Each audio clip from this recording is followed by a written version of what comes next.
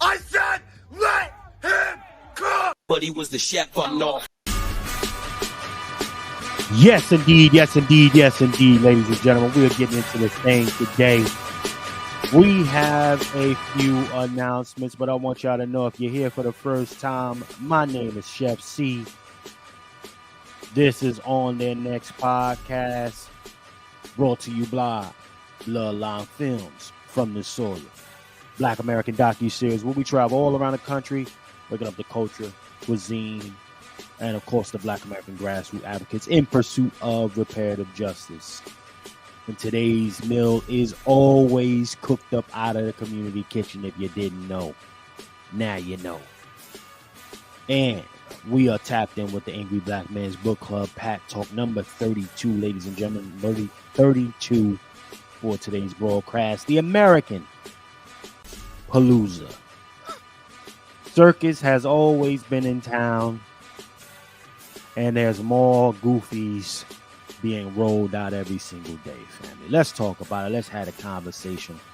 So we're going to take a brief commercial break, and we'll be right back after this. Keep it locked with us on the next podcast, tapped in with Angry Black Man's Book Club, Pat Talk number 32. Keep it locked.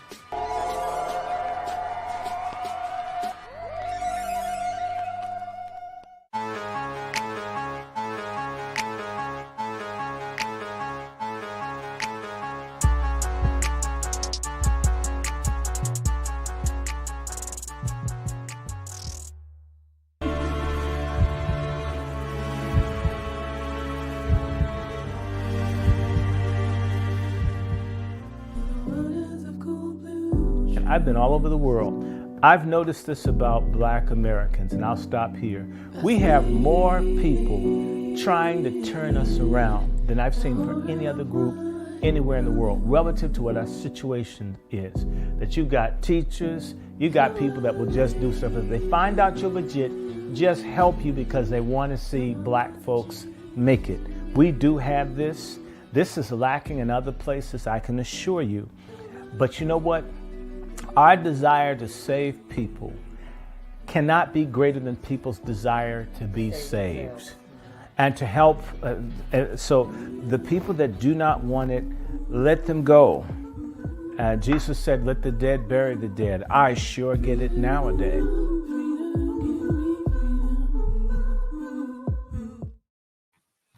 Yes, indeed. Yes, indeed. We are back, ladies and gentlemen. We are back. Salute to everybody that's tapped in right now. We are back for this broadcast. Ladies and gentlemen, there's a couple things that I wanted to touch on. Okay? A couple things I wanted to touch on here. We have a small announcement. Patriarch Summit, ladies and gentlemen, get yours. Go ahead and support the program. Patriarch Summit, we will be going live August the 24th. Good material, quality people are supposed to be supporting this thing. We will bring some tangible resources to the family that can actually be implemented. So definitely tap in and make sure you're there for the broadcast, ladies and gentlemen. Okay? Get your tickets. They are going live. They are actually live right now. I will be putting the Eventbrite in the chat and the description at some point, but definitely make sure you're locked. You can go ahead and also visit www.patriotsummit.com for more details to come. All right, definitely go over there and slide over there and check that out right now. Also, if you ain't got your drip, ladies and gentlemen, if you don't have your drippity drip, slide on over from the soil. .tv put on section, get your American Heritage flag drippies, right? Go ahead and cop those limited edition Johns, ladies and gentlemen. And you can get your apron, your Black American Heritage flag apron. Salute to everybody that's checking in right now. You get your Black American Heritage flag apron, very drippy, from the soil.tv put on section. Go ahead and cop yours, ladies and gentlemen. Okay? Now, American Palooza, you got the HULKAMANIAcs going crazy. Everything This past week has been so jam packed with fuckery, y'all. I can't hold nobody. I can't hold nobody. It's the wildest shit I ever seen. Too far. Let's get a splash of some nigga shit for y'all. I know how niggas like to eat. This is a little Sunday brunch. So I want to bring up some nigga shit for you real quick. Just a little touch. Okay? Just a touch of that for y'all. Okay? Now, in this image that I'm going to be bringing up, okay? In this particular image that I'm bringing up, y'all, there was this mother, okay? There was this mother, and she put a picture of her son and looked like, salute to my sister Star in the building. Sis, what's happening with your sister Star? Salute to you for being in the building. Yeah. Salute to our sister Star coming through. Okay. Salute, salute, salute. Yes. Check this out. All right. Let me bring this up. Hold on, y'all. Hold on. Check this out. Y'all seen this picture of this mom right here? Have y'all seen this picture of this mom? Huh? Look at that. Look at here. Why is the mom? Oh man. This is crazy. Have y'all seen this? Anybody see this?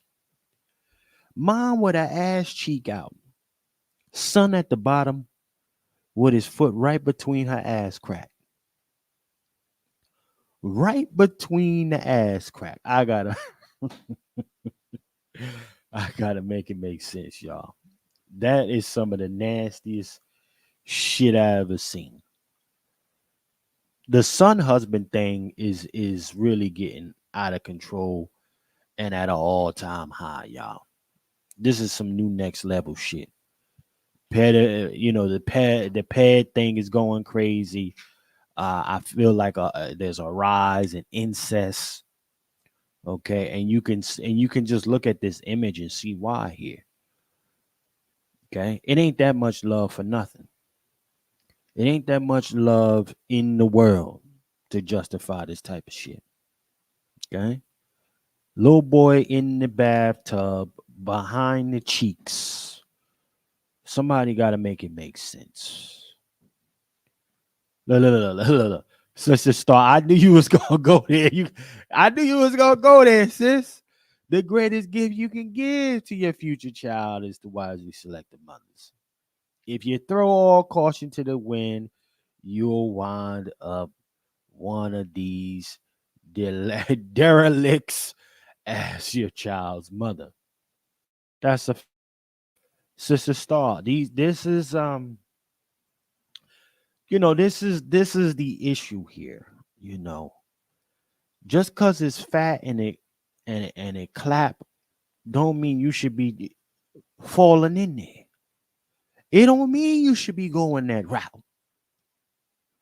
I'm not and a little boy, man. Oh man. Listen, little homie, your mom, you're gonna have to be looking at mom later on down the road. And you're gonna have to remember this picture. This is the family photo. Huh? This is going in the family book. Yeah. So shout out to the memories. Huh? Yeah, I wonder what that baby shower looked like. Huh? This is anyway, I ain't even going to. Oh man, this is crazy to me. This is wild. But again, these are the degenerates that are raising children. They're allowed to have kids. You got to understand. There's a lot of quality men and women who just can't get it off. But the degenerates, man, they popping them out left and right. They popping him out left and right. And then for some of the men and women who are just waiting for the right situation to really get busy, they're the ones, again, also, just like, listen, I'm going to be careful with my John or whatever it is. I'm not dropping it in any breezy, because again, you go in the wrong joint, she gonna then be taking pictures like this with your son and putting it online.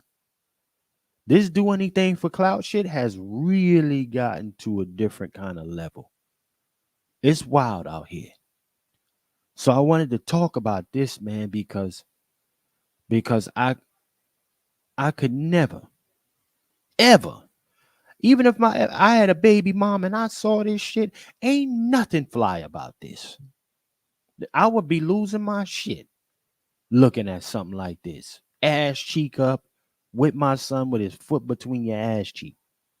That's innocent. Some folks are gonna come through. Y'all know cats gonna be like, oh, they was just having fun. It's innocent. Stupid ass excuses for degeneracy. Dumb shit. So now let's look at the situation here. I'm watching a lot of stuff go down, y'all. Just a bunch of different things, you know, and I can't help but I can't help but think to myself, man, where are we going when it comes to society in general? Where the hell we going with everything, y'all? It's not even safe for the kids no more. Was it ever safe for the kids? You know, that's my real question.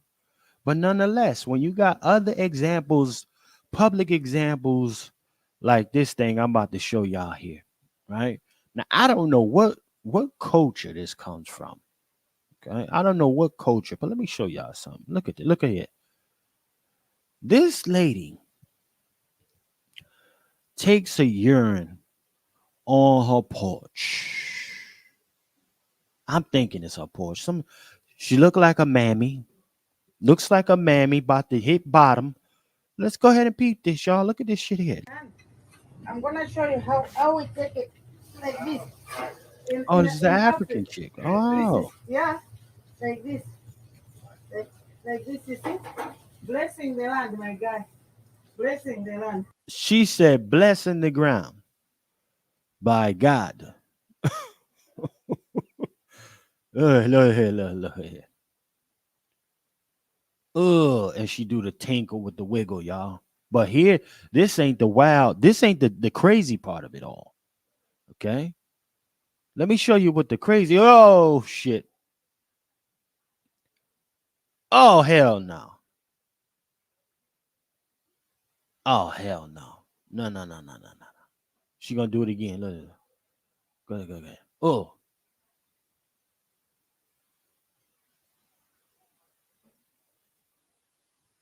She gonna drink more of it. Ugh. Look at here. Look at. Look. From the bowels of the ugh. That's blessing the ground, y'all. That's blessing the ground. No. No. Blessing the ground, y'all. And she, this is an African chick, huh? Tinkling, wiggling her booty. Then she bent over and lick it up. This is she said, blessing the ground. Look. One more time for y'all. Yeah. Oh God. Hold on. Lord. Oh hell no. Oh hell. Mm. That's almost making me a little sick. Keep it a buck with you. I ain't even gonna hold nobody. That's making a nigga a little sick. But this is some of the wild shit that Chef C been seeing on these internet streets lately. Yeah. The internet streets ain't got no chill. This is what's happening. So I don't know what to tell most niggas. You know, this is the type of shorty you're gonna come across. You're gonna have to get that. You're gonna have to learn what that be about. Let me show you something else here. Let me show you some more nigga shit. Let me give you some nigga shit that I done came through. Peep this, y'all. Now, I've been warning folks, and I'm gonna say this, y'all. I've been warning folks about who you get your plates from. Okay? Who you get your plates from, ladies and gentlemen. Niggas with the Saturday sales, selling buffalo chicken dip, seafood crab boils. Y'all gotta be careful. You can't get your bowls and your plates from everybody. Okay? You can't do that. Let me show you something. Let me show you something. Yo, I swear to God, you won't believe this shit. I swear to God, it's not funny, fam. No, stop, for real. Listen. So I'm on Facebook. This girl was selling $30 seafood boils, right? Right. First and foremost, I know it's ghettoism already. It's the eyelashes for C. It's the eyelashes and it's the baby hairs. The eyelashes and the baby hairs, I already knew what type of nigga shit this was gonna be on. Okay? But again, if you're buying platters and plates from random niggas offline, you can expect some bullshit to go down, honestly. So I'm gonna let eyelashes tell you. We're gonna talk about it. Yeah. We're gonna talk about that's a fact. Sister Star drag queen makeup. That's a fact. Nah, let's go ahead. Cool. Trying to support black folk. Trying to support my people. This is what gets brought to my car. I'm not analyzing it. This is what gets brought to my car. It was in a grocery bag, but I'm just now looking at it as I'm home. He think it's funny too.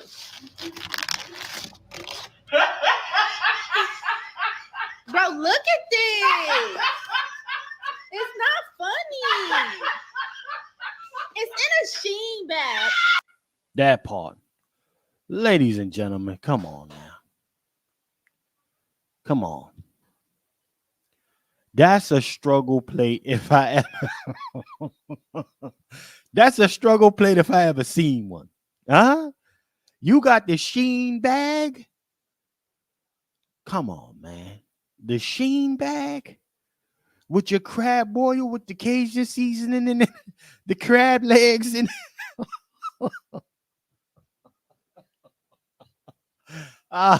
then she got the little baby in there. Like this is ghetto-fied right here. Full ghettoisms. Huh? Yeah. Look at here. Full ghettoism, y'all. I can't listen. I ain't making it. I've tried to make it up, Fanny. This is wild.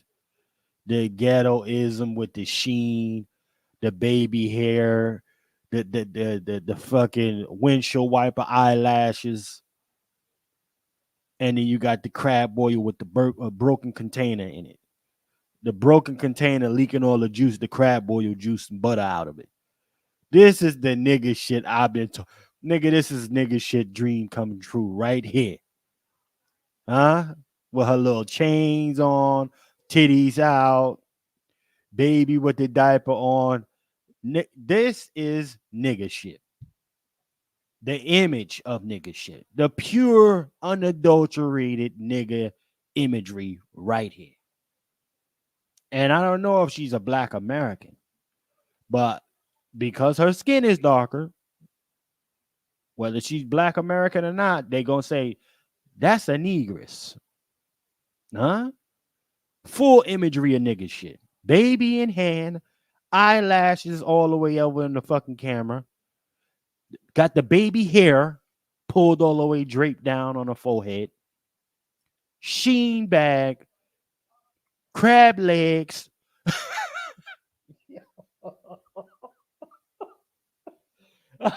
Oh shit. And you wonder why they invest so much money in propaganda. Huh?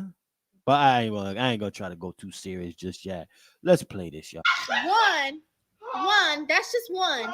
Send a Shein bag. Two. Oh my God. The sauce spilled out. Oh my God. Like you're playing. This is literally a joke. Like I'm being pranked. This is a joke. I'm literally suing, fam. Who you gonna sue? Who you gonna sue, brother? Salute the brother. Cut the check in the building, ladies and gentlemen. Salute to our brother in the building. Who you gonna sue for a damn sheen crab boil? Who you gonna sue for that? Stop it. Stop the bullshit. Okay? This is nigga shit 101. Okay? Degeneracy 101. Baby in hand, baby hair slapped down on the forehead, eyelashes through the fucking lens. Butter, Cajun butter, crab legs, broken container. This nigga shit. Nigga shit 101. Huh? Huh? And she going on there talking about something. That's why I can't support niggas. Nigga, you niggers, you a nigger. You right at home. Eat them damn crab legs and shut the hell up. Why you got your baby in the damn video right now? Huh? Why is the baby even in the video?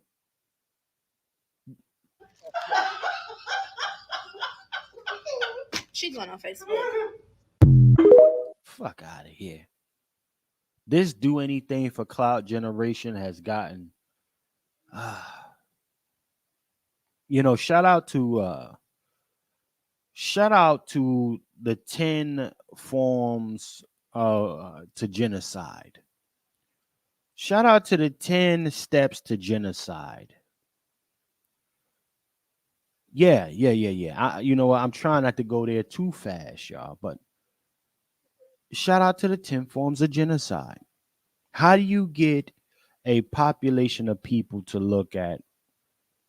How do you get the general population to look at one race or group of people as useless, worthless, a waste of time, etc., etc.? How do you get them to do that? You incentivize them themselves to just exterminate themselves. You incentivize it. So yeah, that is gonna go viral. She'll get either some kind of payment from TikTok for posting this up, right? Because it'll get the traction. But folks ain't even got to do, these white folks ain't even got to do the work no more. There's so many apparatuses put in place to get it done for them. They got to, they just chilling backwards. But I want to bring up one last thing, and this is not even so much nigga shit. And I want to talk about particularly the lifestyle with which, abundance is really going in the opposite direction, targeting the young kids. Look at this 6-year-old girl. Now she's at a spot here, y'all. She's at a spot trying to go on, an amusement ride. And I've personally seen this stuff, y'all. I've seen the increase of these highly obese children because a lot of parents are just handing over tablets, iPhones, iPads, telling them, hey, go over there and sit down. And then when they finally decide to take the kid out somewhere, they can barely move. Let me go ahead and play this, y'all. Let's play this. I don't even want the sound on it because I hope it's no nigga shit here. But look at this. 6 years old. Little girl, 6 years old, y'all. Who's at fault? Who's at fault? And when I say who's at fault, is it because let's think about it like this. When it comes to kids, you either give them what they want, and that is seen in the eyes of some as being a provider, right? Or preventing this girl from eating. And some will look at it as starving her. This is the world we live in, y'all. Right? Would shame the parents for doing such a thing. However, This is where we are now, where you got little girls looking like they in their late 80s. She looking like Big Mama's house right now. Nutty Professor at 6 years old. This is devastating, y'all. I'm going to play it one more time. Look at this little girl. This is absolutely terrible. Who's the leadership in that household? Right? Who's there to say, nah, you need to go outside? Because a lot of parents ain't saying that. It ain't no go outside right now. A lot of parents are not forcing children to go outside and play, ladies and gentlemen. They're giving them the tablets and telling them to sit down. Don't bother me. I got to do something right now.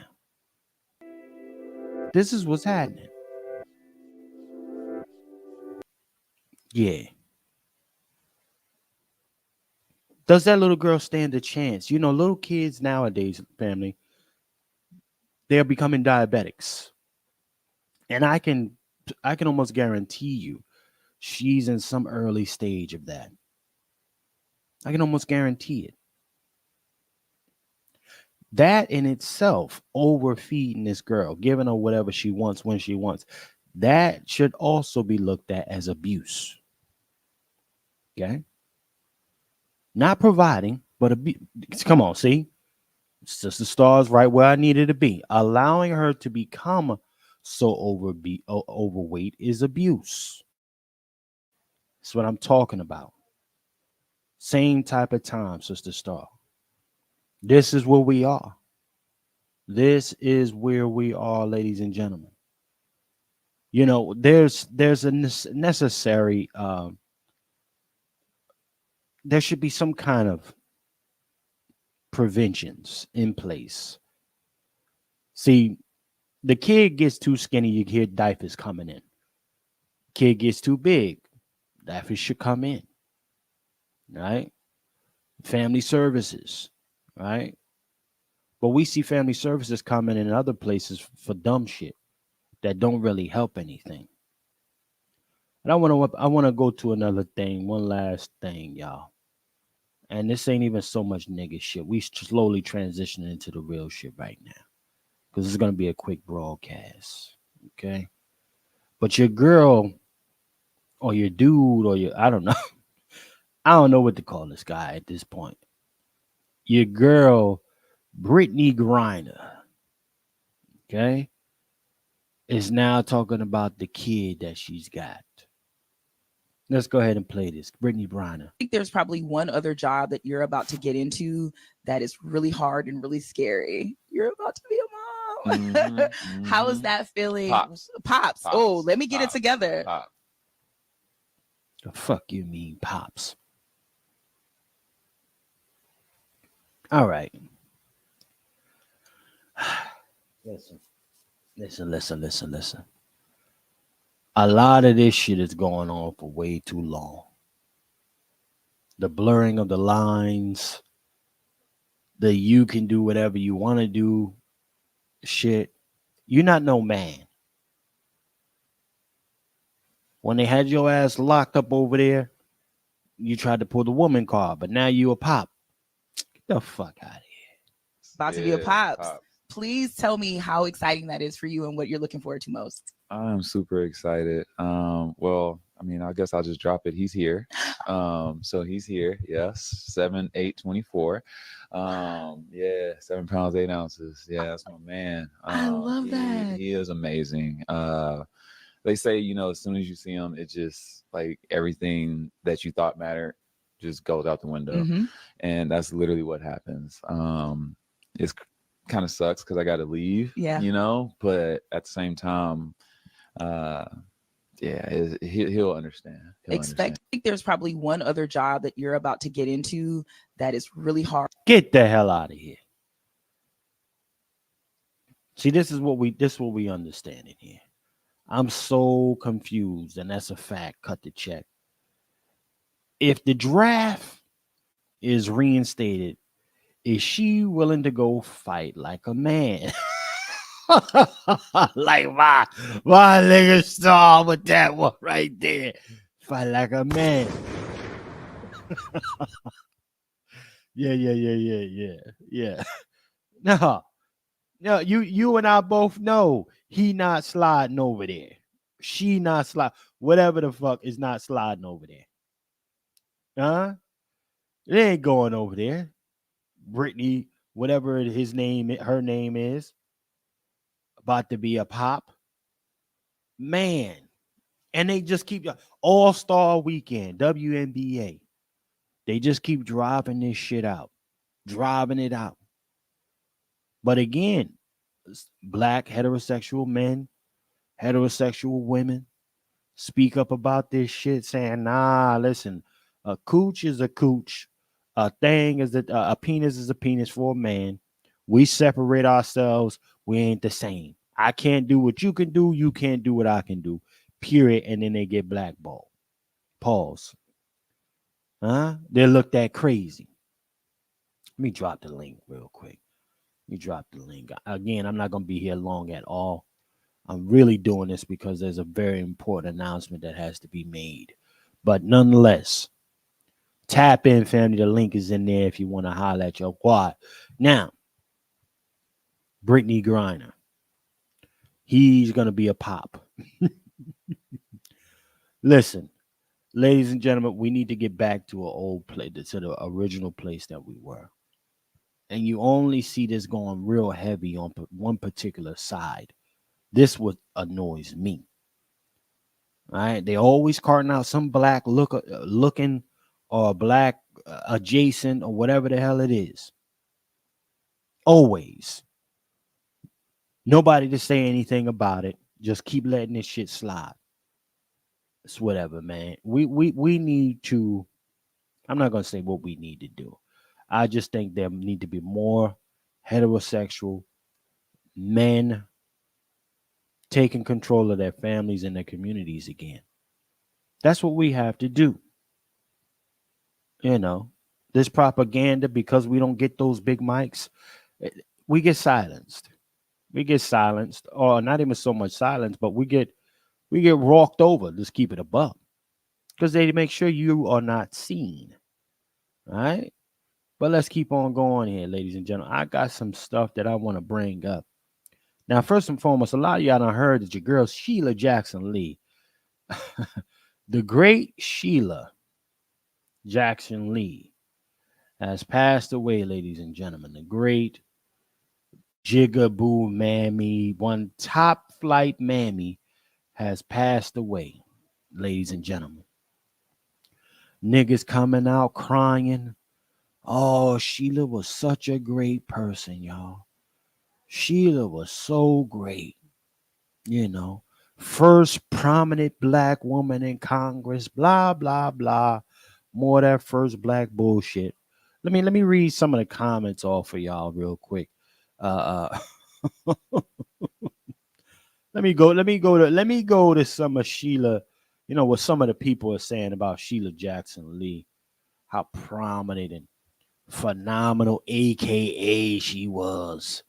Right? You know, this unbelievable AKA woman who really did a lot for the quote unquote civil rights movement and yada yada yada.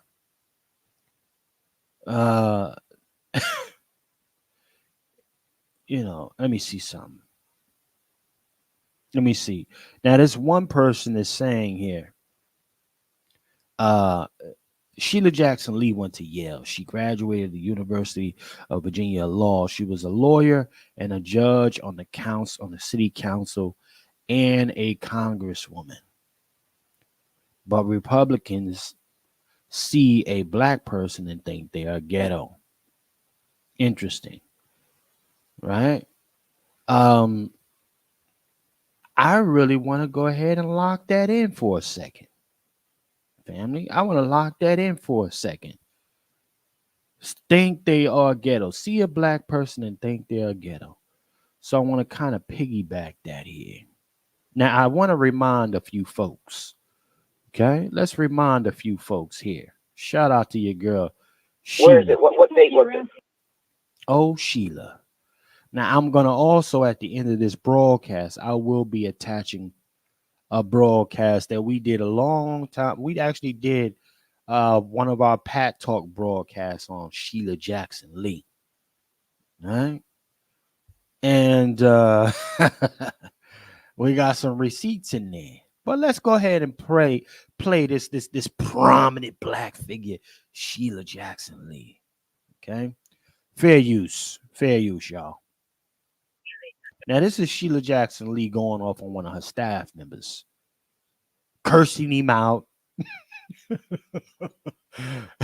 Let you know how this honorary mammy here treats her own staff members. Let's bring the honorable one up. You took a piece of paper from that woman regarding something that was over at Duncan Tail. Where is it?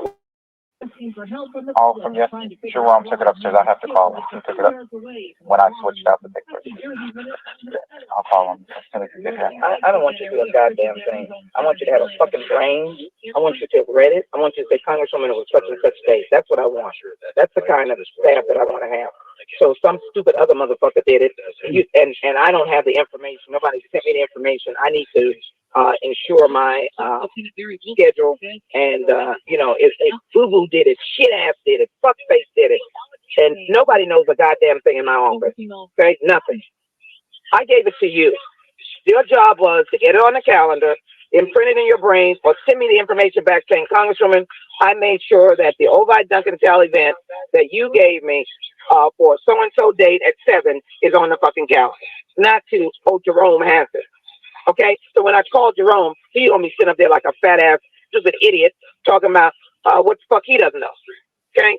Both of y'all are a fucking F. It's the worst shit that I could ever have put together. Two goddamn big-ass children. Fucking idiots. Serve no goddamn purpose. Ain't managing nobody. Nobody's respecting them. Nobody gives a shit about what you're doing. And you ain't doing shit. And this is an example of it. I gave it to Jerome. This is not child work. Okay? Your Honorable Sheila Jackson.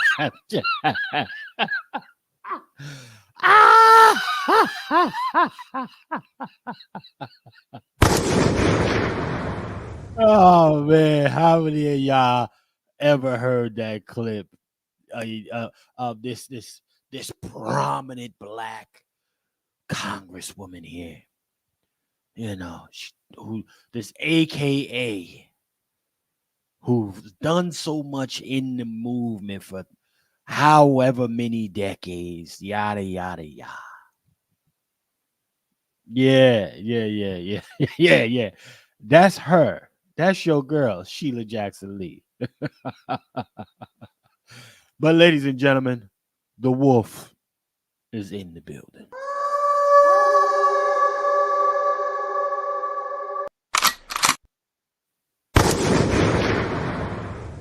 Brother Juan J. Johnson, sir, are you live, sir? I am in the house, sir. Can you hear me? Yes, sir. I can hear you loud and clear. Thank you for tapping in, sir. Are you up to speed, Brother Juan J. Johnson? I am up to speed. Okay. Now, Sheila Jackson Lee, sir, I am proud to say that progress is happening. This is probably one of the first caucuses you get to walk over going into this 2024 election season, sir. I think the ancestors are at work here. I guess we got to get it how we got to get it. They said she passed away from cancer, Sheila Jackson Lee. However, just like my sister Star in the chat said, people are definitely struggling to find some nice things to say about this mammy. She was a tyrant. strategically placed and positioned, right, to lure over folks, and a lot of the stuff that was happening behind the scenes, even with, for example, Oprah, and Oprah Winfrey. People talk about how much of a fucking hellraiser she is off the camera. But the moment they put it's a whole other persona. As soon as she get on the camera, this caring, this tranquil woman, So they're all running game. Everybody's running game. Brother Juan J. Johnson. Is this progress for the Black American community? What say you, Brother Juan J. Johnson? The scripture is we all have it's appointed to man to die, and then he must be judged. Yes, sir. And that video recording of Sheila Jackson Lee sums her up. Those are her words. You can't take those words out of context.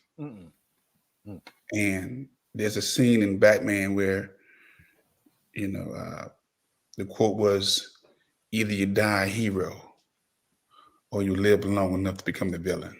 Come on. And a lot of our elected officials are dying as villains because they betrayed a whole collective with a smile on their face. So, Sheila Jackson Lee, rest in peace. But the works you've done for others is speaking for you. I'm gonna leave it right there. Yeah, and that part, Brother Juan. Listen, the crazy thing is that the black face in high places stuff again. It's a and I put you on mic because I heard some kind of sound. When you're ready, you can come back off of it, Brother Juan. But nonetheless, I heard way too many echoes of we need black representation over the years. Just tons of it. Oh, we don't have no, when they gonna put somebody there? Right? And as of to date, there's been over 8,000 different high places that have been filled by black looking people. She's a Jamaican. She's of Jamaican descent, to be clear, y'all. But don't get me wrong. I believe Clarence Thomas is a Black American. Listen, I say that to say black faces in high places literally don't mean a motherfucking thing for us. Salute to Brother Nico. Check it. Ladies and gentlemen, okay? Salute to our Brother Nico. The black faces in high places don't mean shit. Sister Star, I want to make you a moderator, sis. Are you open for the task? And Brother Nico, I want to make you a moderator, sir. If you're open to the task, I will make you a moderator as well. No pressure though, just to be very clear, zero pressure. Black faces in high places still mean nothing to us as a collective of people, ladies and gentlemen. They have expedited, as far as I'm concerned, the detrimental position with which we are in. Okay, even to the point where you got so many shorties out here who ain't even Black American. Shout out to Kamala Harrison. Right? Shout out to Kamala Harris. She's not even Black American. But they said you got your first VP. Shout out to Kataji. You got your first female Supreme Court judge, female Supreme Court judge. A lot of first black bullshitters, y'all. So a lot of people ain't saying rest in peace to Sheila Jackson Lee. I'm gonna just keep it a buck. A lot of people are saying rest in shit. Hey, that's the word on the street. A lot of folks are saying rest in shit. Sheila Jackson Lee. Huh? So am I here to echo that sentiment? To a degree, yeah. I mean, listen, I have no,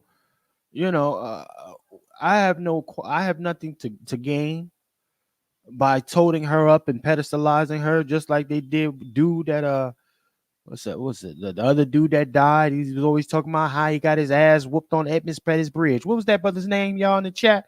Fairly, what was that dude's name in the chat? Always talking about Edmonds Pettis Bridge. Brother Juan, you know who I'm talking about? Elijah Cummings or something. Is it Elijah Cummings? But what's the other dude? I might be mixing them up. The dude that said he in Selma something. He did something in Selma. Yeah, I think his name is escaping. I think it's Elijah somebody. The one that said "Good Trouble."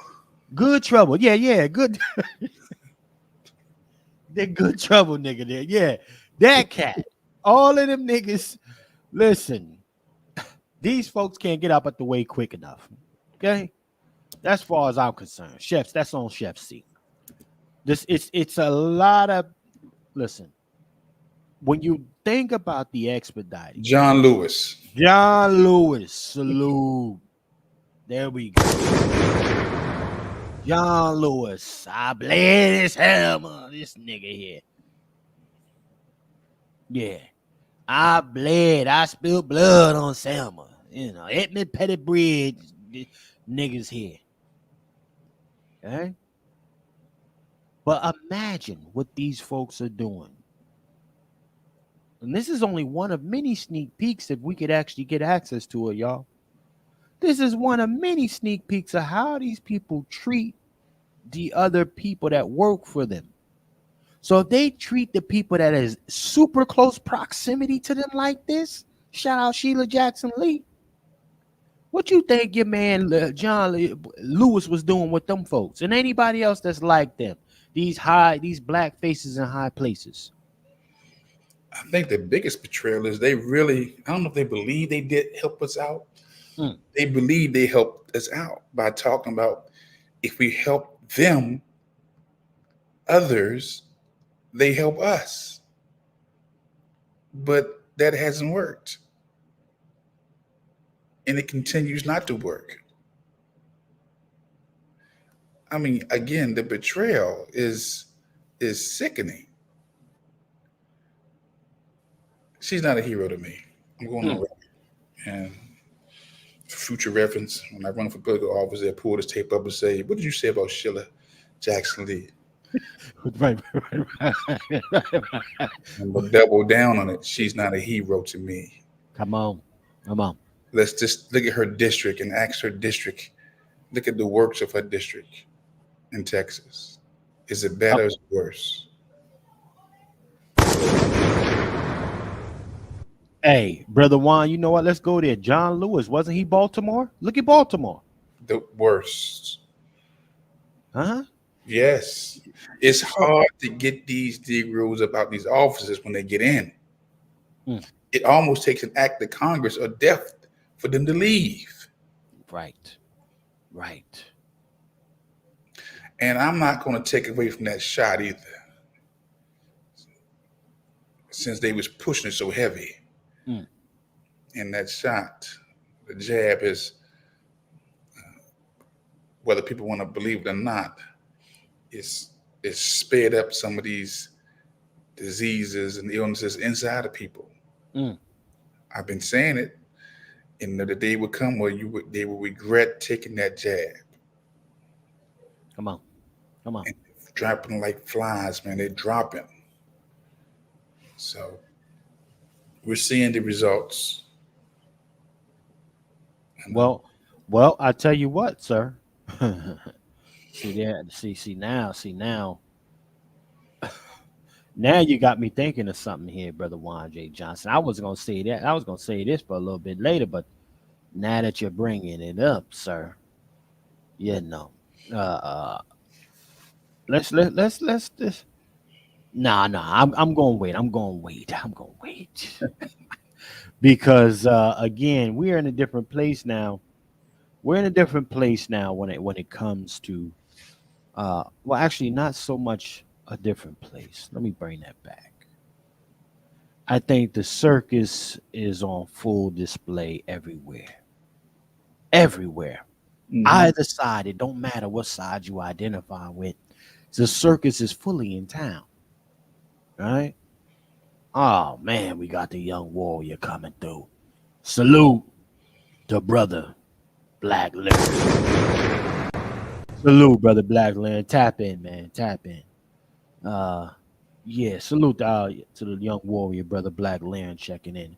Y'all definitely hang around. I got a very important announcement for y'all toward the end. We're not gonna be here too long today at all, honestly. If anything, maybe another hour, maybe, but not long at all. Because I got a lot of stuff to do. But very important announcement, y'all. So, listen, I want to bring this up. HULKAMANIA. I'm the real American. You know, Hulk Hogan is a little upset about the way things been rolling out. Shout out to Sheila Jackson Lee getting the fuck up out the way, though. You know what? Hold on. Let me give y'all one more receipt. Salute to your girl, Sheila Jackson Lee. Okay. let me give you one more of your homegirl, Sheila Sheila. Let me give you one more of her, just so you understand what another jigaboo himself. Look at the black gloves on this nigga here. Huh? At a Black Lives Matter. Look at Sheila with the face visor on. Look at your girl Sheila on the red. This is a damn circus, man. This is so much a circus. Look at this shit. But let's play this little. You got a yuck mouth, and then you got the seamstress. Champion for justice. This Harvard-educated lawyer. This homegirl from Houston, Texas. This woman who represents you all at the highest level of government in the United States of America. I mean, Monique Presley, Roland Martin, Teresa Hudson. She never forgets where she came from. And she never forgets Felonious, who she's fighting for. She is soon to be the chairperson of the Criminal Justice Committee of the United States House of Representatives. She will never, ever stop fighting. She will never, ever forget who she's fighting for. And she will never forget that Black Lives Matter. Y'all give it up for my hero, Congresswoman Sheila Jackson Lee. Get the theater, man. Look at this shit here. What? Yeah, we've gotten so used to God, the lies that he kind of remind me of a gesture, like we talked to the last broadcast, a court gesture.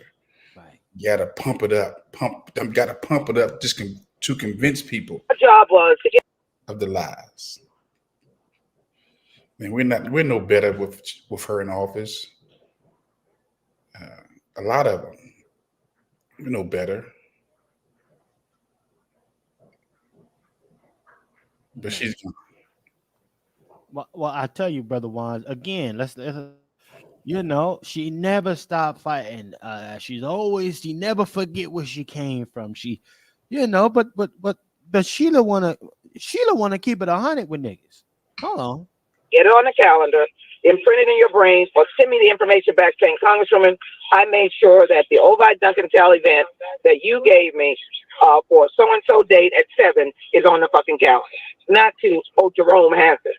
Okay? So when I called Jerome, he on me sitting up there like a fat ass, just an idiot, talking about what the fuck he doesn't know. Okay? Both of y'all are fuck up a fucking F. Is this your congresswoman? Is this your congresswoman? Is this your congresswoman? That's the question I gotta ask. Is this your congresswoman? Summed up in one sentence. No? And that's her staff. So if her staffs are fucks up, what did that say about her? Yeah. She said, both of you fucks. Ran down on him. Hold on. She gonna say you niggas ain't got no emotion. You ain't shit. You fuck ups. Dumb motherfucker. Listen, I don't want to take the words out of Sheila's mouth. You do it. Sheila, speak your truth, sis. It's the worst shit that I could have ever had put together.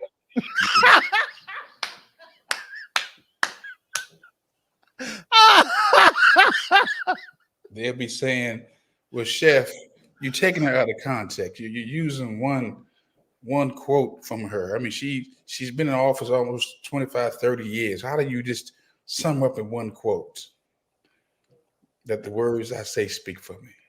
Right. Listen. Hey, let me see what the Fed. Let me see. And this is how you talk to people you pay to make sure you look good in public. That part. Huh? This ain't, I'm not mixing it up. I'm not doing nothing. I said, let me, Sheila, stand 10 toes on how you get busy, sis. A woman of the people. Right. Two goddamn big ass children. Fucking idiots. Serve no goddamn purpose. Imagine that happened daily to them. That wasn't no one time. That was just a conversation that was caught. Come on. That was the conversation that somebody happened to capture because they got tired of that person attacking them.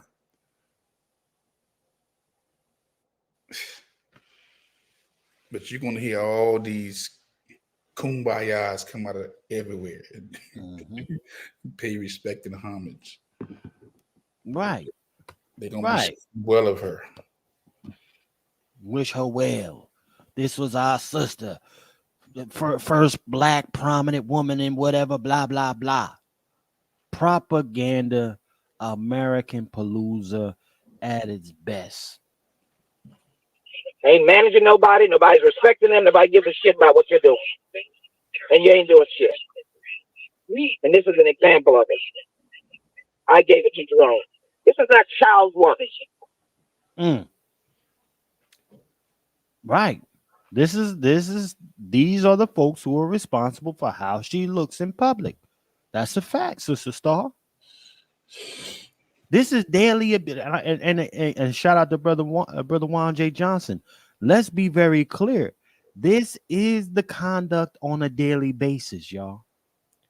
They are paid to take those punches and that abuse. Shout out to my sis. Q to the scales in the building. Salute, sis. You know what? She made a great point because she said, this is not child's work. What do you mean? Let's go. Yeah, go there. Undermining Black community. We got to be about the business of undermining the Black community. It's not child's work. Practicing benign neglect, it's not child's work. It's not child's work. Come on. You know, ignoring us, the needs of the people, it's not child's work. I mean, like I said, I'm about to pull up the stats for her community and see this where what's she, Texas? Houston, Texas. What's she at? Houston, Texas. Right. You know, listen. Again, a lot of folks, you know, we got to understand, you know, these are representatives. Even the representative sends out a representative. Right? So again, to be very clear, these folks who get that verbal abuse from her, this is y'all can only imagine. This is a snippet. Imagine what they really hear her say. Okay, this is a Stephen from Django mentality, y'all. This is an overseer mentality. Uppity black. Not a black American, but an uppity black. They'll take any of those as long as you got a particular mentality. You can come over here and X. No point intended. All right. Salute to everybody that's in here. Let's keep on going though.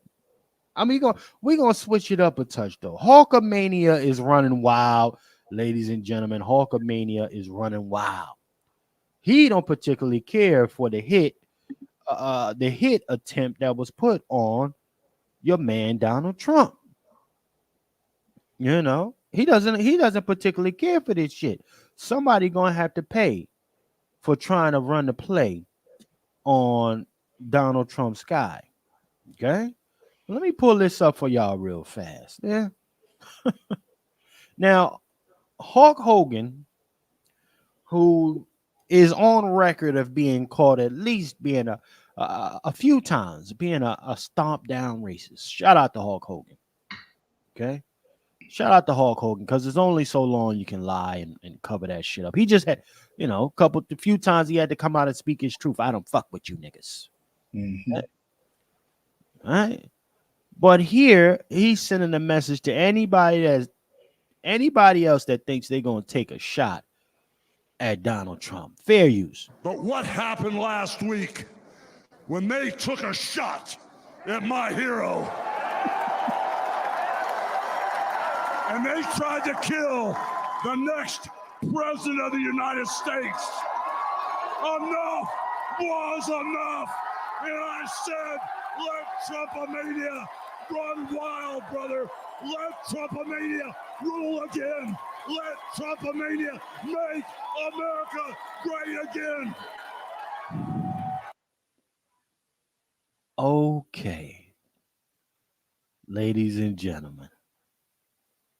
What the fuck? It don't even hit like it used to hit. Pause. Nigga, you're old. The steroids done wore off. Okay?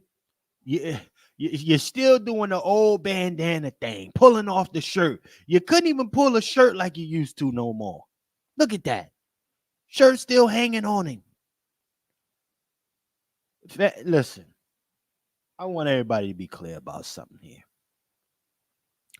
Propaganda, ladies and gentlemen, they will spend money on propaganda.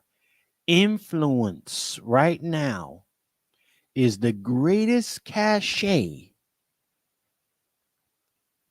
right now in this war. They went so far back to say, let's dig out let's go to the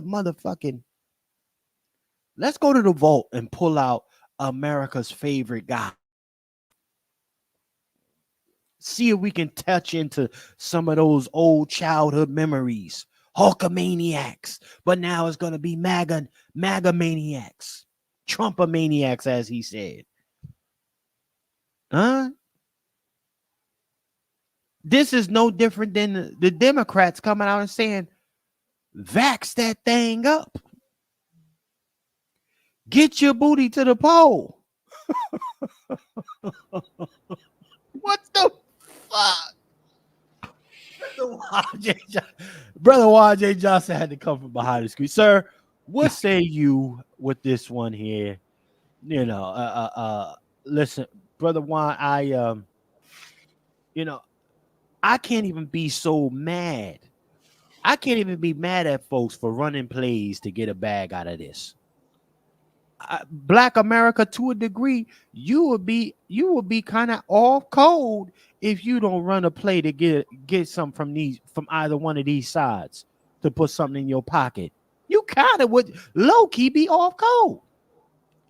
Shit, because everybody running plays. Everybody running plays. It's about influence, brother Juan J. Johnson. What's your thoughts on this Trump maniac running wild right now? If we fail to realize that attention is the new currency, then you're sleeping. Hulk Hogan speaks to a generation. I would say he speaks to my generation. He's speaking to your mind. He can't. He's out of touch with this next one that's up right now. But it's your generation, my generation, and maybe it's your generation and my generation. That's who he's targeting. Right there. Yeah, some of the ones who are knocking on the door of death. You know, he's as American as apple pie. I remember him doing the old Iran sheik battles, right? You know, right. War, and he would come in there with the, you know.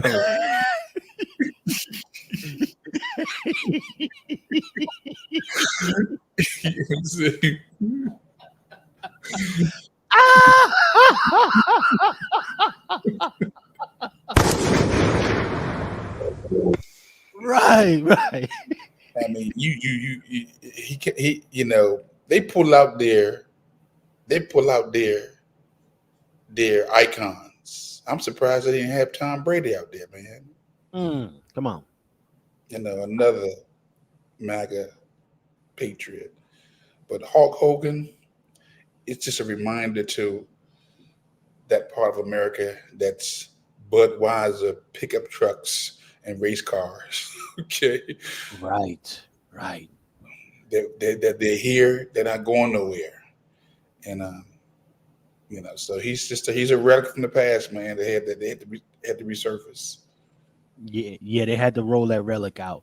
They had to roll this one right back out and say, hey, you remember what we stand for? Mm-hmm. Remember this guy? America's favorite guy?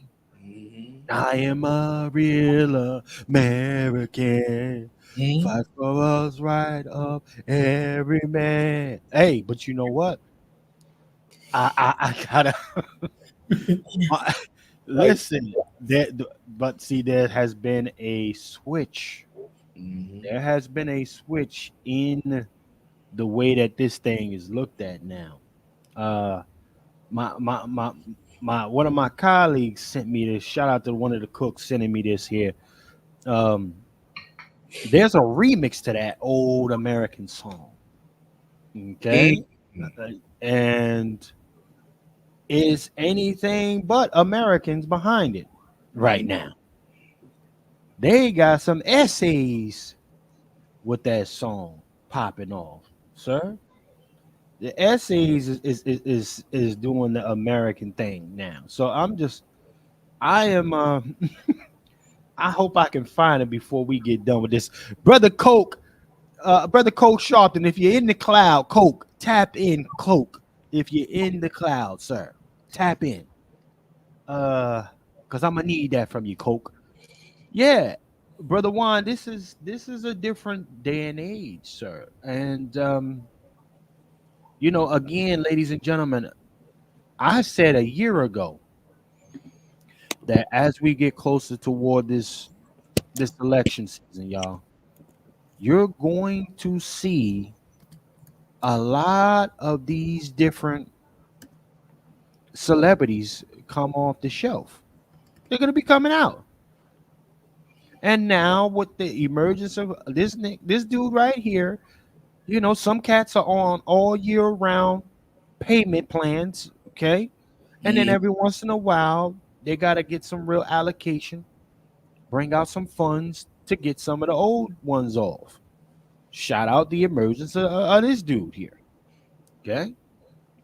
But that's not it, ladies and gentlemen. Let me play a little bit more of this. Let's see what he's talking about. Look how he breathing. Who's scared of this old? Who's scared of this? Still scared of this dude? You can't possibly still be scared of this dude. But anyhow, let's play this. because I want everybody to be clear about something too. Let's be clear. Doc, I don't know if it's fear. It's just a reminder of a time where they was pushing American. Yeah. Yeah. Look at America is reinventing itself. If America is going to be able to sustain itself and be around for the next 100, 200 years, America has to reinvent itself. And these idols, these symbols we're seeing now are for this generation.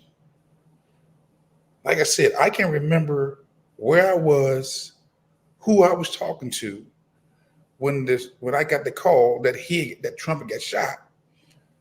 You know what I'm saying? You know, I can't relate to the King piece because I was born in 68. Right. Can't relate to JFK or RFK because I wasn't even born. But now this generation and the generation behind us can have this is their Waterloo. This is their reminder. Where were you at when they would say freedom or however they view Trump? Where were you when he was shot? No matter what side you're on, the left or the right. You know, so yeah, I can see why they bringing up the relics like Hulk Hogan and others, because they want you to tap into that American patriotism. Right. Well, let's go. Let's play a little bit more of this. Look at Trump. Look at Trump.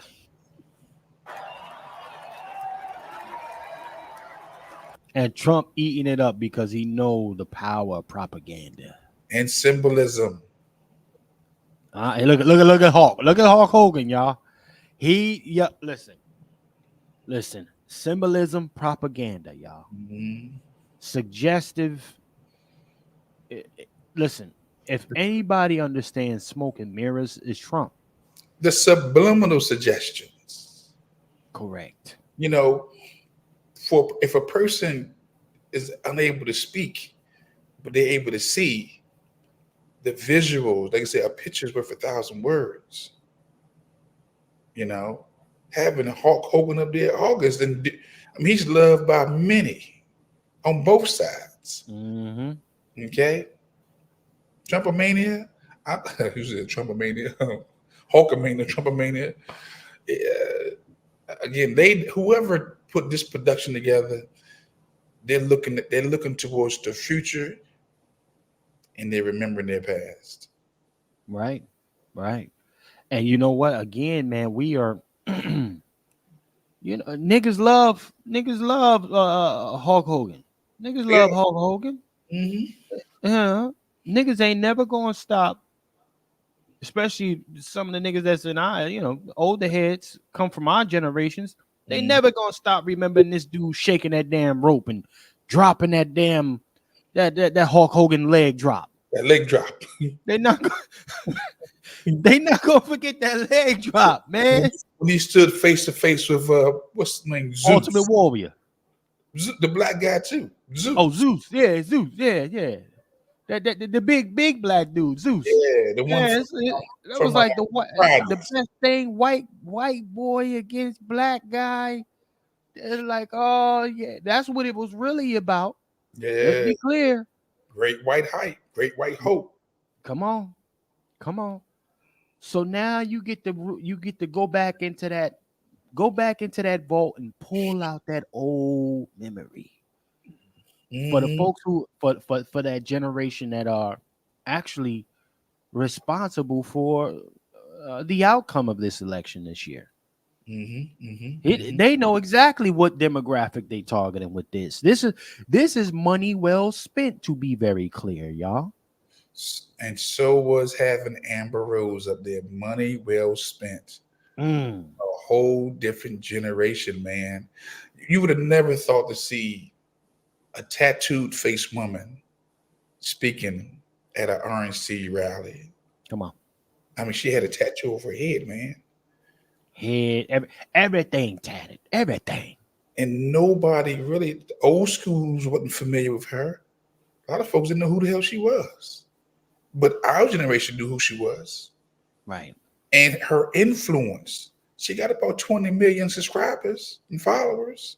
OnlyFans. Oh, that's a whole new crop of possible degenerates. A whole new crop spot, but about 1 million of degenerates, brother. Of degenerates who also say that, hey, you can't tell a woman what to do. This is what she's telling her son. Mm-hmm. She's telling her son, respect a woman to do whatever she wants with her body. So yes, I'm on OnlyFans showing my coochie. She represents a whole population, which is crazy. Just a full population of degenerates who are then teaching their offspring this form of degeneracy. And they put her on that platform to talk to that population. This is crazy, ladies and gentlemen. So when I labeled this, right, the American Palooza, I mean that. Should have slid Amber Rose picture this somewhere. Hey, it ain't never too late. It ain't never too late, brother Juan. But go ahead, you got the floor, sir. No, I'm just saying, I mean, America is evolving. America is being reshaped, refined. It has to if it's going to be around. And they took a chance putting her on that stage because, again, she's speaking to a whole different audience, man, who's not conservatives. She's really liberal. You got an OnlyFans, you liberal. You're not no conservative. You got an OnlyFans page. Right. Because you're showing your hind parts and everything. So, but I mean, whoever put that broadcast or that thing together, they was thinking 25, 50 years from now, a whole different population, a whole different group that they need if they're going to stay on top or if they're going to be relevant. Right. The ball game is different when you start moving that way. And this is why I say to people, like, even with propaganda, folks will spend money, millions, billions, to ensure that the propaganda sets up the next stage of fuckery, policy, etc. But watch this. They hid her tattoos and allow her to speak her story about her father, who was a serviceman, who said, do your own research. That's what she said. My father inspired me to become a Republican. Wow. And I don't know if she's black or white. What is she? She's supposed to be part black and got something else in her. I think she got Cape Verdean, they said, or something. But this chick is she's essentially a mutt. Yeah. And but again, this is internet. Niggas got colorism issues up top. She's light skinned, big breasted, busty type of thing. So yeah, this it works for her. But the play going on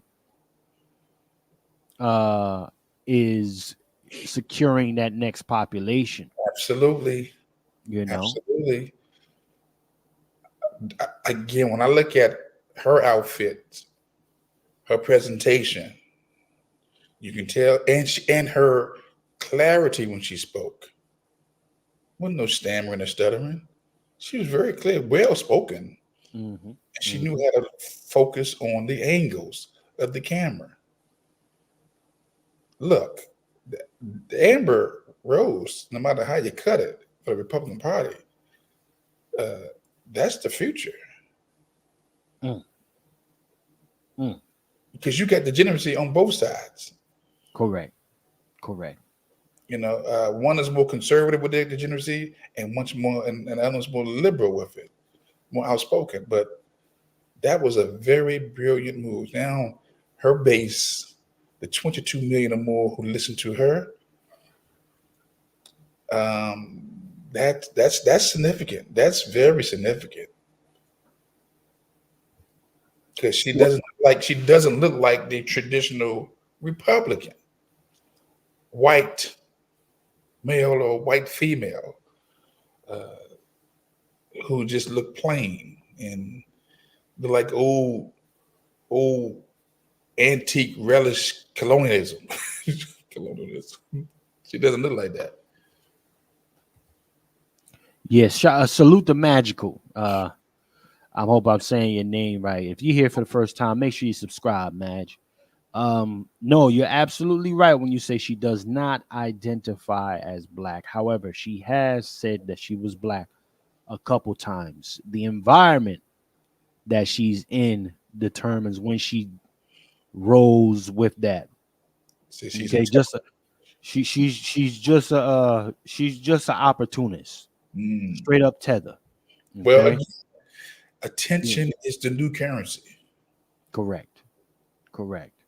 And so back in the day, Amber Rose has said that she was black, but she was around niggas.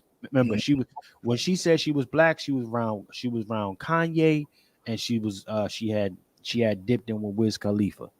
She only used it because those was the people that she was around, that rap demographic, all that other bullshit. And she tossed it in with whatever other things that she identifies. But niggas in that realm, their thing is the exotic, and she's got an exotic look. Yeah. Well, whatever the exotic, but she has a different look that doesn't look solely Black American. Right. Okay. So yeah, definitely. But as she slowly transitioned into different markets to keep relevant, such as jumping off the slut walk and all this other stuff, she started denouncing the black heavy.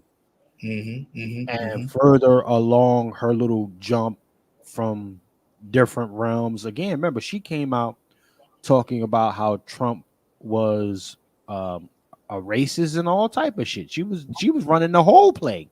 Till he cut her the check, and now she MAGA down to the flow. Listen, you can buy these hoes. Clearly, you can buy them. Hoe for sale. Amber Rose to the RNC is what Kim Kardashian to DNC. Come on, talk that. Think about that. Come on, and every group needed one. Every group needed one. Yeah, that's a fact. So, again, like we gotta remember, I think they kind of swapped too. RNC, Trump was rolling with the Kardashians too at one point. Yes. Kardashian actually met with Trump talking about trying to do some kind of prison reform. Met with him on the behalf of the guys that was in jail. Why is Kim Kardashian going to meet with Trump on niggas' behalf? So now they say, you know what, your cachet running out, Kim, or she must have raised the price on them niggas. Either the cachet ran out or she raised the price and started asking for more. And they say, you know what? Use a dime a dozen. I can buy another hoe. Amber Rose, come on up in here. Let me holler at you. let me holler at you, Amber Rose. Salute to our brother Negro in the building, ladies and gentlemen. Salute. Brother Negro. Yo, I had to sneak with you, brother. I had to sneak out of the church to see what's going on, family. I had to sneak out of the church. So with that being said, I'm gonna be really brief. Why does it always equate to white women to being conservatism?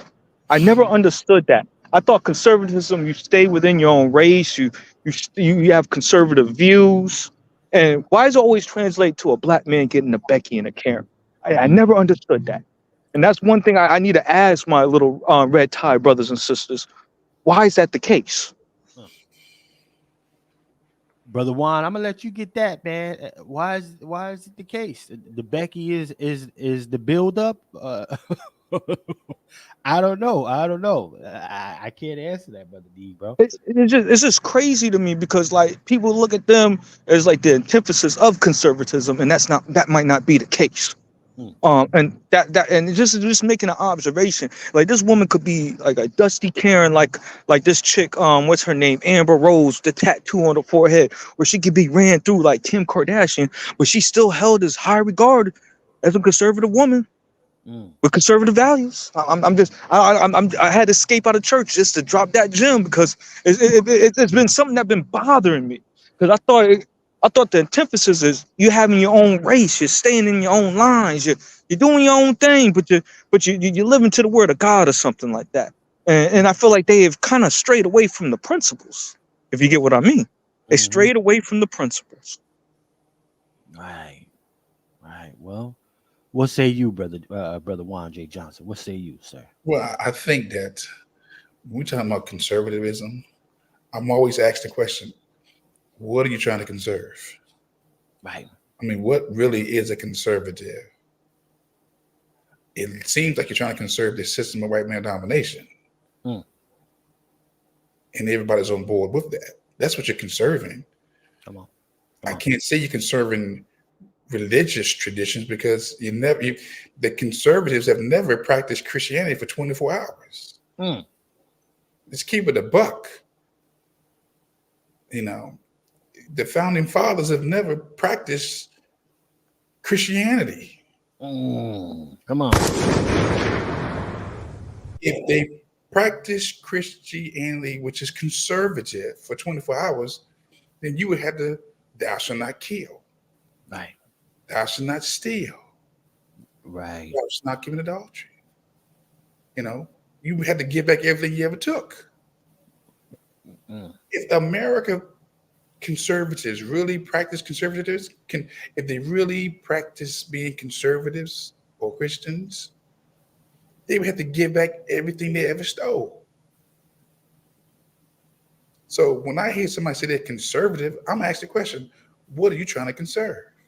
Wait. Can we build on what they trying to serve? What they trying to save and all that? Like, are you really, black men? Are you really saving with a Karen? Because when you divorce, she's gonna take more than half. She's gonna leave you on the curb. Well, come on. And they try to throw that jacket on black women all the time. And sometimes some black women deserve all that dime you get, because some of these brothers out here be tripping. They really got me tripping. So that's the reason why I'm coming at it so hard on a Sunday morning, escaping out of the church house, just to drop some jewels. What is really black conservatism? Is it having that Karen on your arm, or is it having that ebony woman on your arm? Is that protecting, keeping the money in the lineage, or keeping the money outside the lineage? You guys got to make a difference here. You guys got to keep it straight with us. That's what I'm saying. You guys got to keep it straight and narrow as the gates. And they're not really doing that. That's the reason why I can't really get on that red train like that, because they seem like they got just a lot of hate towards our community. Can't just hate one aspect of our community and say that you're for black folks. Like that's that sucker stuff that you can't fall for, family. Just can't fall for. Salute to the Negro, man. Salute. That's that. Listen, and that's why what you're both saying works kind of in tandem together. You know, the conservatism is securing white patriarchy's position,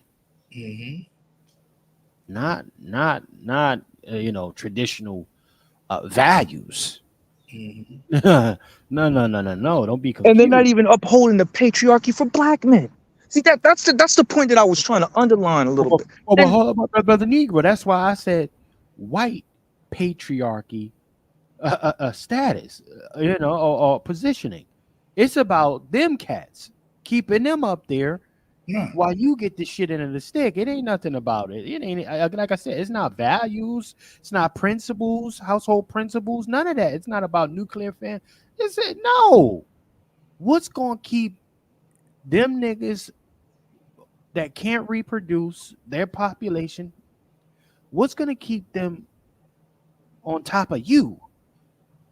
That's what it's about securing. It ain't about securing nothing else but that. That shit, they wouldn't even care if the stuff was made in America. That's why half of them who actually own the Fortune 500 companies got a lot of their shit being made in China, Indonesia. If they gave two flying fucks about American conservative values, they would have kept industries here. Facts. So, man, listen. I'm just listen. Let's go where we gotta go with this, brother Neil. Now, but go ahead, brother Neil. You had something. Go ahead, sir. No, I just wanted to say thank you for allowing me to chime in on that, because that was one of the things that I saw during the RNC that really rubbed me the wrong way. Like I want to be down with y'all, not really, but I want to be down with y'all. But they didn't have not one black woman that was of substance that was on that stage.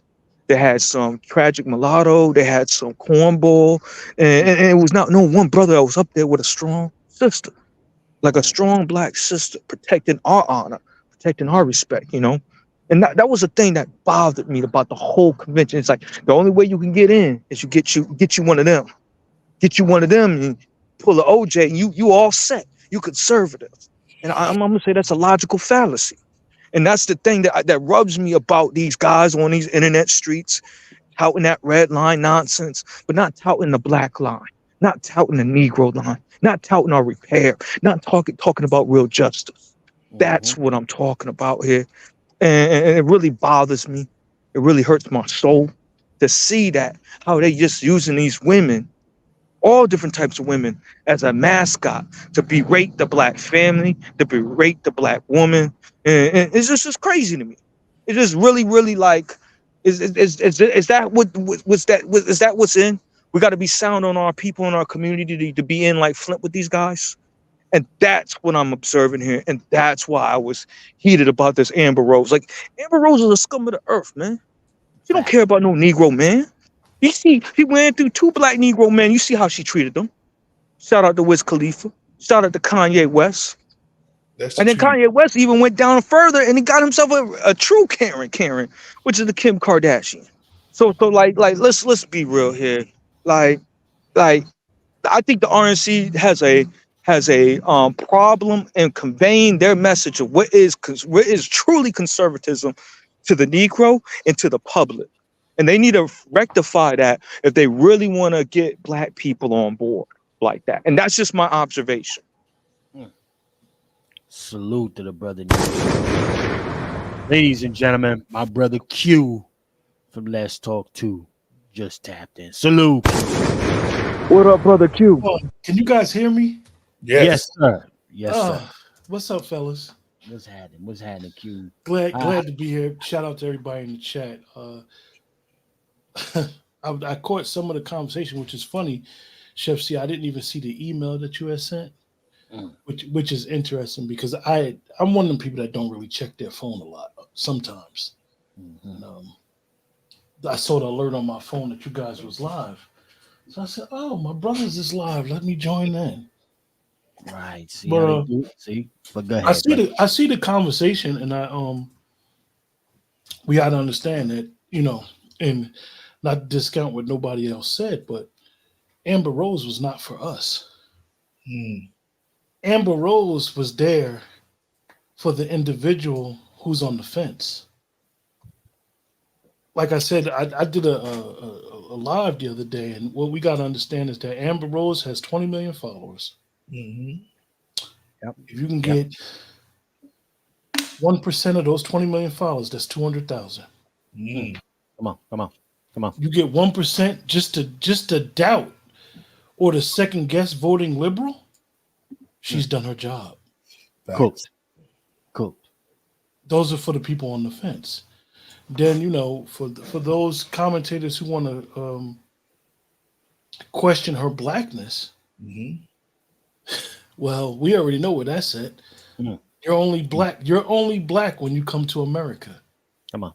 And we've got so much house cleaning to do with tethers and people that have assimilated Black American. Respectfully, Amber Rose is the least of my worries. Right. Come on. She has no bearing on what we're trying to do. The conservative, well, let's just not say that word. The Republican Party, which is interesting, have finally taken a play out of the Democratic Party and using these type of celebrities. We all know the Hulk Hogan's. That's different. That's a whole different story. but the Republican Party has used somebody, and this is more of a play with Trump's, the Republican National, the chairperson. The chairperson is Trump's daughter-in-law. Right. She is a prior employee from Inside Edition. Oh, there you go. Come on. Let me sound out. Go with it. You cook. She understands media. Yeah. Like Trump understands media. Trump, we can say what we want, how we feel about him. That whole apprentice stuff, Trump understands media. So his daughter-in-law, she gets it. Mm-hmm. She gets media. She that's probably her only strength outside of any political knowledge that she may have. So with that, they're just trying to sway 1% of Amber Rose's audience, if they could do that. And I doubt they could do it, but why not try it? Right.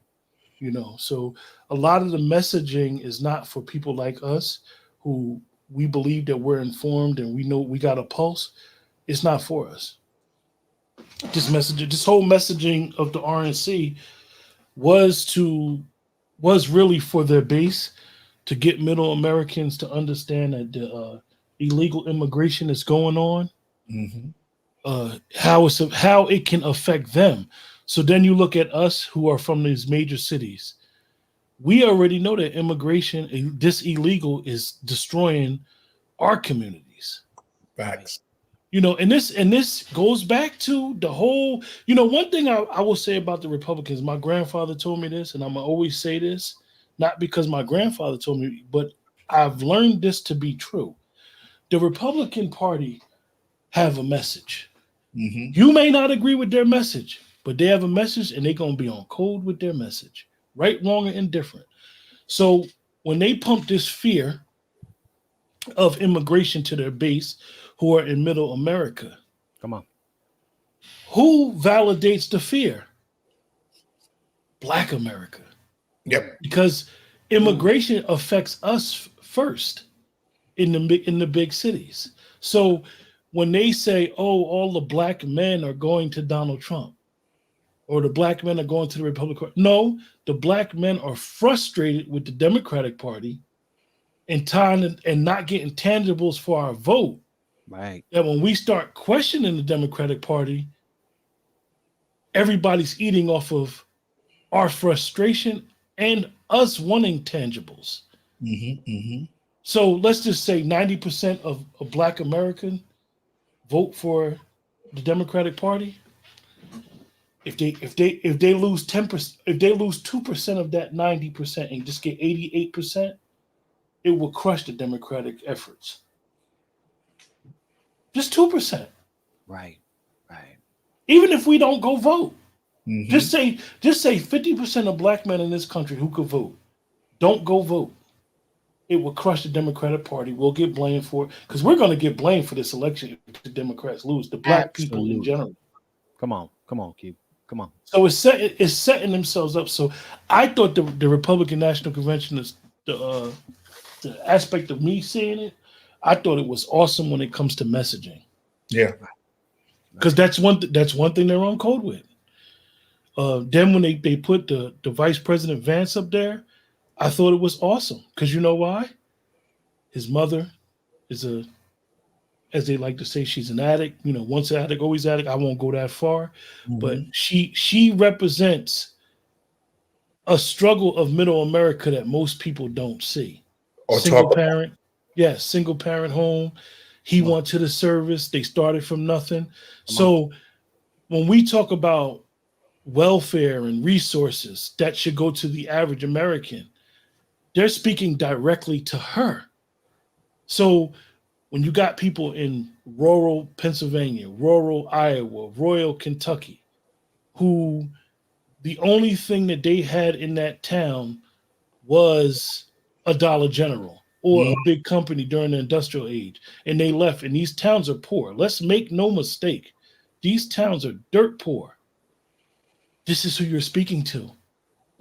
Because if you're in, let's just say, Des Moines, Iowa, And they're only getting $10 million from the federal government for affordable housing. We're going to use the words they use.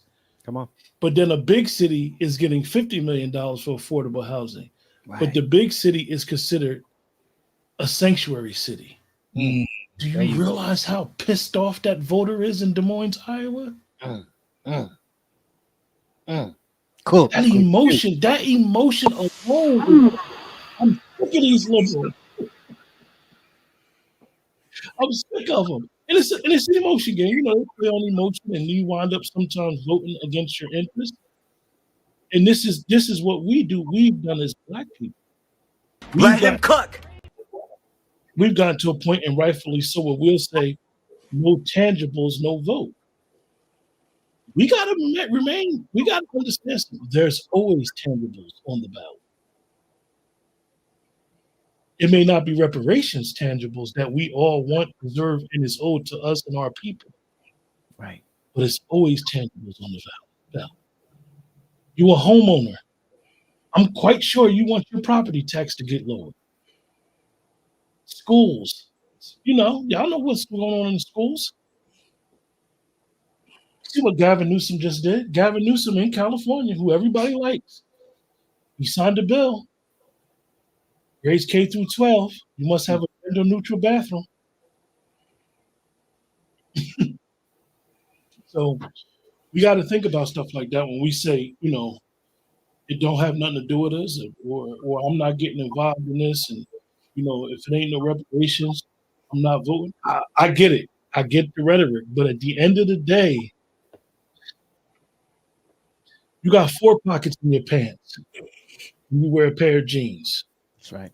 First 2 pockets, outside of that little pocket, the first 2 pockets is the state and local government, the state and county government. The back pockets is federal and state. They're in your pocket regardless if you're on the grid or not. You're paying taxes somewhere. It affects you. So, I mean, we're in a very tough situation as Black Americans because we have people in position who saying they're representing us and they haven't been representing us. I noticed that Sheila Lee has passed away. We got to understand that Sheila Lee. Come on, go there, Q. Sheila Lee had on her desk HR 40. So now HR 40 was started by the late John Conyers. Yes, it was. We know that HR 40 is some things in there that need to be revised for reparations. So now it done been brought on the House floor or been in existence, as for lack of better words, since John Conyers, rest in peace, and now Sheila Lee. Come on. So now we're done past Q, cook, nigga. You got a brunch going this morning, Q? Cook, nigga, cook. So now we're done passed through 2 people. So now what we gonna do? We gonna wait on the 3rd person to die that get it? We're gonna wait. We need people that look like us, who are from us, that's gonna represent us without trying to get butter biscuits. Let him cook now. It's plain and simple. It's plain and simple. But instead, and this is a shot. Instead, we're arguing with each other on Twitter about packages. In the meanwhile, we getting our ass kicked and we ain't got reparations yet. That's a fact. So this is a time that Black Americans really need to reevaluate their personal selves and us as a collective in doing what we do. Because we're not gaining a yard. You know how they say in football, 3 yards in a cloud of dust? We're not gaining a yard. We're not making no progress. You know, Dr. Dougherty sent a copy of his book to the CBC. So every member has a copy of his book. Every member's heard about reparations. Black people in position, whether they're tethers or not, have not talked about reparations as much as they've talked about Palestine. Facts. Come on, easy, Q. Easy, nigga, easy. God damn. That's sad. And they need to be called on the carpet for that because they, and rightfully so, we don't want oppression nowhere on the face of this earth, east, west, or north and south. Nobody should be oppressed. However, you speaking about oppression in another country when the people in your own hood is getting their ass kicked. It's crazy. Oppression that dates back 2,000 years ago. Longer than slavery for Black Americans. Yeah. That between, we're talking about 2,000 years ago. Right. But they don't want to deal with the 500 years, the 400 years of colonialism, slavery on this soil. That's why I say, man, the betrayal, some folks just gonna have to pass away. A lot of them. Come on, Wolf. Come on, Wolf. Go on. If this is our wilderness experience, and so many people always talk about the Bible and the children of Israel in the wilderness, well, let me tell you this, that the wilderness experience, one more time, that the wilderness experience was a walk of death. That thousands had to die because they couldn't go to the promised land. So when anybody talk about the wilderness experience, that was a walk-in mortuary. Because a lot of folks in leadership, right? A lot of folks who couldn't believe that we deserved the reparations, that we didn't deserve no payments, that we can't beat the giants. Come on, talk. God himself said, your ass won't go to the promised land. As a matter of fact, you're going to walk around for 40 years until most of y'all die. Okay? So we're seeing it right now. A lot of good people are passing away. Good unbelievers. And that's another thing is that, and I understand us always having clarity on who we are as foundational Black Americans, as Native Black Americans. However, in the grand scheme of things, we all know that whether we know the difference in the people from the diaspora, whether we want to call them tethers or not, a lot of them are in position. Yeah. We've put them in position. We put them there, man. The problem comes in, we could say, and I respect what the brother Mac DeCal is saying, that we can't expect them to promote reparations, but why are they there? Why are they there? Where does this come from? And I'm not saying that a person from the diaspora doesn't understand the Black American experience, but how did Sheila Lee, and I'll say respectfully, how did she come up? Did she fill a void that no other Black American wouldn't do? And this is the key. This is for us, myself included, and everybody else, to get up off the ass and stop complaining.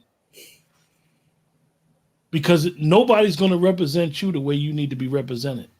Facts. Even if you don't want to do it or can't do it or something else going on with your life, your money, efforts, prayers, resources can go to someone who will represent us and hold them accountable. I'm going to always use, and I know a lot of people have always used the excuse, I have not seen an Asian run for politics, really. You get one every occasionally, but where they at? They're here, y'all. The Asian community's been here, and they get what they want. They have a Chinatown in every major city, and they police their own.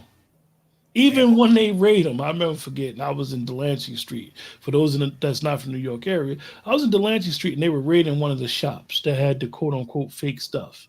Right. All of the New York City police that was there raiding it was Asian. Even the white shirts were Asian. So they're policing their community with their own police. Those of us that know about Crown Heights in that community of the small hats, They got their own police. They even got civilians that walk around with fluorescent vests and say police, who they're just basically volunteering cops. So I say that to say that we're of the generation. Let's say we're the second, third generation that really want to bring reparations on the forefront. And we know that Callie House spoke about reparations. However, our kids need to understand, yo, you 22, 23, you just graduated school with a political science degree. You're going to get into politics. You're going to run as an independent. You're going to get a super PAC. We're going to fund you to be our voice in our community. That's what we got to do. Well, peep it, Brother Q. Who? Alexandria Ocasio-Cortez is a prime example of that. They made that. They made that girl. You know, and we don't have that because niggas hate each other. This is the problem. Niggas don't like each other, which brings me to this here really quickly. We have right now the understanding is that your man Biden, shout out to Biden is looking to drop out, and the spotlight is looking like it's gonna go to your girl Hilary Clinton. Chef, your mic going in and out. Can you hear me? Hear you now. Yeah. Okay. Well, I said it's looking like your man Biden is saying he's going to drop out. He's going to get up out the way, and most of the energy is being slided towards your girl Hilary Clinton, ladies and gentlemen. But Doc, watch this. It looks more like election interference for me. Come on. Your candidate. You already have your candidate. This was the best that you put up. I ain't trying to undermine him. That is election interference. Well, he got, from my perspective, he need to go the whole distance. Come on. They've had candidates that they refuse to run. And now that he's senile, dementia, Parkinson, no, let him run. And anything other than that will be election interference from Hillary, Barack, whoever behind the scene. It's election interference, but you're not hearing that on that side. If the man is telling you he don't want to leave, let him run. They put him there. Nah, they said. I believe that and you're right, Brother Juan. You know, I went to school real quick. Go ahead, Chef. They hold on. They saying they not going to take that public L like that, Juan. This is politics, dirty politics. Yes. We get to move the goalposts in whatever way we seem necessary. God damn it. What you gonna do? That's what they say. They say the black folk, you're not gonna do a damn thing about this. We want to move this goalpost. Yeah, it look like a landslide. Yeah, it's looking like that. But you know what? Damn it, we took the shot at him. There was nobody to pay any consequences for it. So you know what? All right, we couldn't get this shot off. Don't mean we're not gonna take another chance. Now, don't get me wrong. We definitely gonna try to get another lick in, just in case. All right, but God damn it, we gonna run our own candidate, and we gonna move it right in front of your face. That's election interference. I think what the Democratic Party, from what we're hearing, they're doing. I think it is the most incredible thing that we have ever seen in American politics. I think that people who have some type of understanding of civics, have some type of understanding of law, that what we're witnessing before our eyes literally shows people that it's all about the delegates and the donors. It's not about the voters. Facts. Come on, Q, let me back you up. Let's talk about that hidden hand. They call it, some folks call it the decadent veil. And NBC reported on Friday that 200 donors were on a conference call with the Democrats. Set to replace Joe Biden. And I called Roger Stone. I called other sources. They said, yeah. My fault. Go ahead, Q. And they were on a secret call. They were on a call, not a secret call, but on a call with the top Democratic donors, and the vice president was on the call. And they weren't mad at the vice president. They were just mad at the organization of this call. And one of the donors had a hot mic and said that this conversation was ludicrous. Because quietly, yes, we know that the Biden-Clinton regime have been telling the donors to stick with Joe. So they don't want to stick with Joe. The donors understand that if Joe wins and passes away, Kamala got to see the power. And this just goes to show, listen, it goes all the way back to Whip Clyburn doing what he did. He was the kingmaker.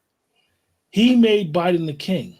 And in favor, Biden made Kamala his running mate.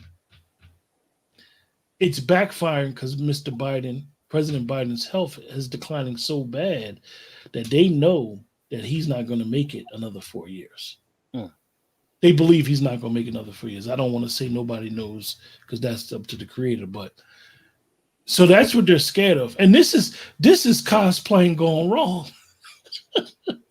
Because now it's smacking Kamala in the ass because she cosplayed to the spot instead of saying she was an Indian. They tried to use she was black, or they could have just said she was a person of color, whatever the words they want to try to describe her as.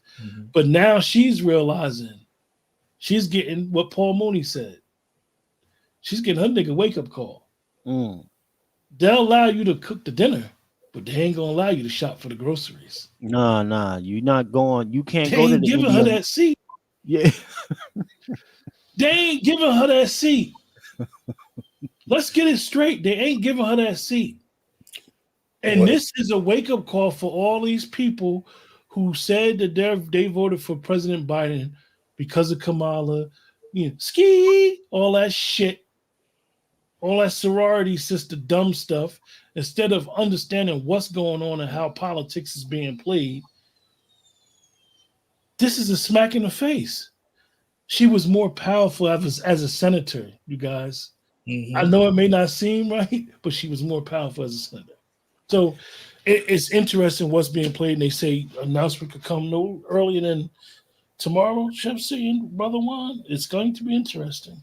Well, sir, there was a call with your girl Kamala Harris and the donors, and they said, man, this bitch don't know what the fuck is going on. They left that motherfucker and walked up out of there. Donors like your man in the screen right now, Ari. Another one here. I forgot this fucking Gary, I believe his name is Gary something. Then you got the and then you got the owner himself, another one here, head of Netflix, owner, Netflix, Hollywood executive right here, Ari, y'all. Coming out with all the movies and TV shows that y'all love and shit. This guy right here. Ari Emanuel, who is the brother of Rahm Emanuel. Ari Emanuel is the guy in Hollywood. Come on. The guy. Not a guy. The guy. Okay. So we got to understand that the Democratic Party right now, if you claim to say you're a Democrat, the Democratic Party is all over the place. They shut down the progressives. People don't realize 3 years ago, Nancy Pelosi told the squad to be quiet. Come on. And they ain't been heard ever since. Now, AOC just tried to kick up and do some stuff at Justice Thomas and put impeachment papers in. But other than that, you haven't seen the squad. Because Nancy Pelosi has no position in the Democratic Party. But she's still a kingmaker. She still holds weight. That old Clinton regime, Obama regime, they run the party, you guys. Look, let me bring this up to the family. Real, I wasn't even gonna stay on this long, but it's y'all got the cook up going real proper. Ludicrous. This is what the donors said. Let me show y'all something here. Fair use. All right. This is an article. Let me pull this article for the family. And make sure y'all support the program, y'all. $ FTS49. Support the program, ladies and gentlemen. We appreciate it. We're going on almost 2 hours of work being put in. Bring you up to speed. Support the program. $ FTS49. Support any of the other panelists with their cash apps as well. Let's read it off, family. Appreciate now. Okay. Now, this article is from NBC News. Okay, fair use. Ludicrous. Donors leave call with Harris frustrated and annoyed by her stupidity.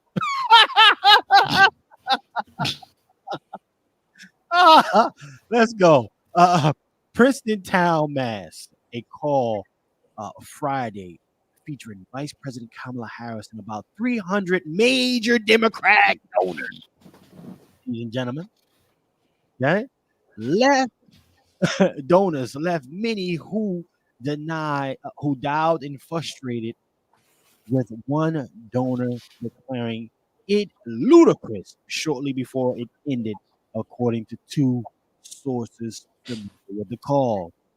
One person on the call referred to it as mismanaged and rushed.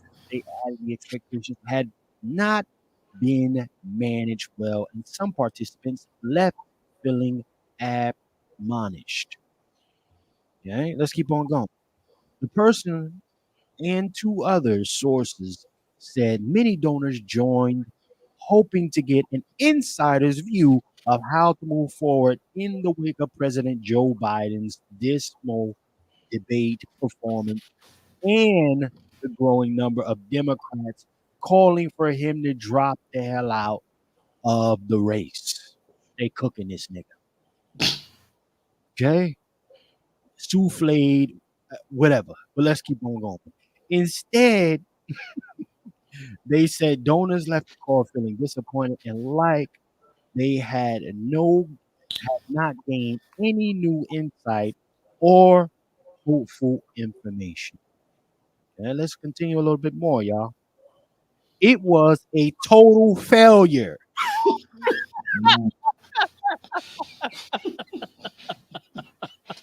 I love this for them. I love this for them right now. Let's keep on going. Said one source who was on and spoke on the condition of anonymity to provide a candid assessment. Sounds like a disappointed donor. See these shadow workers, y'all. Just be clear when I say shadow workers, this is their thing. Move in silence. That quiet money hit different. It hit different. Niggas talking about seats at the table, but we'll never get a seat at any of these kind of tables. Let's be clear. Never. Let me keep on reading here. Now, it was a total failure, said one source who was on the call and spoke on the condition of anonymity, etc. It was damaging. It was poor planning. The call had been organized by Jean O'Malley DeLeon, the chair of Biden's campaign, and not by the campaign's finance team, according to source familiar with the planning. At the end of the call, hundreds of participants were unmuted, and one person declared that the call was ludicrous, according to two of the sources, y'all. One source stressed that they took the comment to mean that the call was poorly run and not as criticism of Harris. During the call, Harris, who was asked to join the call by Biden's senior advisor, praised Biden, according to the campaign officials.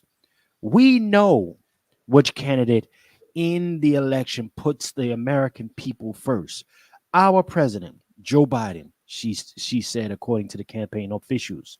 with every decision he makes in the Oval Office, he thinks about how it will impact working Americans. And I witnessed it every day. See, she is trying to stay on code. Yeah, she running plays. What she doesn't realize is what we've all been taught as Americans. This way she can't cosplay this. As Americans, we're taught talk that cute. We're taught one thing: self-preservation is the first law of nature. Facts. Respectfully, Kamala Harris right now need to be worrying about her own political aspirations and self. Oh, that's a fact. She's so caught up with the get in the fit in mentality that she don't understand. Them donors and delegates run the show, woman. When they get to that convention and them delegates get to talking and backdoor deals going on. What do you have that video of that delegate saying to she was speaking like we'll blow this whole thing up? Yes. Let me tell y'all, right? Put that in the private. What people not understanding is the Democratic Party, as much as they've tried to tell us that the Republicans and Donald Trump is trying to destroy democracy. Come on. The Democratic Party behind the scenes, the big dogs behind the scenes, right? Come on. They're willing to lose this election instead of having Kamala up there. Period. They're literally saying, man, we gonna fall back until 2028 because they know Gretchen, the governor of Michigan, and Gavin Newsom, the governor of California, they don't have a national appeal. Why you think Gretchen was on the Breakfast Club? Right. Come on. Lying to people talking about it's clean water in Flint. It's not clean water in Flint. Come on. Why you think Gavin Newsom has been doing these interviews? Because they have to get them national appeal. And guess what? Less than 100 days for the election is not enough time. So they're saying to themselves, you know what? Just like the video that Brother Juan just said, we want them to blow this whole thing up and fall back to 2028. Because they know deep down inside, the Republican Party is just as bad in a sense. They have nobody up and coming. Right. Trump can only be the president for 4 more years. So the Democratic Party they don't want Kamala so bad that their insiders, their bigwigs in their party is willing to curve it all. Yeah. Because guess what? They're doing how they always done. America was built on anarchy. Come on. So they're willing to burn it all down, for lack of better words, to come back in 2028. Right. Well, see, here's the thing, and here, this is what we're looking at here. You know, listen, the puppet masters have to come from behind the scene at some point. You got to do it. And this is such an unanticipated debacle that it's like now they're like, well, shit, God damn it. You messing up my anonymity right now. You fucking with my money. I got a lot of things that I like to invest in. You're messing with my play. Pimping since pimping. Okay. You know, tell America, tell these fucking sheeply people whatever they need to hear, as long as my money is on time. And Biden, you're fucking up the money. And you think I'm gonna let this raggedy pass around? We knew she was a pass around. She was only there to secure the bag for us. See, Chef C and Juan, in 2020, they said to themselves, after January 6th, come on, he got inaugurated. They did not plan for Trump to be a free man. The Democratic plan was, we got so many cases on this guy, we're gonna make sure he in jail by 2024. Right. Pack him up. And it backfired because they didn't have a plan B. And now the plan B. Can you just imagine, for a person who believes in the Democratic Party and a person who has been boots on the ground for the party, for the Biden-Harris ticket, for the veil to be lifted and Hillary Clinton is sitting there. that person has to feel like the lowest person in the world. Because regardless of what somebody says, the only person that ever beat Donald Trump was President Joe Biden. A non-political, he's got no political cachet, right? Up until nigga, how you go from the shadows all the way to the president of the United States? How the fuck? How you go from a reality TV show star and host to the president of the United States?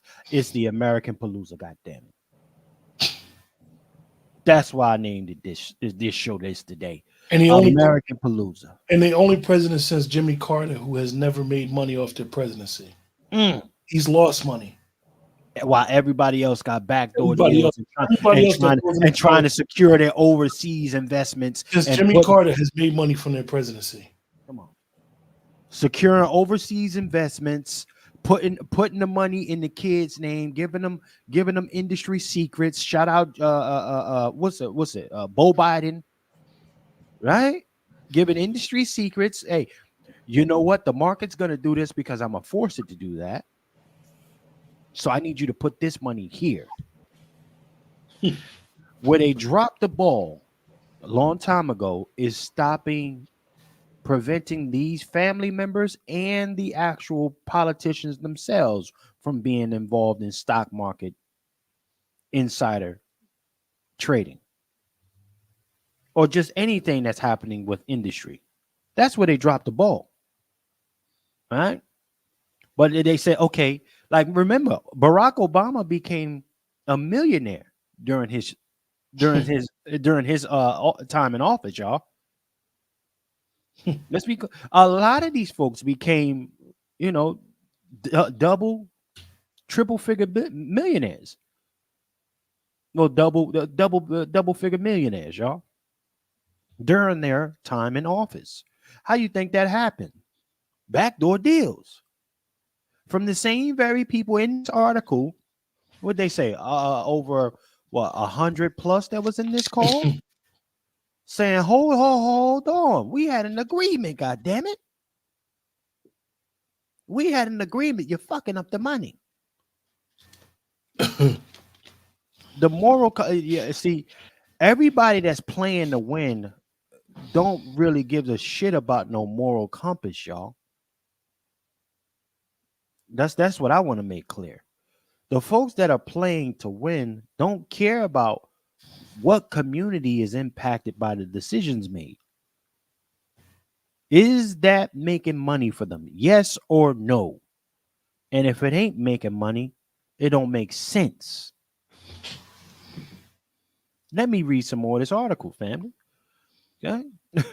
Let's read some more of this because we got some very interesting shit happening here. Very interesting shit here.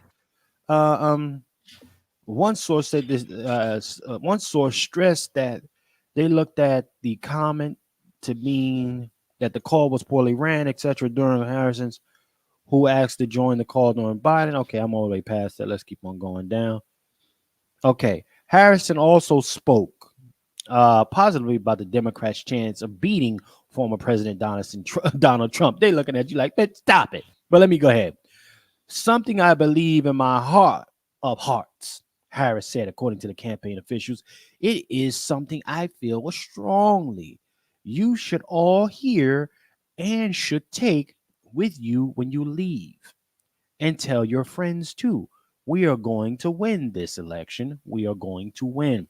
They like, listen, we run industries. We own industries. We run this country. You can save all that tough talk for somebody else who gives a fuck. We do it. We actually bluff until the bag come through. This is how we made our fortunes. Who you talking to? Landslide. We see what's happening out here. Keep that shit for somebody else. We ain't stupid. Shit, we put money on y'all books. Y'all ain't put nothing on ours. That's big nigga talk, big money talk there, y'all. That seat at the table talk that everybody else talk about when it comes to the Black American community. A seat at the table, nigga. You ain't never ever gonna have a seat at those kind of tables. It's designed that way. Let's keep on reading. And you could still be a billionaire and never have a seat at those kind of tables. Fuck out of here. Niggas is on the delusional fucking bullshit right now. But let's keep on reading. The fallout from the calls comes as donations to Biden campaign and the Democratic group have plummeted. And as Harris has been deployed several times to speak, they said deployed, deployed several times to speak with donors as questions swirl over Biden's future on the ticket.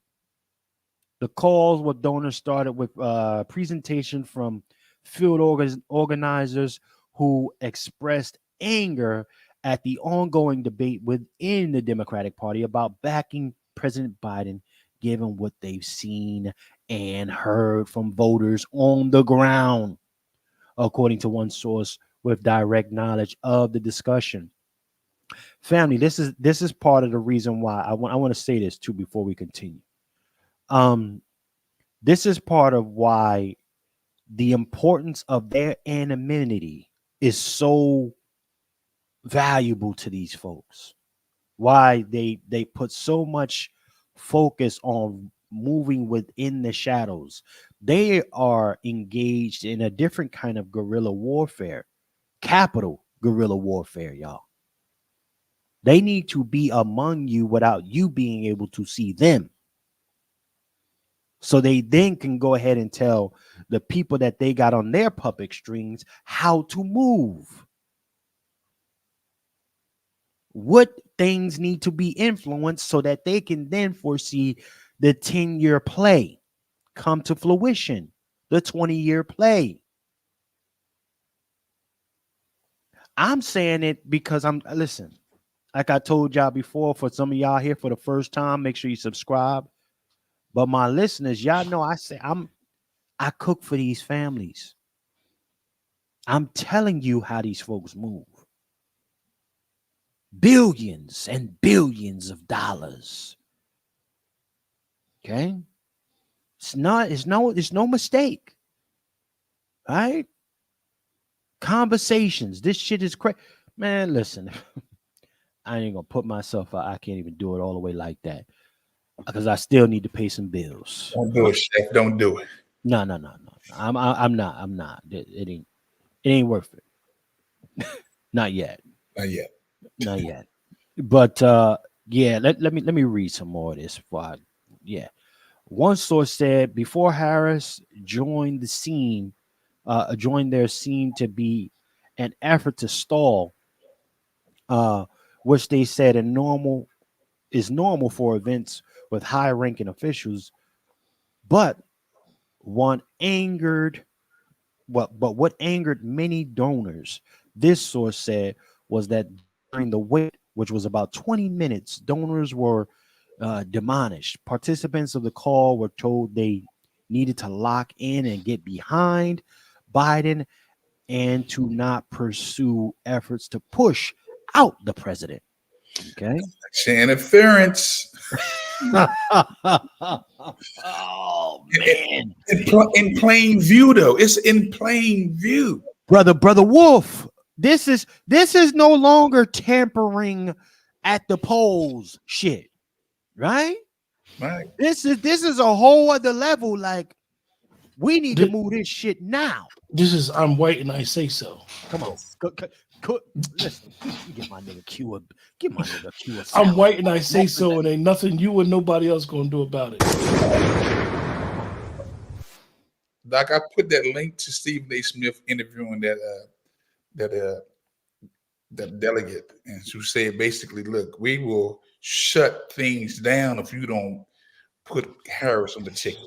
I put the video in the private chat. It's like 30 minutes. I'm gonna pull it up. I'm gonna try to get to that part for the family. Absolutely, but this is This is different shit, y'all. This is different. This is big. This is big bank. Biggest of the banks taking little bank. Huh? Some shit that many of our folks would never see in your lifetime. Never. We've gotten so used to playing by the rules that we do fail to realize when folks have suspended the rules and they make rules as they go. See, shit. We gotta come to that place where we recognize, oh, okay, so we're not playing by the rules no more. Okay. This is, ladies and gentlemen, what you're hearing us read off and go and unpack right in front of y'all is the cool old cliche of moving of the goalposts. Moving the goalposts. Yep. Okay. In real time. Do you have enough money to own that goalpost so that you can then move it during mid-play, right? To fit what you want the outcome to be. They have a godlike mentality, Chef. And all those who are against getting that money, you see what money do for you? Money answers all things. That's money talking right there. That's money talk. That's money talk. That's a fact. Nobody in that meeting is broke. Okay? Ain't no struggle going on. Nowhere. These Ain't are come on, go ahead. To create. And it's going to come down to a point where who's got the most money and who's got the most cachet. Yeah. One thing that I hope that sisters don't fall for, and I just seen another thing where they said over 2,000 black women have signed a petition to keep the ticket is Biden-Harris. Listen, sisters, I love y'all. I love y'all. We gonna call y'all out and call y'all to the carpet when y'all out of pocket. Come on, talk, Q. Don't fall for fool's gold. Don't let these people think y'all have a seat at the table, like Chef C said. You're gonna be like her. You're gonna be like Fanny. Down bad. I'm gonna go on record. The sisters caught a break last week. Go there, Q. Go there, brother Juan. This is what I want, man. I wasn't gonna do it. Do it, Juan. Do it. I want y'all to see my face. The sisters caught a break last week. Y'all dipped that lick. It was a serious lick coming for you. Go ahead. Had Trump got killed by that assassin's bullet, black women, you would have been the face of rage because of your DAs in New York, your judges in DC, the DA in Atlanta, your numerous elected officials making those type of statements against him. Right. All black faces, all black females. Your Joy Reeds. Go ahead, Juan. Okay. If he had taken that bullet and not survived, you, wherever you lived, packed up, not be able to escape the wrath upon your asses. And the black man is not in a position to protect you. God damn it. Let me get him. God damn. Come on. We ain't there. I've literally seen sisters, and I've read the comments online talking about if he had just moved, if he had just turned his head. Stupid. And I'm like, don't you know if he had turned his head and he died, they would have came after you. Hey, brother Juan, I am amazed, honestly, and I'm not naive. I'm amazed at people after a former president, a guy that's running for the presidency. I'm amazed at how many people literally went online and said the shooter should have had better aim. Yeah, man. And think that these people, these alphabet boys, don't watch social media, or they think that they're not big enough to be on their radar. And will say it and then do it. See, now what's crazy is if people do to us what sometimes we do to them, and I'm gonna say it just like I said it.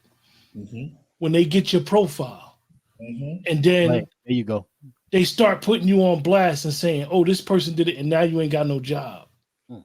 See, because a lot of times people got online behavior that if it gets exposed, they'll lose their job. Right. And not to take away from the pretext of what Brother Juan said, like, why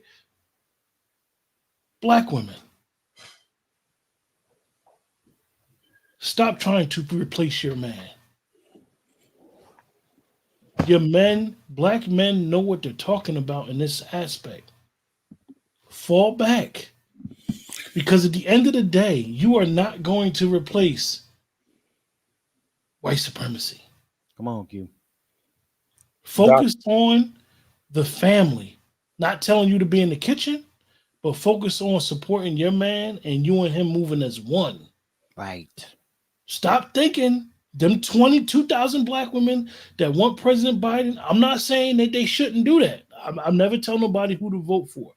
I'm just telling you that at the time, sometimes self-preservation has to come in handy. And what's going on in the Democratic Party has nothing to do with Native Black Americans. Come on.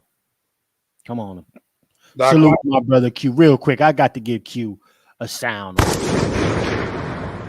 Come on, man. I hope y'all absorbing what we dropping for real, instead of just being here. Like, y'all have to see the whole circle of what's being presented to you right now, ladies and gentlemen.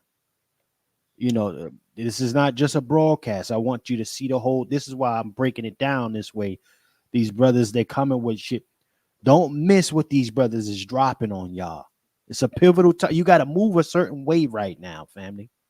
You got to move a certain way. Don't buy into none of their propagandas. Lock in with your family. This is the most pivotal time to be one with your family, your mate, right now, because that's how you're going to get through this shit. But go ahead, Brother Juan J. Johnson. Yeah, what got me was I teach people, and I said this last week, how to kill. That's what stop the threat means. When police officers say stop the threat, they mean kill. I try not to use that language because I know it's very clear. And to see people calling for death when they don't even teach people how to kill. That's what's crazy to me. I'm calling for life. And these folks are calling for death. And I teach that piece. That's when, you know, we're at another place in space right now, even with our women. Right. They're out of pocket. And it's by the grace of God. By the grace of God, this man didn't get killed. Because again, like I said, when JFK and RFK were killed, the nation mourned. When MLK was killed, there were riots. If DJT had been killed, you would have saw a civil war. Man, listen here. So much so, Brother Juan, I don't even think that it has registered in people's mind that he got shot. I think people are still in shock that all this happened. I seen some commentary coming from the left in reference to his speech, his hour-and-a-half speech at the RNC convention. This man was 4 or 5 days away from getting shot. I don't know if anybody in the chat has ever been shot or had a life or death situation. It's going to shake you up. It shakes you up. It makes you start thinking about your mortality. So if the president Trump, and both of them are presidents, people getting caught up with these words. Once you're a president, you're always a president, whether you're the former or the active president. So if Trump was really smart, he would really stop speaking. I know he spoke yesterday. He would really stop speaking and really get his quote unquote marbles together, because his emotions have to be all over the place. This man was the leader of the free world at one time, so they say. He knows stuff that only presidents know. And somebody tried to take him out, and he was a turn away from being taken out. You know, I'm surprised. I wouldn't be surprised if people in his family have even told him, like, "Yo, just resign, let it go yourself. It's not worth it no more." So we need to understand that this part of this show, what we're doing is we need to realize, like, be careful what you put on social media, Black women. Like, you don't want to be the face of this fight that has nothing to do with you. Nothing to do with you. And you're not going to benefit from the fight. Let's look at Kamala. Kamala Harris is the prime example. Whether you like her, dislike her, whatever, the thought that they may bring an outsider into that ticket and replace her is sad. But this is what you get when you play these type of political games. So, you know, that's that. Well, I will say this. Let me read a little bit more of this thing here. I am definitely trying to get to that portion of the clip, brother Juan, with that person saying, "Listen, if we ain't getting what we need, we just blow this bitch up." But you know, I don't condone any violence. You know, just say that for YouTube. But let me read a little bit more of this, y'all. Please help us turn. Hold on, let me see. Yeah, let me read this. There we go. Please help us turn the volume down on this conversation publicly. Melissa Morales, founder and president of Samosa Ventez, said on the call. According to the transcript obtained by NBC News, it's time to stop the leaks and the rampant rumors. Your message has been heard and received. But every day that we continue this public, chaotic conversation, we come closer to a L, no matter who the nominee is. So, ladies and gentlemen, Melissa Morales, founder and president of Samosa Ventez. That's one of your that's one of your puppet masters. Okay. You know, there's one of your puppet masters, just in case. Next, let's keep on going. That didn't sit well with some on the call. These are donors who are not used to getting admonished and told what to do, the source said. Another source who was on the call and is supportive of Harris being the Democratic nominee pushed back on the donors' feelings of frustration. The person said, while many donors thought they were going to get insight and confidential information, they immediately went to the media and proved why they shouldn't get it. Meanwhile, on Saturday, Harris spoke at a campaign fundraiser in Provincetown, Mass, and praised Biden as one of the most consequential presidents in history. Okay. Harris garnered applause as various parts of her speech talking about her and Biden's record, including advocating for the rights of LGBT community.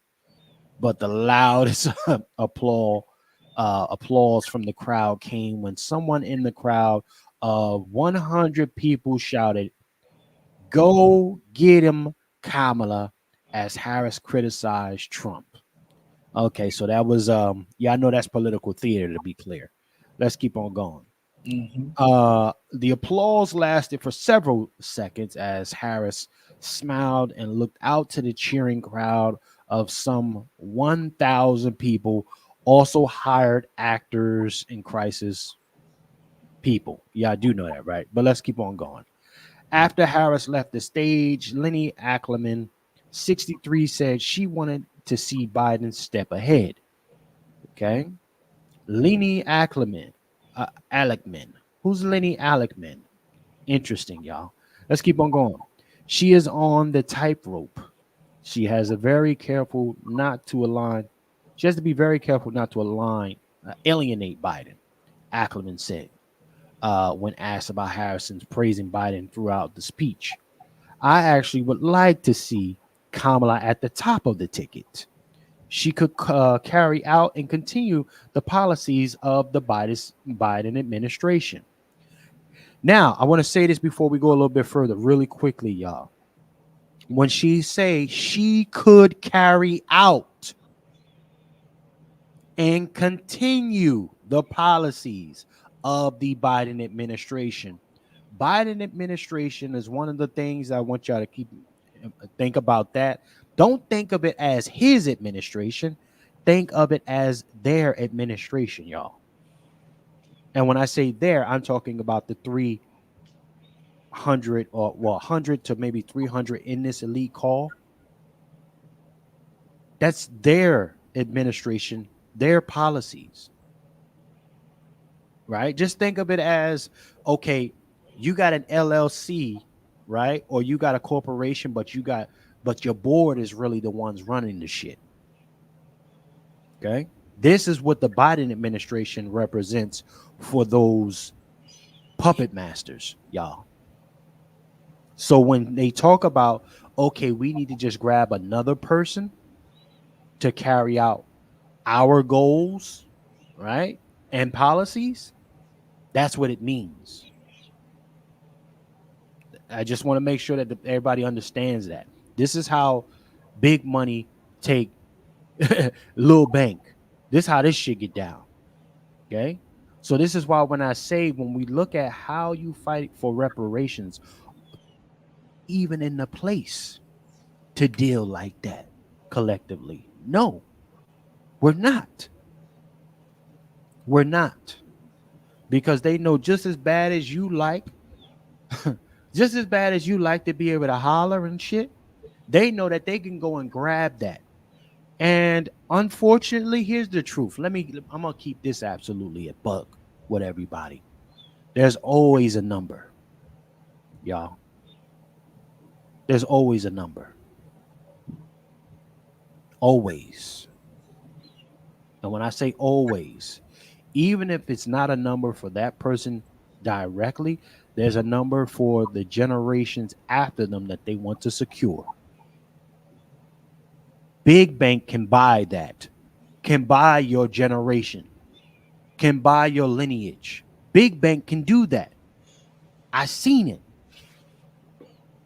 I'm just talking some other. Listen. Let me read some more of this, man. I don't think cats really understand, can really fathom shit like this. But we do got, we got quality audience as well. People are intelligent folks. But this is different shit here we're talking about. Let me keep on going, y'all. Let me talk about this. What she said, carry out. Let me read some more of this shit here. Okay. She is on a tightrope. Okay. She's on a tightrope. She has to be very careful not to alienate. Okay.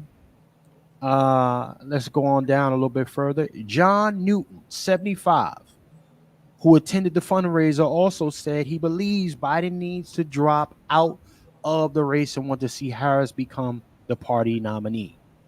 Okay. And listen, family, I want y'all to understand something. With a lot of this back and forth, I want y'all to also see that they already have intentions to sabotage the race. You do know that, right? Yeah, I do know that. This is them already telling you that they're going to run a play to secure whoever they put in place for the next 4 years. They're so close to setting up all of these other new generational wealth things that they're putting in place. Investments in Ukraine, right? That war has nothing to do with trying to help those folks or even what's happening in Israel. It's about investments, y'all. Y'all understand? How many people can understand? Like, if you understand that, show me a saute or fried egg in the chat. Right? It's about investments. There's investments in Ukraine, y'all, that a lot of these folks that are in that call or have industries that they're going to be putting money into over there. They need to see this come through. Okay. Some of these, and then the people that are in this call, there's different levels of wealth within this call that's taking place. Okay. And for them, some of them are trying to get into the graces of the other folks with the bigger bank in this call, y'all. So many of them do need to see it happen, regardless if they answer to other folks. Everybody answers to somebody. That's what I also want to make clear. You know, it's different conversations that Black America never have because we don't have the opportunity or the resources to do so. Seat at the table. Any nigga tell you that is bullshit. They would never allow a solid Black American that's on our type of time any seat at any table. Jay-Z is Jay-Z's little $1 million, and then the other couple $1 billion, a couple other Black billionaires y'all got running around here. I'm gonna tell you something right now. They're not having seats at no real tables. And they only brag to other Blacks. And they only swag on other Blacks. Come on, shout out to my sister Star in the building. We got a seat at the kitty. Got a seat at the Chuck E. Cheese table. Huh? Come on, man.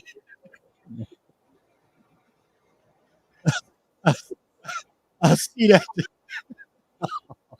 yeah.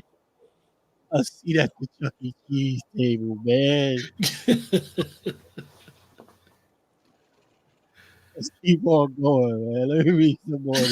Chef C, you know you can't stop laughing at that one. Because that kitty table was a real live small table with that little chair. What's that movie with Mark Wahlberg and Tyrese? Four Brothers. The Four Brothers. Yeah. Sit your ass down at that table with the children. And them little kids was like, he did something wrong. Oh, shit. Just a Star, you ain't shit for that. But it's true. It's true, man. That shit got me tearing over here. A seat at the kitty table is a fact. The Chuck E. Cheese with the house and all of that, man. And I'm a big guy. I can't even sit in that damn seat without being all tight. Niggas. Tight. You be looking stuffed sitting at a small. Looking crazy. Wide as hell. At that look. I'm a big baseball fan, right? So the old stadium still got the small seats. Oh man. But I'll never forget when I went to Camden Yards when they first opened Camden Yards. Yeah.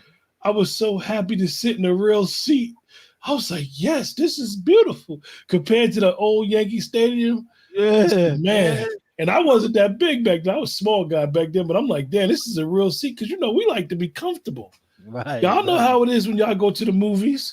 You want a real seat. But there's some Sister Star gonna say the kitty table.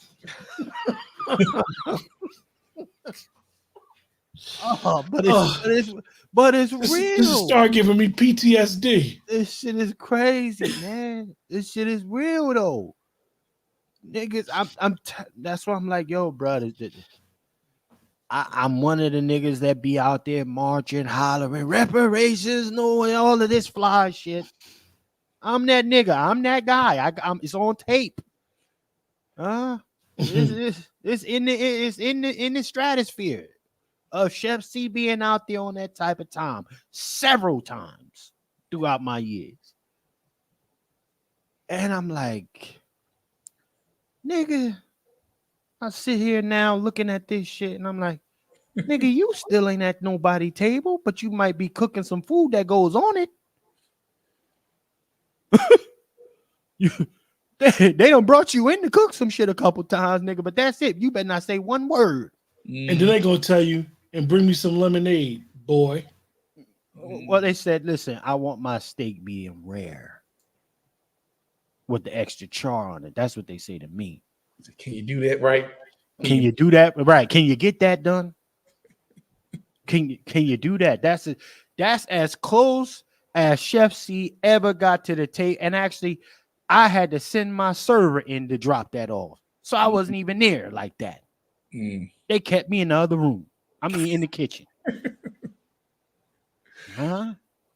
So yeah, man, listen. Let me read some more of this shit. This shit is crazy. Let me see. John Newton, 75, who attended the fundraiser, also said he believes Biden believes Biden needs to drop out of the race and wants to see Harris become the party nominee. Okay, we read all of that. Let me see. I love Joe, Newton said. In a business context, in a business context, it's like you're 81 years old salesman that's goofed up at the convention and not making his numbers. And you got to go in and tell him Judy is replacing you. It's no fun. But sadly, that has to happen. Harris closed her speech. That's crazy. Harris closed her speech at the event, which was said to have raised $2 million by talking about her campaign manager when she ran for district attorney in San Francisco. She said he told her, you must recognize that you're up against and know that those who oppose progress will also try to suggest that a movement for freedom is somehow subversive and that it undermines who we are as a nation and our traditions. But what we know is that it strengthens who we are as a nation when we fight to expand rights. Yeah. Who we are as a nation. Who are you as a nation, America? You're bullies, invaders, tyrants, terrorists. If we're going to be honest about America, who you are as a nation. Huh? Domestic terrorists, let alone foreign. So yeah, if it fights to undermine who you are as a nation,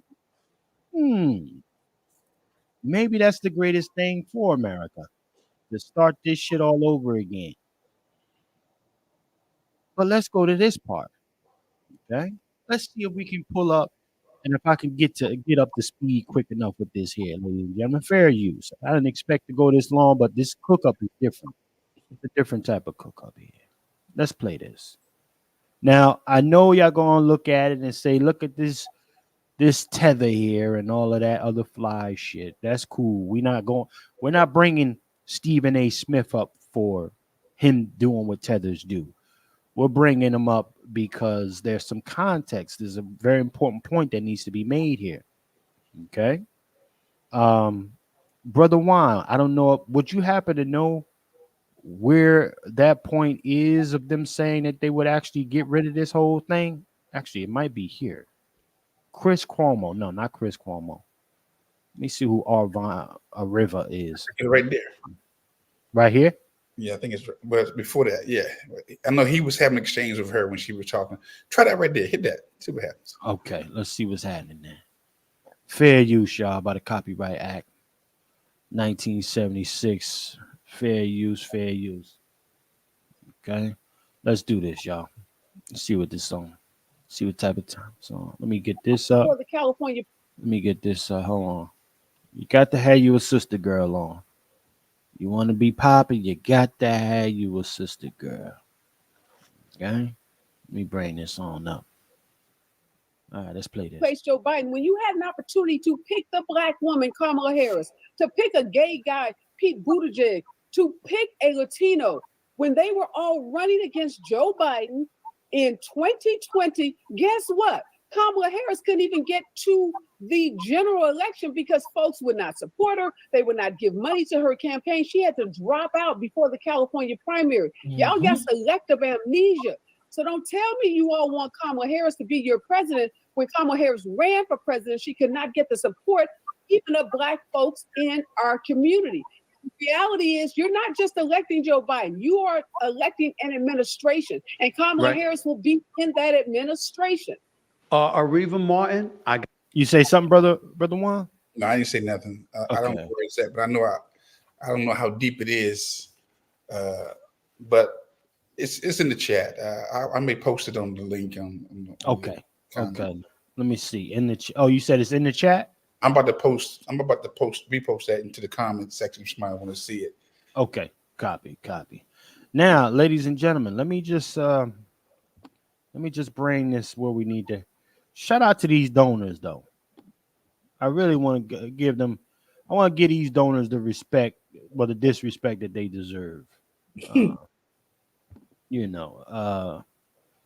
donors are letting it be known, ladies and gentlemen. Where they stand. Okay, your Netflix, your Fox Network, your Hollywood, everything. Shout out to Hollywood. Shout out to Hollywood, Ari Emanuel. Shout out to him. Okay. Yeah. Shout out to Ari Emanuel. Excellent Hollywood executive. Some of the programming personally coming off of his back. Right. The programming that you all know and love. One of the guys who also has supported some of Tyler Perry's productions, black man yelling at a black woman, beating her up, black woman, Diary of Mad Black Woman, different things like that out there. Tyler Perry. Salute to Tyler Perry. Netflix, everything you want to see on there. Everything, all the good visuals that helps this country be the greatest country it is, right? Fuck out of here. But let me go to Alex Jones real quick. Now, I know some of y'all going, Alex Jones. Listen, objectively speaking, that's what we're going here for. Okay. So let Alex Jones, talk his shit a little bit, and then we'll go to what I need to tell everybody about as well. This is a major announcement as far as I'm concerned. But let's go to this guy real quick. Alex Jones, tap in real quick with Alex Jones. Let me see. Hold on. Oh shit. Hold on. What happened? Oh, they pulled it down. Let me go back. Bear with me, family. In the meantime, make sure you like, share, subscribe. Like, share, subscribe real quick, y'all. Okay? Like, share, subscribe. I'm bringing it back up. Boom. There we go. Alex Jones. Let's hear him out. All right, folks. It's Saturday night, and we saw the Hill, all the news reporting Hillary set to replace Joe Biden. I called Roger Stone. I called other sources. They said, yeah, that's the word. They're really going to try to replace Joe Biden in Chicago with Hillary Clinton, with all of her criminal activity, all of her background, all of this. So they are literally involved in a Democrat civil war, a power struggle over what puppet gets control. Biden had a closed election. He had a closed primary. That was all rigged. He stole the election 4 years ago, tried to take Trump off the ballot. And now Hillary is swooping in to be the nominee above Big Mike, Gavin Newsom, Governor Whitmer, Kamala Harris, all of them. This is huge. It's all over the news. They're actually going to try to do this. This is how arrogant and crazy they are. So Hillary Clinton thinks, with the deep state behind her, that she's going to be there because they want her. She wants World War III with Russia. She said that. And Trump says he'll end the war. He talked to Zelensky today. So to stop World War III, we got to get President Trump elected. That warmongering, evil monster Hillary thinks that she is about to swoop in and last minute be the nominee, and then they try to steal the election. It's not going to work. They already tried to kill Trump. We're in epic times. Pray for Trump, pray for America, pray for the world. And I think Hillary's going to fail again. She was going to be the Madam President. Newsweek printed up all the magazines. She was the president. It's all a lie. Hillary Clinton, you'll never be president. Just like the neocons and the Bushes and all of them, you're done.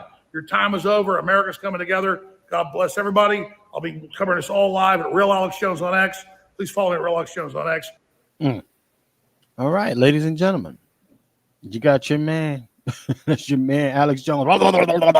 He does sound like a piglet, but sometimes he got some interesting shit, y'all. And I try to be objective when I listen to certain folks and things like that. And some are saying that there may have been some other suggestions. Let me see. What's the other brothers' channels? Peace, bringing it black. On the next podcast, man. Definitely tap into this on the next podcast. I'm right here now.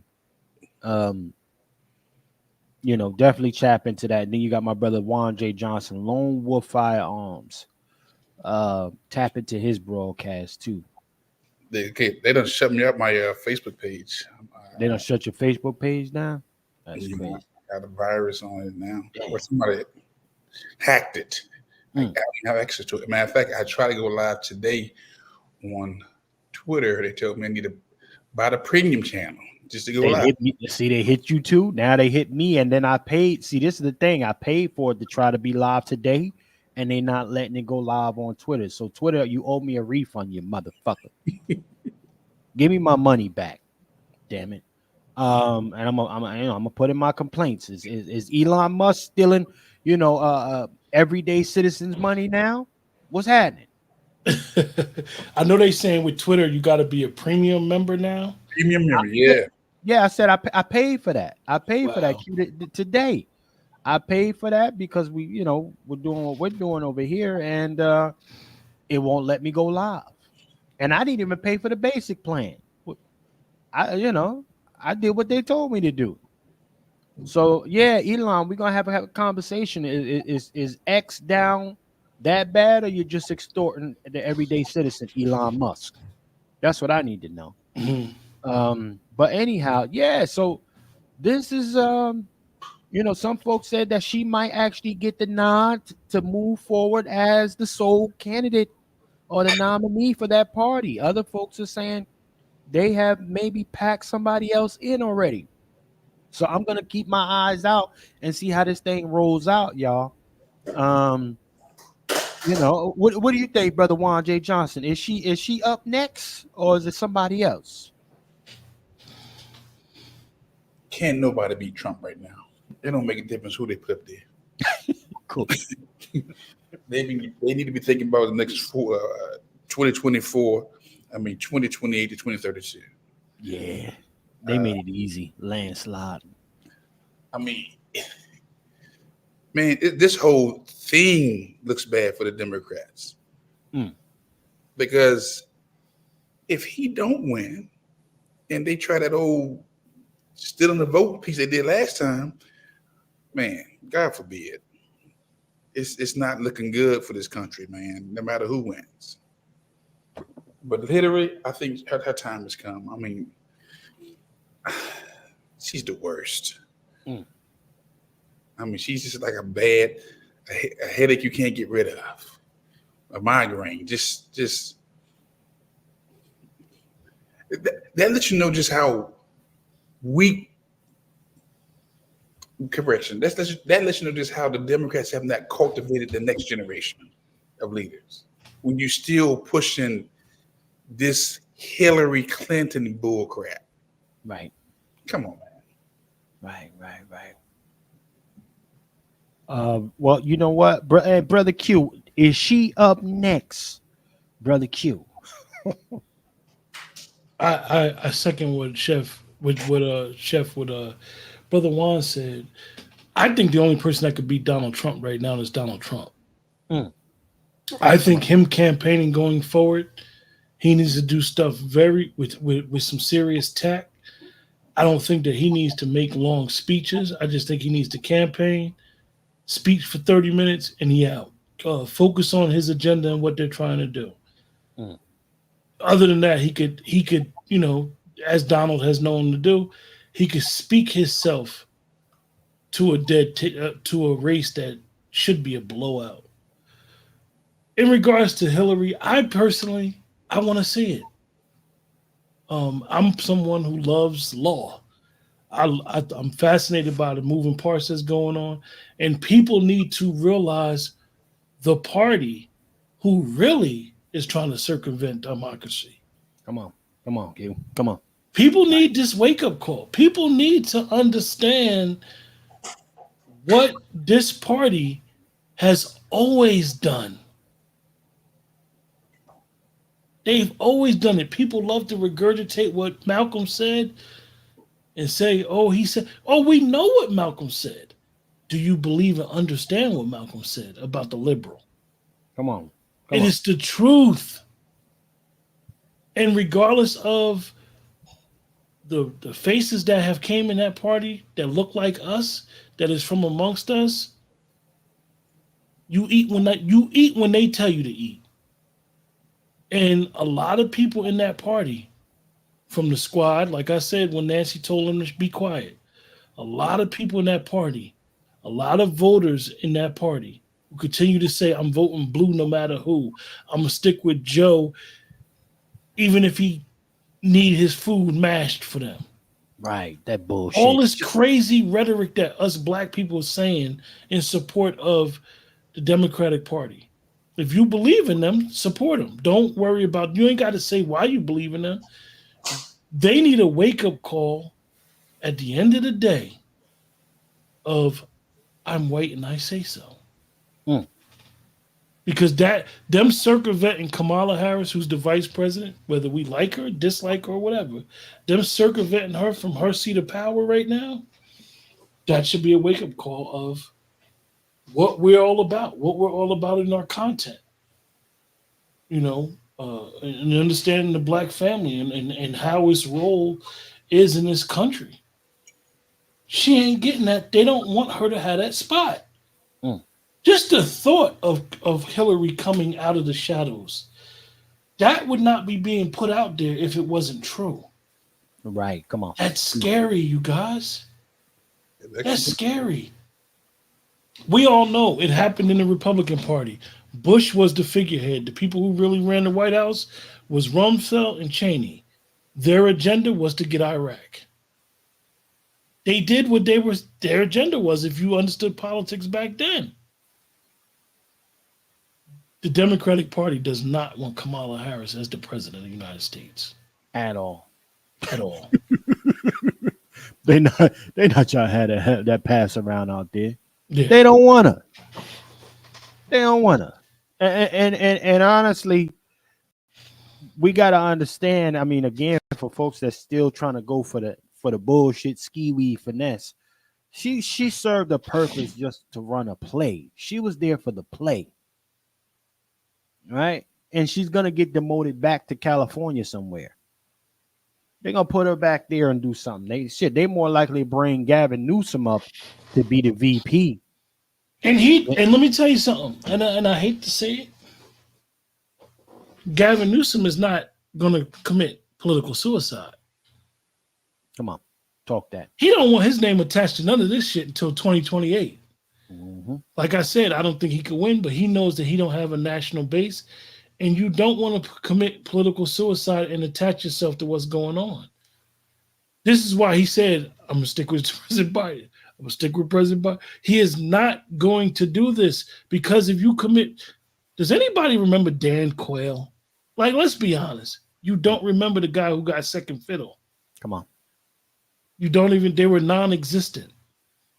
When you become a vice president, unless you're really strong in your personality and what you're trying to do and what that president that you're serving tried to do, you never get the top spot. You just don't. We know why Bush Sr. got the top spot. He was former FBI. Come on.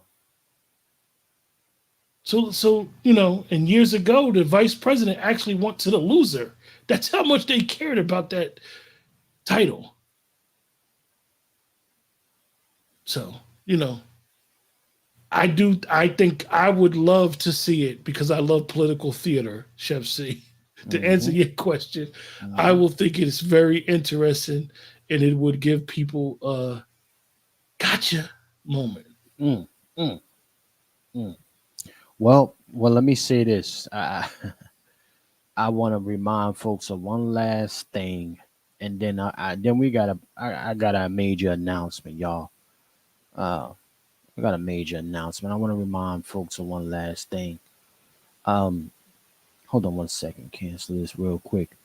We are in a particular time where, you know, your and what you absorb and how you filter it all needs to be more prioritized in a preservation kind of a form. You know, that my brother Juan J. Johnson, he always talks about it. Self-preservation has been deactivated. And, you know, listen, you can watch yourself to death because they have occupied you enough, right? With their propaganda to have you sitting there looking like a damn fool. And, you know, Brother Juan talks about that self-preservation. Self-preservation also, in some of the eyes of folks, that means you got to get up and do something. And a lot of folks, you know, they hear that and they're like, this nigga telling me to do some shit. I don't want to do nothing. I don't want to do shit. But let me bring this up because I do want to remind y'all. I think it's necessary that I remind some of y'all that during a particular time, yeah. I'm running the city council right now. Salute.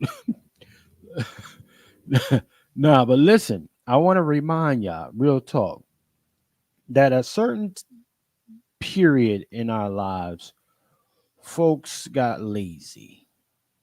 Okay. And you relied on this propaganda machine too much to really tell you what you were supposed to. Okay. You trusted this propaganda machine to say, hey, this is what I need to do, and then tell my family members to do it. Right? How many of y'all forgot when he went out there and said he got this shot in his arm? And then came out later and said, you know what, I'm not going to mandate it for anybody. And then proceeded not even a whole month later and said his patience is running thin. Let me play this just to give you a refresher. Okay. Shout out to my homegirl Sugar for this one.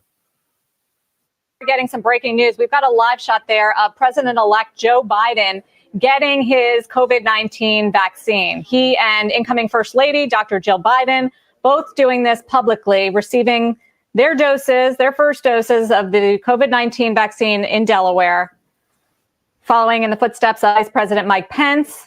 And again, shout out to my brother Juan J. Johnson. Look who they have administering the shot, y'all.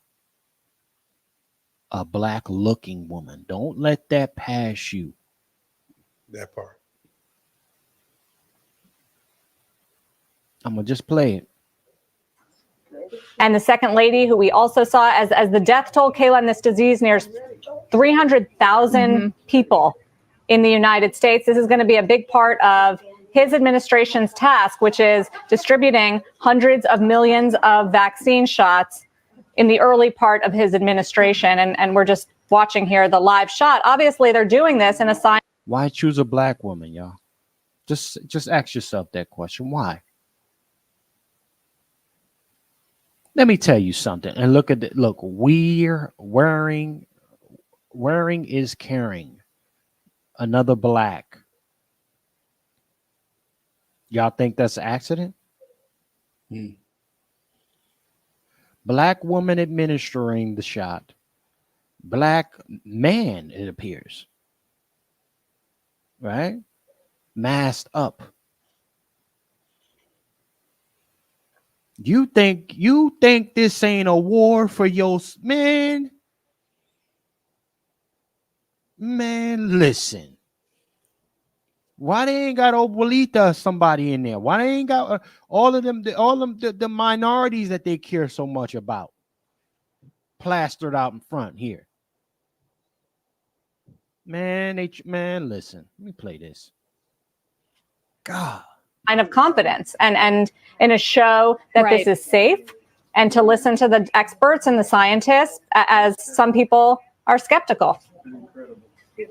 And to that end, Sarah, the president-elect had said that he would get the vaccine whenever Dr. Anthony Fauci, who he has appointed as his chief medical advisor, recommended that he do so. And shortly after he suggested that, Dr. Fauci said that it was in President-elect Biden's interest and the interest of the country from a national security and continuity of government perspective for him to get it as soon as it was possible and as soon as it was available to him. You have also seen leadership on Capitol Hill in both parties receiving the vaccine and being very public about having gotten the vaccine, trying to show that this is not something, as polls indicate, is something that one party would support and Sure. another party would not support, trying to say this is something that every American should get as soon as it is available.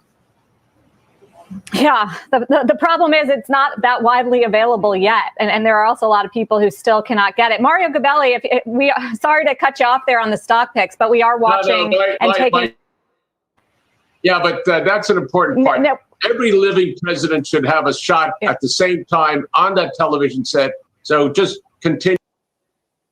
Okay.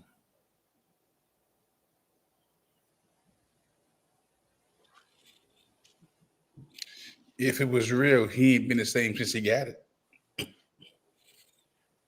He had more movement in this one clip than he do leaving the podium. I don't even want to go down that road. I'm just leaving it at that. Chef C, I have no comments with this. I'll let the people decide. I'm just we got to make the math, y'all. We got to make the math. And when we talk about just the palooza of it all, the theater is crazy. These folks will go the distance to get you. This was a finesse at its finest. Yeah. You know, listen, y'all, I'm going to stop that right there. And I want to say something that, let me go to something that I think is even more serious than all of this. Ladies and gentlemen, Patriarch Summit, for those of you who are first time checking in with us, okay? Patriarch Summit, let me go ahead and do this here real quick. Okay, Patriarch Summit, www.patriarchsummit.com. Okay, we have now got to move the Patriarch Summit, ladies and gentlemen, to an online experience. I'm bringing this to y'all for those of you who are there now for the first time as well. I don't know if you do know, our brother Dr. Short is in the hospital. He's been hospitalized now. There's a couple things I want to say here. We understand that a lot of folks aren't necessarily prepared or even interested in moving the change forward for Black America in the way that it needs to be done. So with us wanting to do this, and particularly Brother Short, he told me about this thing. And I said, you know what, let's go ahead and move forward. Okay. we have not raised what we need to raise. And we kind of knew that was going to be the case, y'all. We kind of knew that was going to be the case, unfortunately. So we had in turn created some alternative ways to kind of raise the money that we would need in order to execute what we wanted to do for everybody, particularly my brother, Dr. Short. Well, we ran into some bullshit, which ultimately landed our brother, Dr. Short, in the hospital. This has been a very stressful experience, process since we first even conceived the idea. And when I say this is because the main backers that we had for this particular event, we had a guy who fucking sabotaged it. Motherfucker. We had one of the main guys who had committed to bringing in the remaining of the funds we needed to execute this at the Thurgood Marshall Center. Okay. He, in turn, with our building, as far as the people that we were bringing into the circle, the different professionals, etc., he wanted access to those professionals, y'all. This fucking guy is one of them hillbilly farmers, black guy though, right? You know, because we wanted to do blackety black shit, right? Once he found out what everybody was bringing to the table, he then in himself began to break up everybody and try to do side deals with everyone. Okay. Tried to do side deals with me, tried to do side deals with a couple other cats that was a part of this, putting this program together.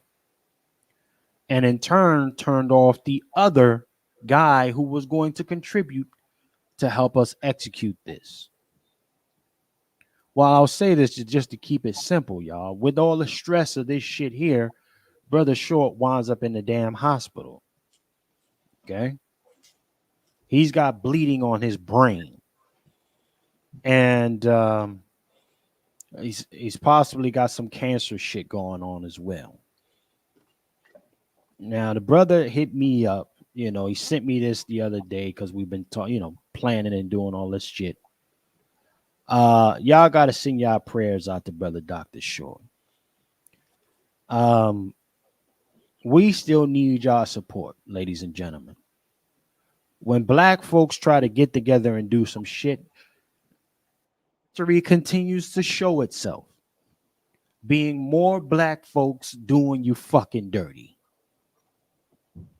Okay? This is the history. Malcolm got killed by blacks. Martin got killed by blacks. You know, hopefully Dr. Short don't get stressed the fuck out and get up out of here all early off of trying to do something for niggas. This is why some folks may not particularly care for the way I talk, because even when we try to help, when we try to do shit better than ourselves, we get fucked up by our own folks. Constantly derailing shit. Brother Short hits me up. He's in the hospital right now. The guy, he won't stay off the damn phone. They trying to keep him off the phone while he's up in there. But again, ladies and gentlemen, we need true support. For those of you who have purchased your tickets already, you will be refunded your ticket for the actual location. We are going to do it virtually. So all the speakers and everything, we still look forward to seeing all of y'all. We will execute virtually. Okay. www.patriotsummit.com. We are still paying for things. We still need y'all support. The money that went down for the place to secure it will be forfeited, y'all. It will be forfeited now. Nothing against the Thurgood Marshall Center. This is business, right? So those who have contributed thus far to what we're doing, we appreciate it. That money can't be refunded now. Okay. Were we wrong for hoping that we can actually do something with some other black folk? Yeah. Sometimes this shit happens, right? We do, Did y'all sign contracts and things? Only ones who sign contracts is myself and brother Dr. Short to get shit moving. Did we sign contracts with those sponsors, those Black American sponsors? These are supposed to be businessmen, right? These are supposed to be the guys you say you want to do something with another black fucker. This is what happens to you a lot of times. This is what happens. And some of y'all know what I'm talking about. Some of y'all know. Let me see what the chat's saying. So now, again, we're looking at a situation, just so y'all know, Brother Short has bleeding on his brain. All right. He'll find out sometime this week if at a cancer situation. Informing and educating people about the necessity of being healthy was part of our programming. Even having Dr. Short go through his shit. Listen, we need to figure out a way to make sure niggas are good health-wise. Right? This was one of the first projects of Dr. Short's, his own project that he wanted to get off the ground, because he's very infamous for supporting everybody else's initiatives. Right? This is what he does. He supports everybody's other shit. He shows up in other people's projects. So he wanted to really do something that was for him. That really get the ball moving. So he partnered with Seth C. And we just said, we're gonna do something, because I'm a glutton for wanting to help niggas. And niggas come through and do the same thing they always fucking do. Screw us. So I'm saying to everybody right here and now, okay?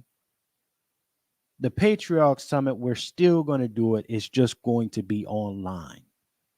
At least at this stage, I'll probably even be able to have my brother, if he's still in the hospital by then, if he's still in there, we'll have him talk his shit from the hospital bed. It's what it is, y'all. It's what it is, right?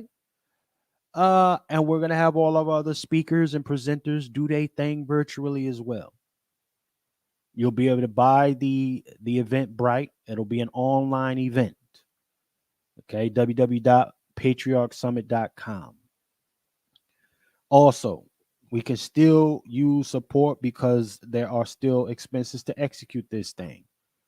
The GoFundMe is there on the screen, y'all. The GoFundMe is there on the screen. We need y'all support. It's just what it is. We need y'all support to execute. All right? It's on the screen. Scan those QR codes, ladies and gentlemen. Ride with us. Support us. For those of you who have done so, we appreciate y'all. For real, for real. But this is where we are, and this is why I wanted to bring this to y'all attention. This is why we're doing Pat Talk this afternoon. We got to keep in mind that a lot of times, Black Panther Party got brought down by folks when you was trying to do something.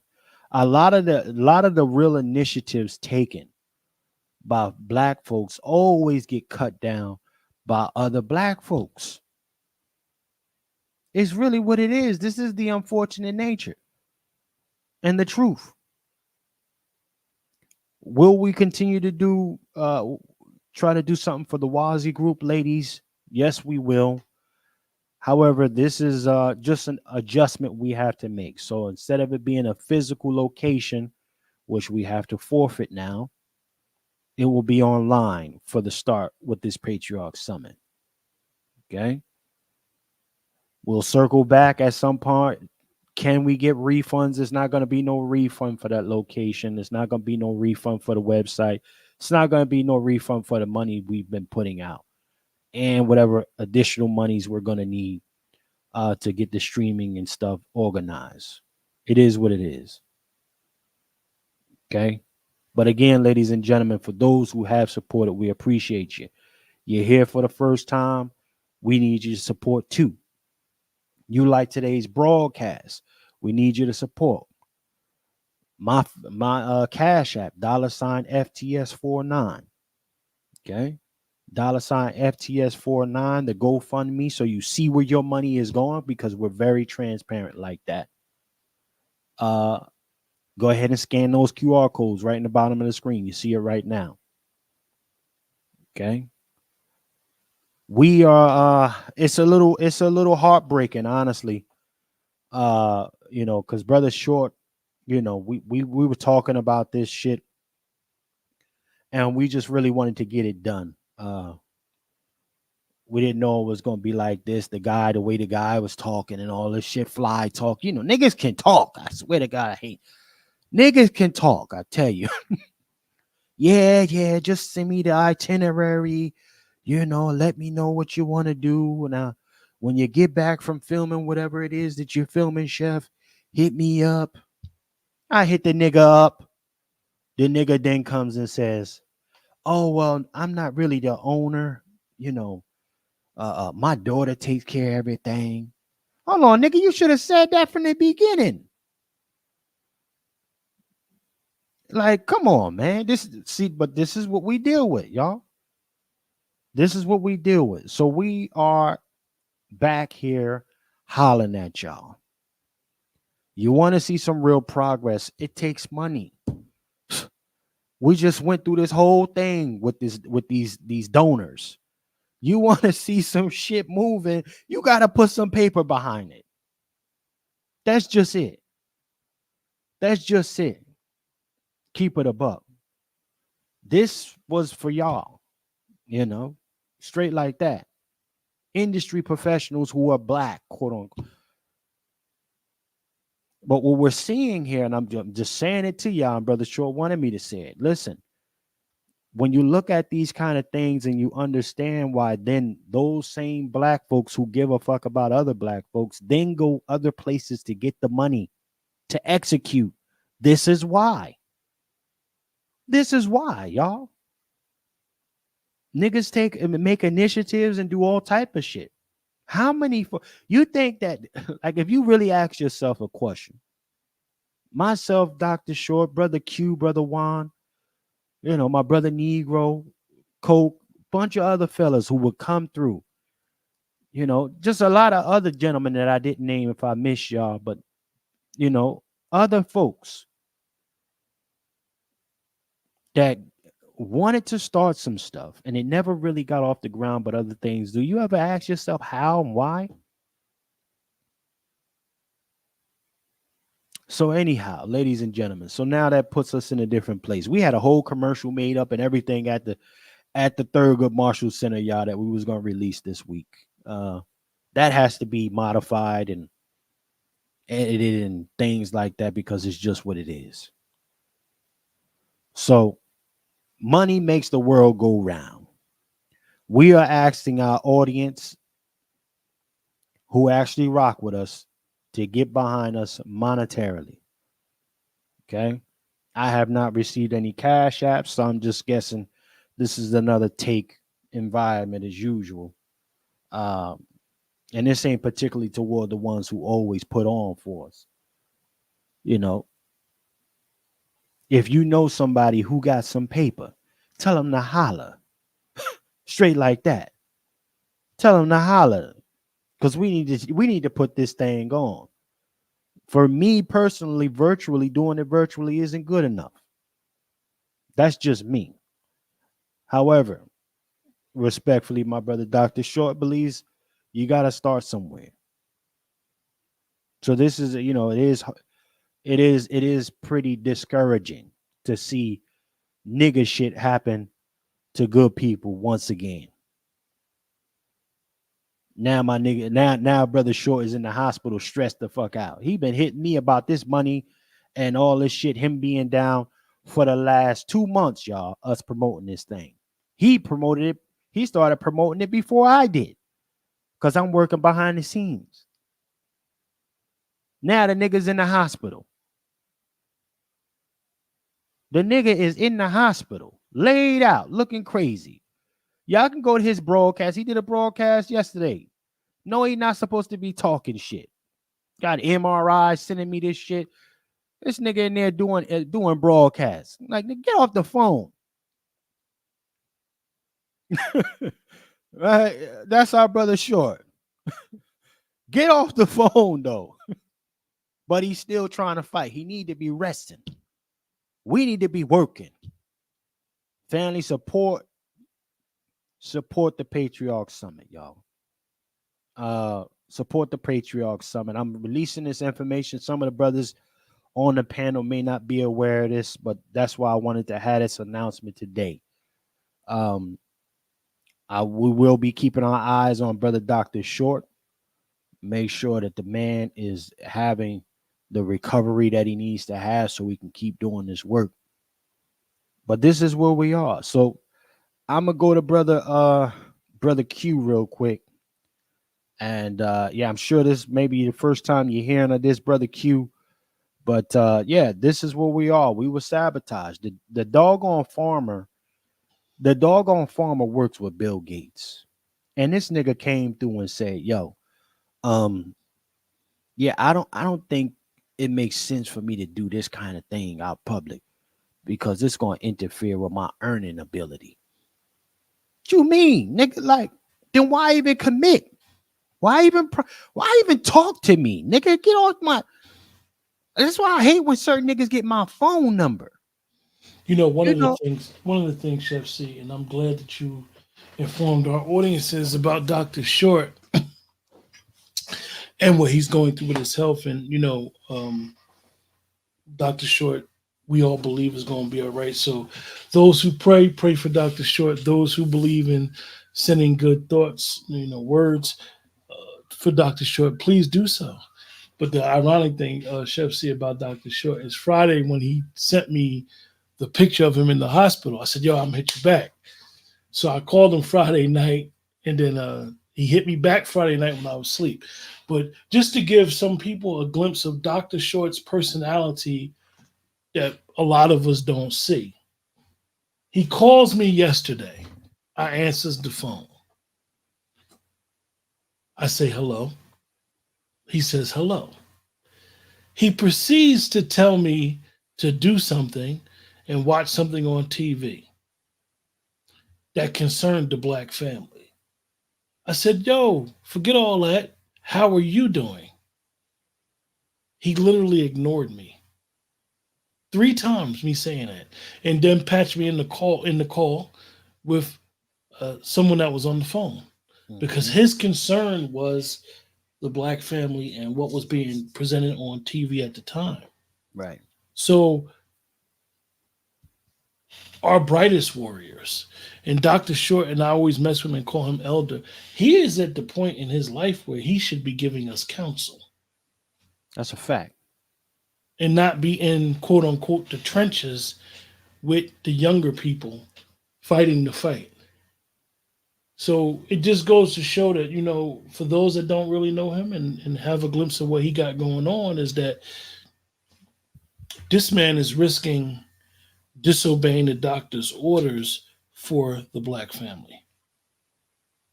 So we need to be mindful of the sacrifices that he takes when he speaks, when he engages, when he asks for things, when he asks for stuff from the family to sacrifice. You know, if you know anything about Dr. Short, and if you've ever dealt with him, he's very open and honest about his beliefs and what he believes the problem in the Black family is and what he's trying to do. And, you know, how he is. His email, he's going to talk to you on the phone. This is for everybody. And he's going to engage with you. And he's going to fill you out to see how you are. And he's going to be down with you 110%. So we need to be mindful of some of the sacrifices that people take when they even choose to speak on issues like this that we talk about. because it affects their personal life. It's a commitment that really, it's not easy. Dr. Short, whether you guys realize or not, he could really be doing some other stuff, not caring about the black family. If you listen to some of the stuff he says in his life, he could be part of the bullshit. But he's against it. And that's a personal choice. And I'm glad that he's more on the side that we all believe that is the truth. And I'm glad that he's on the side that's being a voice and an advocate for the black family. But Dr. Short is an outlier compared to a lot of people who have used their status and or position to basically grift us. Mm-hmm. So yep. Hopefully our brother is going to be back up and healthy. And as I know that I may piss him off, our elder will be back up on his feet and continue to support the efforts that the brothers are doing and understanding the vital role, even this conversation, Pat Talk 32, what Chef C and Dr. Short have started is to understand the role and the significance of bringing the patriarchy back into the black family. We're talking about 60 some odd years of an onslaught of the patriarchy and how it affected the black family. So this is what we're going up against. Indoctrination of patriarchy stuff. And it's an uphill battle. So with that, it is what it is. Shout out to Hannibal, man. I'm gonna check the receipt and shout out to Brother Q. And that's a fact. Real quick, I'm gonna check the receipts. Hannibal just said Joe Biden has resigned and your president is now Miss Ski Wee. Breaking news. I'm gonna check that receipt. Can everybody confirm that Ski Wee is now your president, ladies and gentlemen? Let's see. Hannibal might be trolling, but let's see. Ski Wee is the president. But to reiterate what Brother Q was saying, Brother Dr. Short has been in the trenches for quite some time. And a supportive role for a lot of folks' projects. This was one of the first ones that he wanted to do outside for himself. So this is, lip service ain't real service. And honestly, yeah, we're going to adjust. We're making it a virtual experience now, but just do something else or just figure it out ain't always the answer. That annoys me. Chef C, unfortunately, the latest I got is Joe Manchin said that President Biden needs to resign. I understand that we like comedy and like for things to be that way, but as of right now, Biden is still the president. See, checkmate. All right. So listen, again, this comes to Pat, the Patriarch Summit. Okay. And salute to y'all. Let me know what it is. Salute, Brother Q. Yeah. There's a time to troll and there's not a time to troll. This ain't it. So nonetheless, Brother Dr. Short is asking for support. I am asking for support. Some of y'all may say, fuck that nigga Chef C anyway. It's cool with me. Fuck it. But if you fuck with Dr. Short, support the Patriarch Summit, ladies and gentlemen. Also, you can get your tickets for the online summit, www.patriarchsummit.com. Ladies and gentlemen, you can get your tickets for that. It's extremely affordable, honestly. We don't drop the price all the way down. So definitely get that. We're going to have some phenomenal presenters still there making it do what it do. So definitely cop yours, but also support the GoFundMe efforts for the summit. It's right on the screen. Okay. Again, for those of you who don't know, Brother Dr. Short, very selfless guy, and Honestly, one of his things is really just wanting to do something for a lot of ungrateful niggas.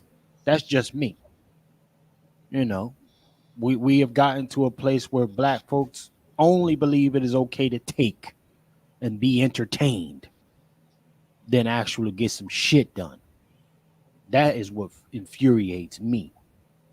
But nonetheless, brother Juan J. Johnson, sir, I know this is your first time here. What are your thoughts, sir? I think we need to stand with Dr. Short. I did see the broadcast from in the hospital. I'm like, what are you doing, Doc? Yo, Chef C, a couple people just said that it is true that he did drop out.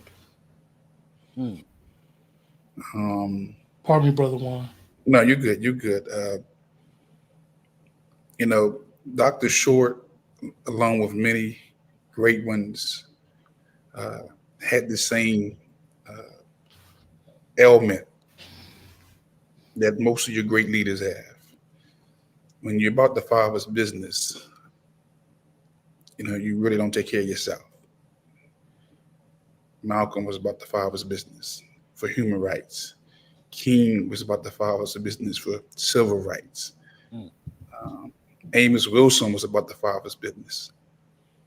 You know, Khalid Muhammad, so many good brothers, was about the Father's business and sacrificed a lot for the people who did not reciprocate.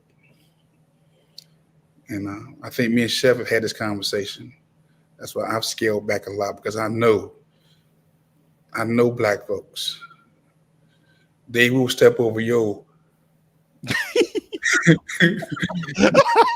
carcass. Your human rights, civil rights. Oh man. Carcass. Okay? And move on like you never existed. You know, I look at how they treated Dr. Ben,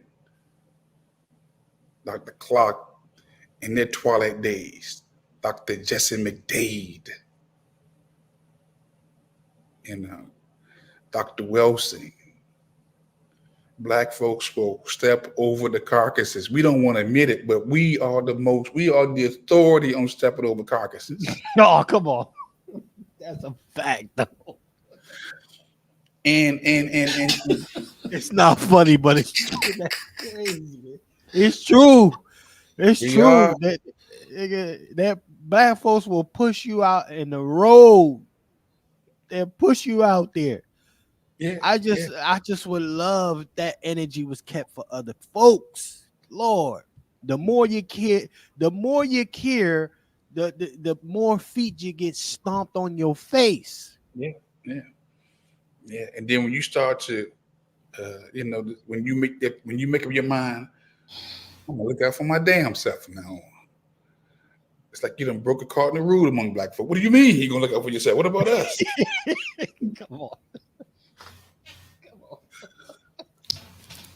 You know, there's no reason in heaven that we should have not the support.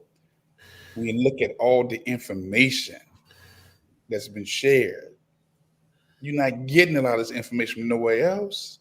People are talking, but they ain't talking like Pat talk. No. Let's talk too. No. On their necks, the wolf. The wolf. Ain't talking us. No. I mean, we're having our channel sabotaged. I can't even pay to get back on the platform. You see this shit here? I'm gonna go on record. I'm not an agent. I'm just not an agent. But I know some folks out there, they agents. Dr. Short is not an agent. Dr. Short don't care, but he's still not an agent. He don't care. He's not an agent. But I pray for him and his strength, because again, I'm fully aware that the people who will hear it. And what we're doing, what we're sharing, will go down in posterity. Well, hold on, Brother Juan and Brother Q. Let me take a brief commercial break, y'all, and the people that's tapped into the chat. Let me know if Brother Dr. Short is lying. Is this a lie? We'll be right back.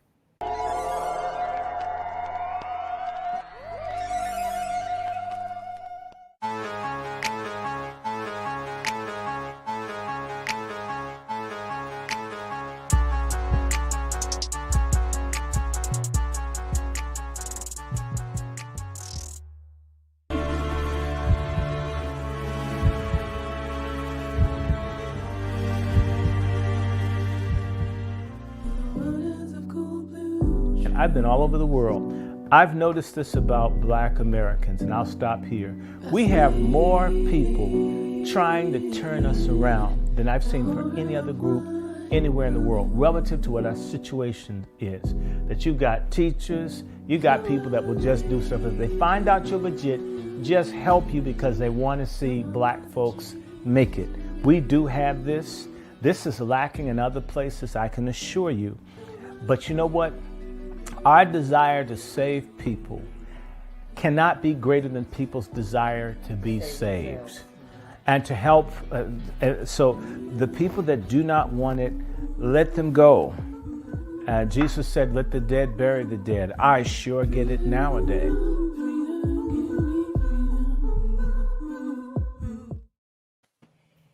going to try to convince Gavin or Whitman. Listen. There it is. Was the brother lying? He's not lying. Look here, I've had to pull back from Black folks. I teach the gun. You can't get these niggas to get gun training. Let me keep it 100. They resist even when I tell you that their self-preservation switch has to be deactivated. Their self-preservation switch has been deactivated. They're on a crash court for destruction.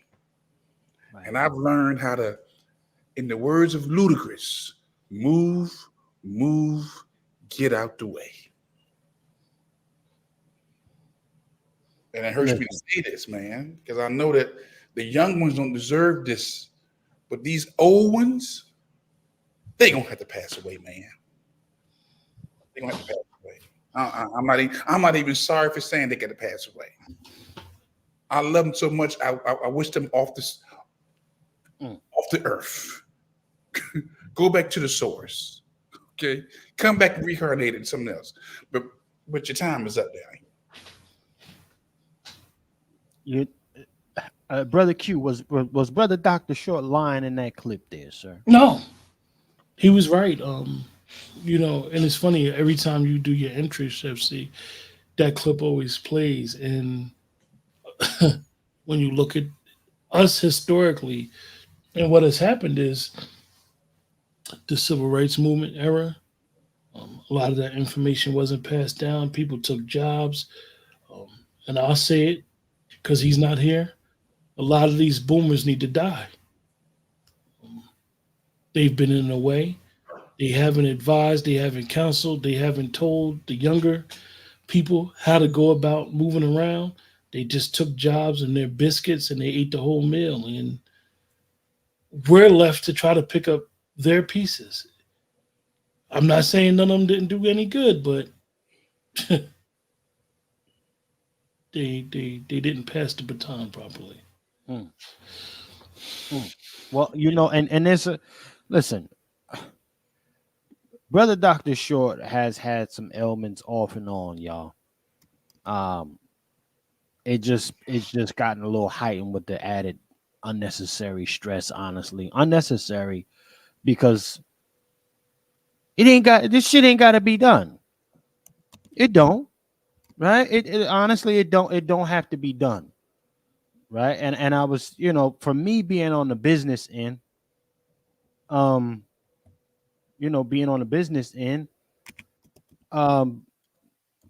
just like, listen, pay attention to what folks are saying and doing. Money where their mouths is, they don't want it.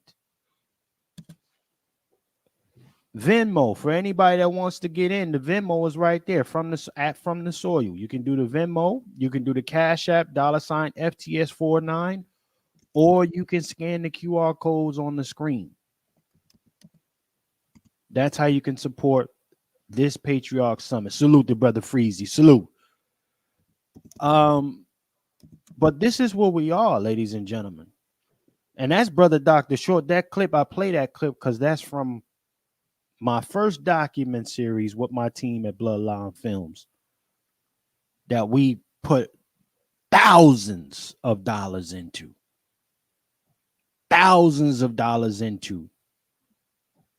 Didn't charge nobody a soul. We went around the country grabbing folks and filming them. Dr. Short was one of the very first people. That episode, him and my brother Lone with firearms. Salute to Brother Juan J. Johnson. Very first people who said they were open to be in this project. We got no support. No financial support for this thing. Trying to pull out season 2. We were able to raise maybe $4,000 and some change. That barely takes care of one episode. Let alone you talk about doing a show that's on the road. But I bring that up because, again, we're learning that, again, you can't give folks anything. So when folks want to give it to you for free, you know, it becomes a bullying environment. This environment becomes takers. If black folks took as much as they do from other black folks, you know, reciprocate that same kind of energy for white folks, we'd be in a different place right now. If you took as much from these other communities, we would have our communities. We will be Black Wall Streets all over the place. And you force folks who give a shit to join that crab in the barrel fucking bullshit. Lip service ain't real service. It ain't. It ain't. And telling a motherfucker to just move and do something else, figure it out, that don't get shit done either. That's not a solution. Money makes the world go around. Ask all those donors behind the Democratic Party or the ones that are actually leaving it. Money talk and bullshit walk. And a lot of times, we learn through this entire process all the time. And I'm saying through anybody that has been infamous with trying to do something for black folk, they learn niggas ain't shit. There's very rare occasions where you get to, definitely not joining the crab in the barrel. I've been out the barrel. Definitely not joining it, Brother Nico. I ain't got no time for it. Brother Dr. Short said if they don't want to save themselves, leave them. Shout out to Brother Wolf. Walk over their fucking carcasses. Stop complaining about shit that you don't got when you don't put nothing forward to make the change. You see folks, active folks, doing some different shit in front of you, and you won't get behind them.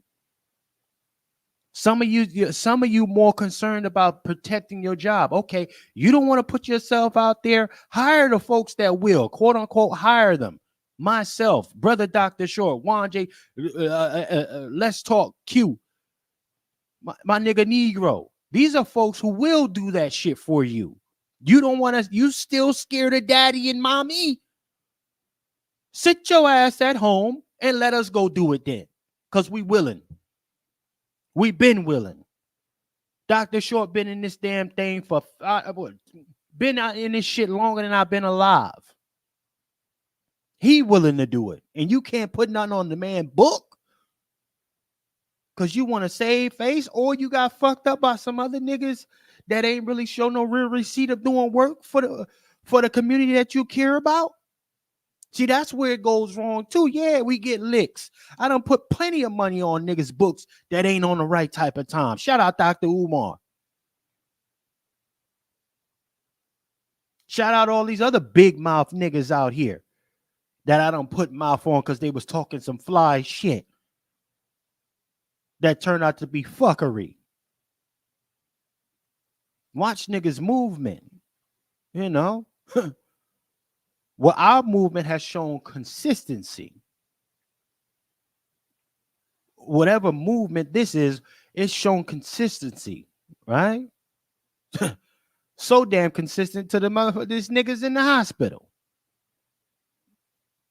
Because this nigga keep giving a shit after getting done dirty decade after decade after decade. This nigga done told me all the shit he done got done dirty for. And shit, I'm almost catching up to him. I'm almost got 2 years, a decade getting dirty shit done to me by niggas. But here's the other side of that, y'all. The niggas that continue to care, it's not because they want to. It's because it's been put on them. It been put on them. Niggas trying to shake it. Trust me. Trust me. I want to tell Black America in so many ways, but fuck you. Trust me, I do. But whatever the hell that is on my shoulder, in my head, in my heart, won't let me slide. Won't let me slide. Won't let Dr. Short slide. Won't let a brother Juan J. Q, a Negro, a bunch of other. Shout out to my nigga Freezy in the chat. Y'all subscribe to Freezy, no captivity. Huh? Folks who care. Young lady told me the other day, said, Chef, listen, I want you to understand. I respect how you feel about Black folk, but it just ain't on me to care. I ain't got it. I would love it if more of our Black folks would say, you know what, I just ain't got it in me to give a fuck about another nigga. That is a different place of clarity. Instead of a bunch of niggas crying all the time. That's a different place of understanding. Okay, you don't give a flying fuck, so we put you over here. But then it's the people that don't give a fuck that come into whatever movements where people actually do care and muddy it. Sabotage it. In the case with this fucking farmer. Fuck it, I ain't gonna hide the nigga. This farmer. All this shit, he knew what type of time it was. And then he comes through and says, yeah, you know, I can't really do this. Bill Gates giving me too much money. You know, I like these white folks is where the money is at. It's true though. But don't tell me you're gonna be on some, you know, some Booker T type of time, right? In the way of funding some shit while you still get to save face. Is you gonna do it or you not? This is what we deal with, y'all. This is what we deal with. If you the nigga that want to save face for White Zaddy, put it on the books of niggas that's gonna be on the grass outside. Put it on their book. Then the guy goes and sabotage the other sponsor we had and told him to pull out too. So now I'm looking at both of them niggas. Was you on the right type of time from the beginning or no? Or you was looking for another way to finesse some shit? They come around us and want to be King Dingaling, but they go around their White Zaddy and want to get their head cut. This is the way these uppity niggas be around regular other Black folk. I bet it was a boomer. They want to be. It was definitely a boomer. They want to be top niggas, top nigga around other Black folk. You got to meet me. I don't trust nobody that I can't meet in person. The fuck? I can't trust no other Black man. You don't do that with White Zaddy. You don't tell White Zaddy he got to fly out to you to sit down with you. That's what he was telling me.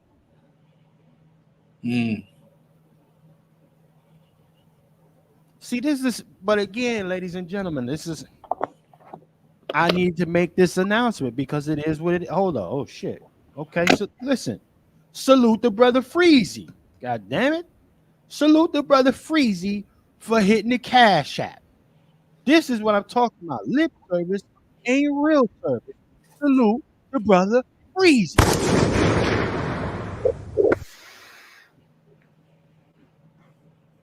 That's gonna go somewhere. That's gonna go somewhere. And it, you know, because we trying to do some shit in here. But y'all want to support the Patriarch Summit? Scan the QR code, ladies and gentlemen. Dr. Short meant anything to y'all. Even if you can say fuck Chef C, you can do a fuck Chef C moment right now. I'm cool with that. It could be fuck Chef C forever. I don't care. Scan the QR code. We trying to do something for y'all, for real. Not no lip service. It won't be as big as I had originally planned. I had the whole motherfucking thing decked out. I did all type of shit, but it's gonna be something. You know, it's gonna be something because we need something different. We don't need another online or in-person fucking gathering. We need productivity, man. This shit is so annoying. Anyhow, brother Juan J. Johnson, sir. Get off my soapbox. Anybody want to contribute or catch a feedback? The QR code is there. Show our Dr. Short that you actually give a fuck about this man's sacrifices. Okay? This man's contribution. Okay? Shit. For those who fuck, I need you to tap in. $5 make a difference. You know? $5 make a major difference for those who have gotten us to this point financially. Salute to you. Even before we even decide to do this, you was putting on. I appreciate you. Okay? For real, for real. Those catching the playback, QR code, my Venmo, @FromTheSoil. Okay? Cash App, $ FTS49. You want to contribute. Brother Juan J. Johnson, sir, anything last that you would like to contribute, Chef C, Chef Russ? United. Listen, anything else you want to say about this, sir? If not, let them know how they can get a hold of you, what you got coming down the pipeline, sir. I just want to say, let's keep Brother Short in prayer. That blood on the brain and that the possible cancer diagnosis is real, family. Yeah. It's very real. So if you, whoever you subscribe to, whoever you pray to, just mention Brother Randy Short by name.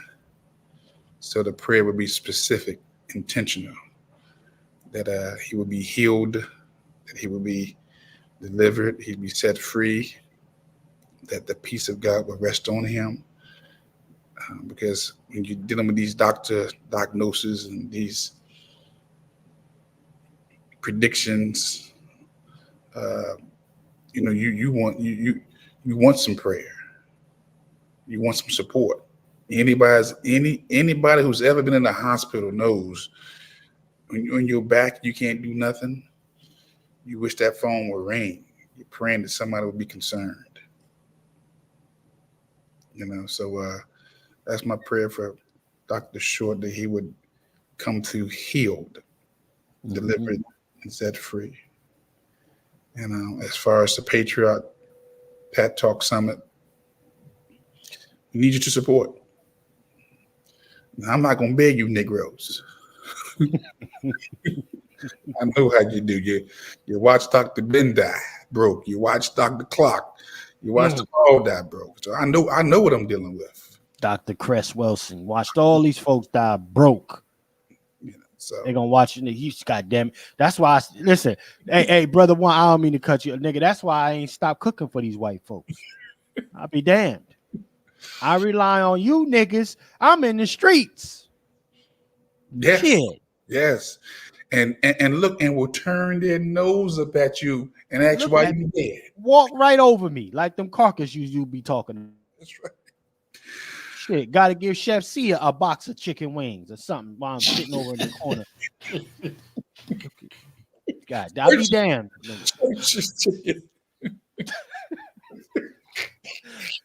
Nothing against the family that's homeless, man, because I was homeless too, but I be damned. I leave it up to a nigga. I was homeless. I've been there. I have been there. So the Pat Talk, please support. And if you go to look at again, my social media Facebook page has been hacked. I don't have access to it. And Got him out the way. They basically was sending out, could you send me $300 so I got a car for sale? I don't have no car for sale, and I have no $300.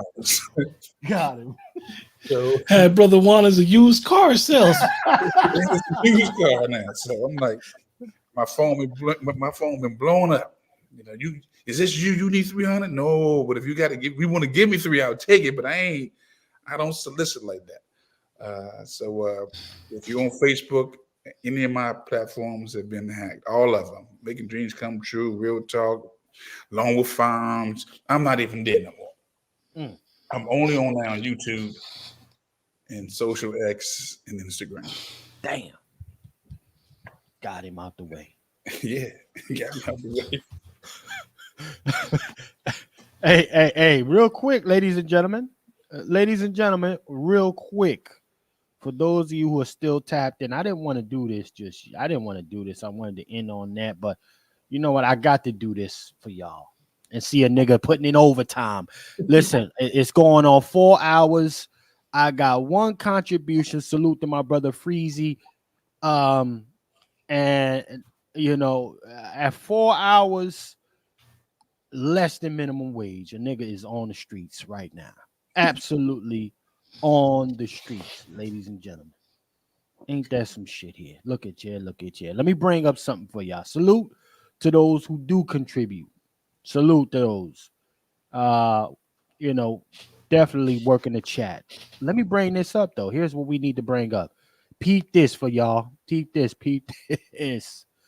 Oh man, imagery is everything. Salute the Coke. Salute the Coke in the building. Ladies and gentlemen. Let me show you this here. Here's appears to be the resignation letter from Joseph R. Biden. Ladies and gentlemen, breaking motherfucking news. Breaking news. Yeah. Y'all know y'all heard it first right here. Right? Y'all heard it first right here on the next podcast. Tapped in with the Angry Black Man's Book Club for Pat Talk. Pat Talk number 32. You understand? Let's read off, ladies and gentlemen. Let's read off for the families. Okay. My fellow Americans, over the past 3.5 years, we have made great progress as a nation. Cap. Today, America has the strongest economy in the world. Cap. Okay. I might get a little I might get carried away, y'all, with this cap. But I got to read. All right. We've made historical investments in rebuilding our nation, in lowering prescription drug costs for seniors, and in expanding affordable health care to a record number of Americans. Cap. We provided critically needed care to 1 million veterans exposed to toxic substances. Cap. Okay. Passed the first gun safety law in 30 years, appointed to the first African-American woman to the Supreme Court. Cap, she's Jamaican. Isn't Ketanji Jamaican, y'all? Absolutely. First African American. Lord, you see, they apply the one big nigga rule more than Black Americans apply the one big nigga rule. Because they, y'all niggas always trying to make other black looking folks Black Americans. But let's keep on reading here. Yeah. Let's keep on going. Okay, appointed bullshit. Okay, America has never been better positioned to lead than we are today. Cap. Damn, this nigga just lying all the way out of office. Let's go. I know none of this could have been done without you. That's a fact. All of you dumb niggas who supported this, niggas and negresses, that's a fact. He's right. The American people and the jigaboos and the honoraries, the migrant, the immigrants, all of them folks. Yeah.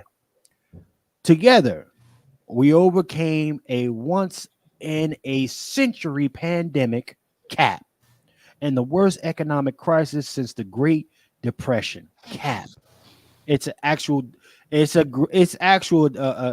We're in a Great Depression right now. Niggas just surviving. But this is another Great Depression, y'all. Look at gas. Look at housing costs, insurances, bank fees, food. We down bad. What's this nigga talking about? Let me keep reading.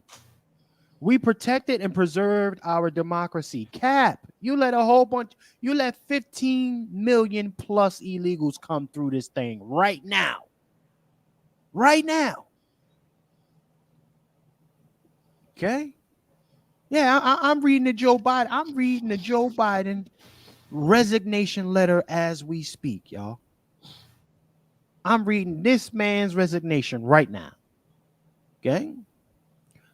Together, we've overcome century pandemic and the worst economic crisis since the Great Depression.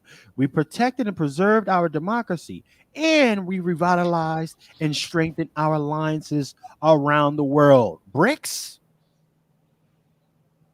Is he talking about BRICS? What? This nigga just lying. Okay.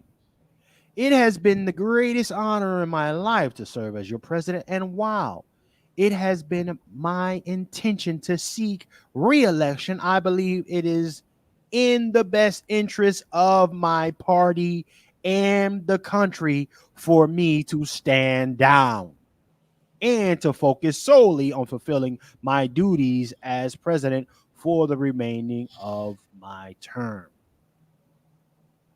Oh, for the remainder of your term, huh? I will speak to the nation later this week in more detail about my decision. For now, let me express my deepest gratitude to all those who have worked so hard to see me reelected.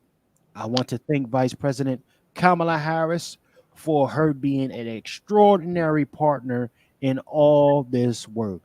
And let me express my heartfelt appreciation to the American people for the faith and trust you have placed in me.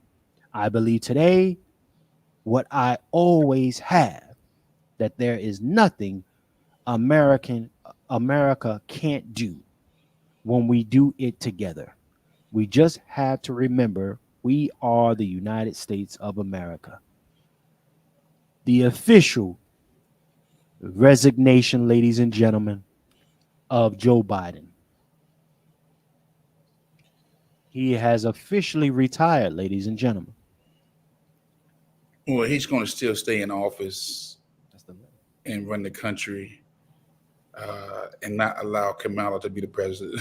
That's a blocker right there. You guys in the chat, what Lone Wolf just said is major. It's not that the president decided not to run for re-election. It's what he didn't say. Come on. He did not endorse his vice president in this letter. He did not endorse Kamala Harris in this letter. He did not endorse Kamala Harris in this letter. Come on, Q. Come on, Q. Come on with that. The fix is in, folks. The jokes We is have to in. realize Biden-Harris ticket. When you run on that ticket, you get donors. They got over $300 million of donors. Come on. They literally have to give all that money back because it will not be a Biden-Harris ticket anymore. The Democratic Party has given up on you. All that democracy shit that they've been talking, excuse me, Come on, Chef you C. come with it. Yeah. All that Come with it. democracy stuff that they've been talking and they're fighting for democracy. No, they've been fighting for power and control. And they're willing to give up their power and control to fall back for 4 years. Whether they can get a candidate or not, or whether it's Hilary or not, they're willing to give it up right now. So they don't give a F about democracy and this guy's going to destroy everything in Project 2025. Project 2025 is a think tank piece. Come on.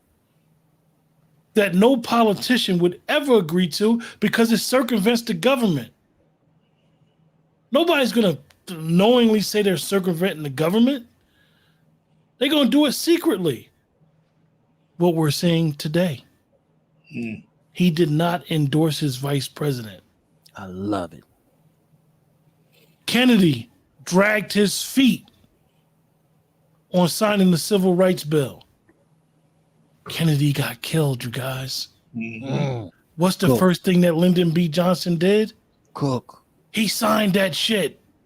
Cook. He was against it the whole Let time. him cook. But he signed it immediately. You know why? To get the black votes for over 60 years. That's when the blacks decided to fully come over to the Democratic Party. We need to wake up, y'all. We need to wake up and see what's going on. And I'm not an advocate for any party. I'm a registered independent. My party is black. Come on, talk that. But let's get one thing straight. Any of y'all who said y'all Democrats, I'm not going to blast you. I'm not going to say anything about you. Because that's what you choose to vote, and you think that their vote and they speak for what your values are. But this clearly is a circumvention of the rules because they did not. Kamala Harris is supposed to be running for president right now. That's the point of the vice president. Hold on. Listen, salute to y'all, man. If you're not subscribed, make sure you subscribe. Somebody y'all. said he endorsed her on Twitter. I'm gonna check that. And let's see if we got the receipts, y'all. I don't want to. Y'all, listen. Y'all do realize what we was talking about and the irony that it follows with this resignation while we're in this broadcast, y'all. Do y'all see what's popping right now? Huh? Come on, man. It ain't no coinky dink. You figure dig me? It can't be no coincidence. We talking this shit, breaking this shit down, and the nigga throws in the towel. Off the top rope his ass. Get him out of there. Look, you're seeing a classic case of the Democrats destroying democracy in pursuit of power. Come on. That, man. Come on.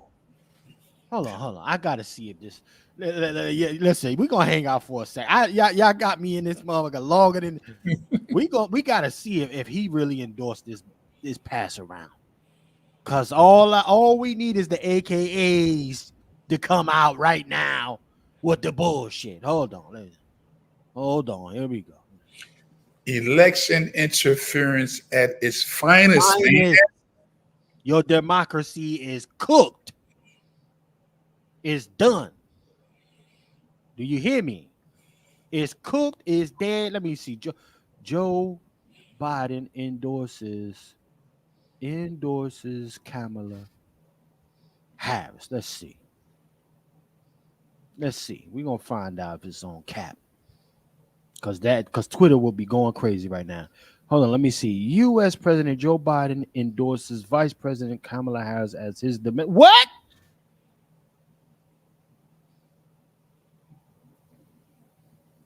Oh shit, it's real, y'all. Oh shit. The people chose Joe. The powers that be said he had to go. Hold on. Let me see. Let me check. Watch the convention. That's all I'm gonna say to y'all. Hold on, y'all. Let me put some respect on something real quick. Hold on. Oh shit. Different time, y'all. Hold on. Let me see something. Let me see. Oh shit. Okay. You got. Oh. Shout out to Hannibal for the cash app. In the cash app. In the building, Hannibal with the cash app. Let me sound. Oh no. Let me go with it. Let me drop a plate. Salute to everybody riding with us. Salute, Hannibal. Salute. Appreciate you. Yeah, y'all. We're going to bring this up real quick. Oh, shit. It's official tissue, y'all.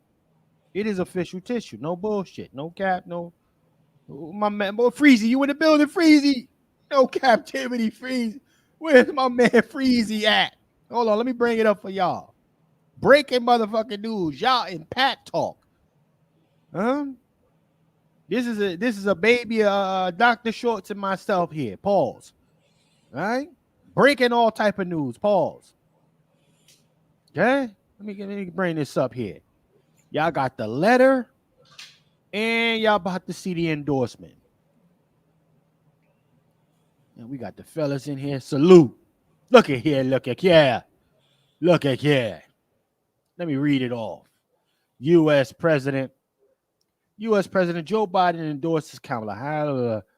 Let's see. Let me go to Joe Biden. Let me go to Joe's page.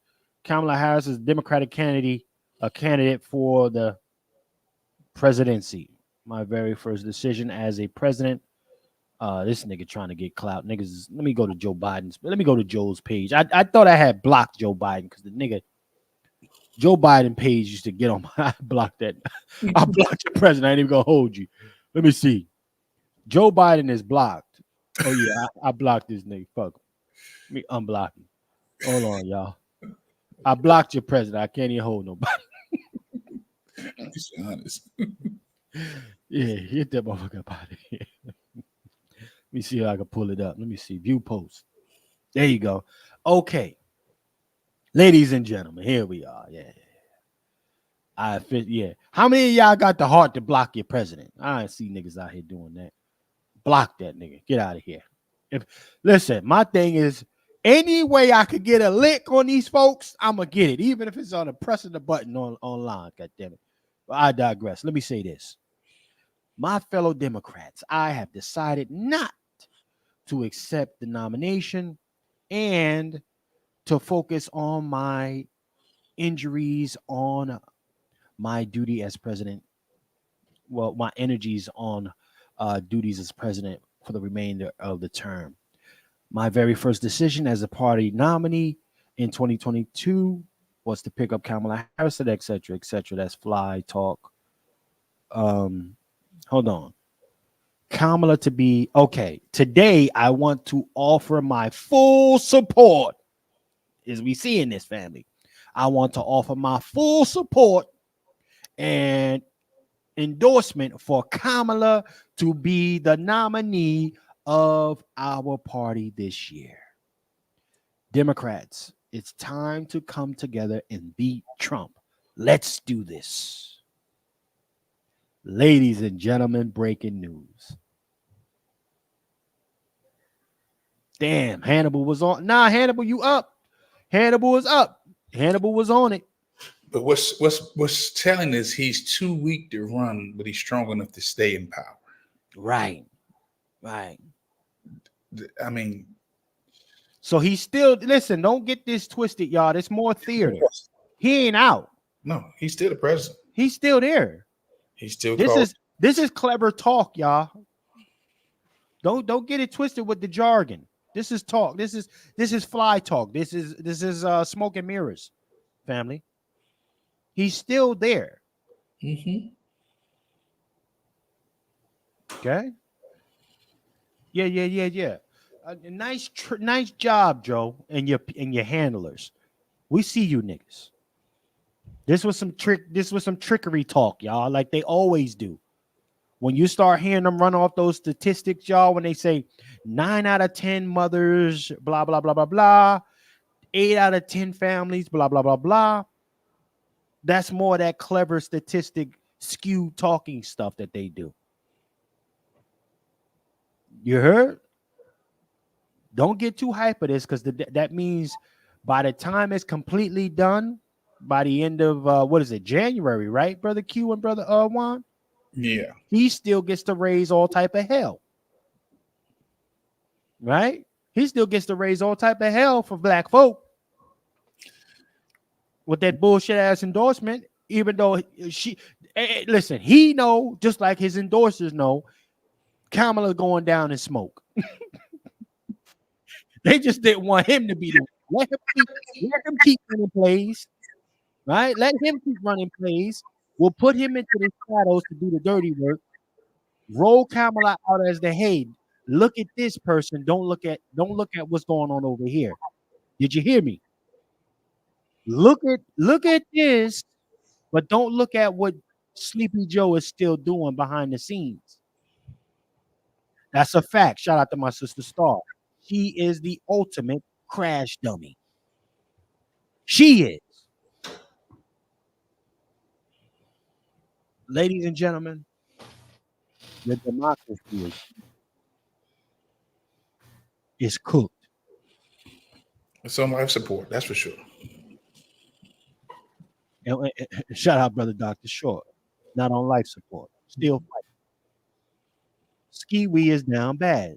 Shout out to brother Nico. Look, brother Q, what's for you, man? Let's talk.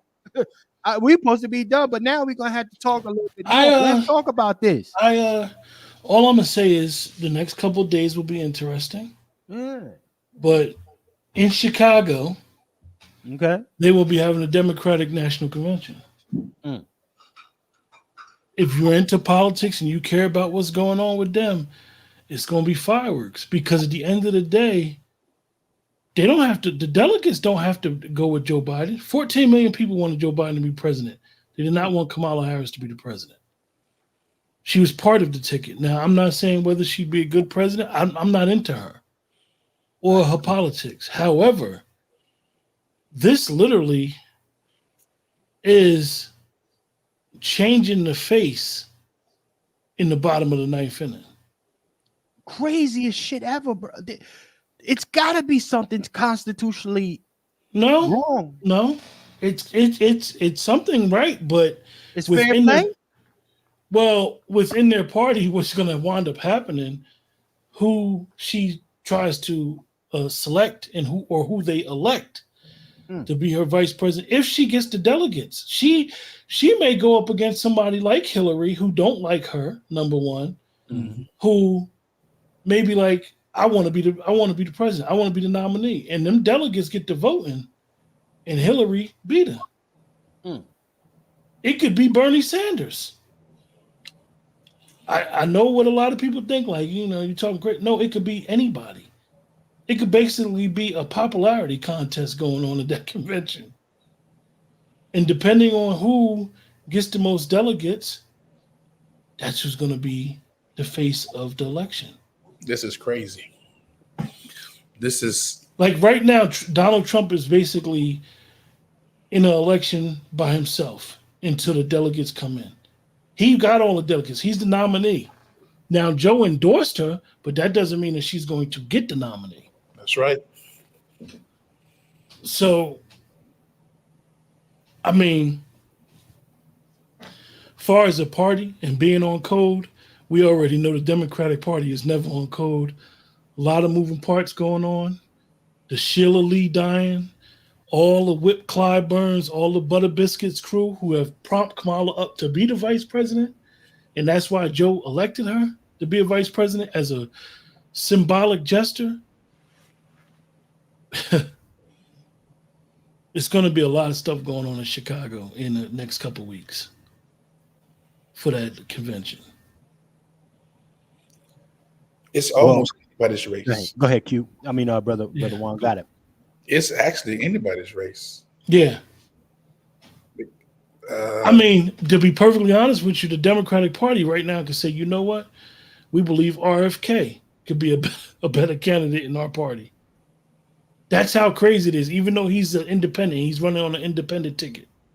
It's anybody's race to race against Donald Trump.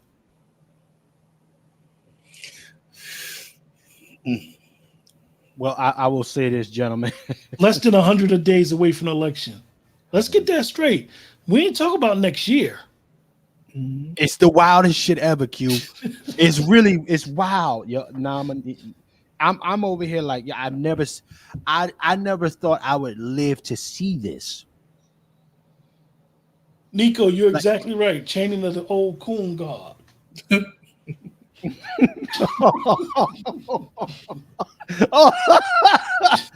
Right. Because Nico, trust me, the CBC been so quiet. Oh, they're gonna be loud this week. Oh, they're gonna be loud. Listen, and go on Instagram and all the sites. Watch how they be shucking and jiving. Watch Roly Poly. Watch all these guys, these talking heads. If you want to look at the theater, but I prefer that you follow New Black Media to get your answers, to get what it is. Sometimes you got to sit in the stands and watch the people fight. This is better than pay-per-view. This is better than the Floyd fight. This is better than the Tyson fight in its prime. What's going on? Well, gentlemen, I'm gonna say this. This is this is white on white crime.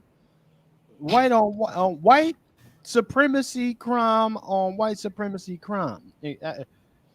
You know, I have never listen, man. This is the best. I don't even listen. I you can't get better TV than this. You can't get better TV than this. Niggas, stay out of it. That's all I could really say. Mind your business. Do what you gotta do. Make your moves. There will be some kind of backlash, even with this at the bottom level. But just keep your head on a swivel. Look out for your interests. Look out for your community interests if you that kind of person. We've never seen anything like this, ladies and gentlemen. We have never, ever seen anything like this. Is phenomenal. Trust me, Joe Biden never wanted to drop out the race. This is. I mean, we talk about Biden and Joe, but it was Jill calling them shots. Jill, you couldn't get close to him. In there, she was the president. Star says she gonna get some Merlot. Right. Pearls. Salute real quick, ladies and gentlemen. Salute to my sister Star for hitting the cash. Absolute.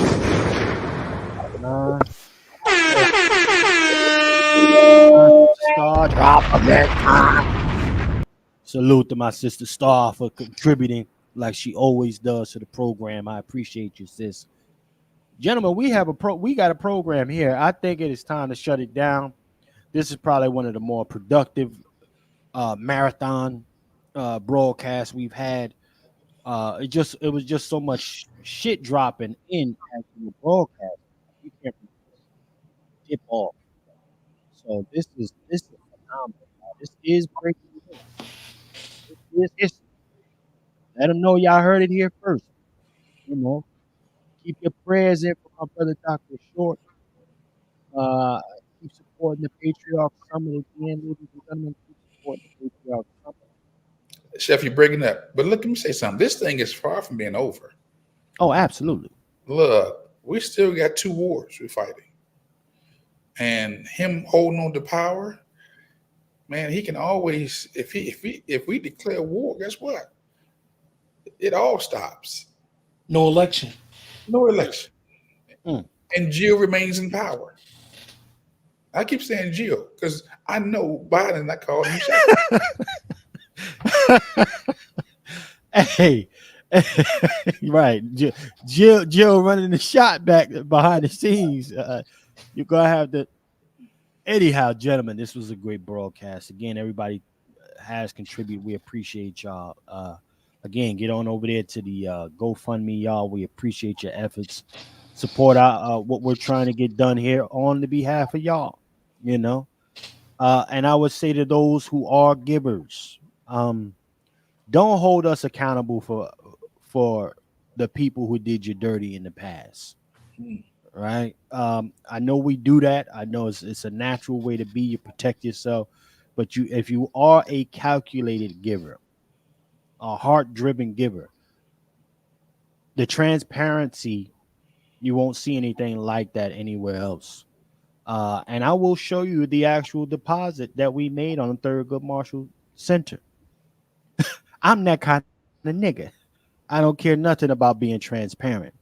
So if you are a giver, you will see where your money goes. Mm-hmm. You will see it. Miscellaneous fees and all this other shit. And other things that folks like to take that money and do. That's just not us over here. But nonetheless, I want to thank everybody for joining us here today. Brother Q, any last words from you? What's coming down the pipeline? So prayers for Brother Short. Prayers for Absolutely. Brother Short. Prayers for Brother Short. Unfortunately, what's going on, a lot of political commentary probably coming. But other than that, man, just like I said, take care of yourself first. Take care of your family first. Make sure that they get the right mental and physical nutrition that they need. And be aware of what's going on in the world. I mean, some things don't have nothing to do with you, but then some things do. So appreciate everybody in the chat. Appreciate you guys' support. Appreciate you guys more than you really believe it. With that, great opportunity to be on this panel. Now we can enjoy some of this day. Salute to Brother Q in the building. Salute to our brother. Brother Lone Wolf Juan J. Johnson, sir. Anything you got coming down the pipeline, how to get a hold of you, and your last thoughts, sir. Again, you will see me more on my YouTube station. Mm-hmm.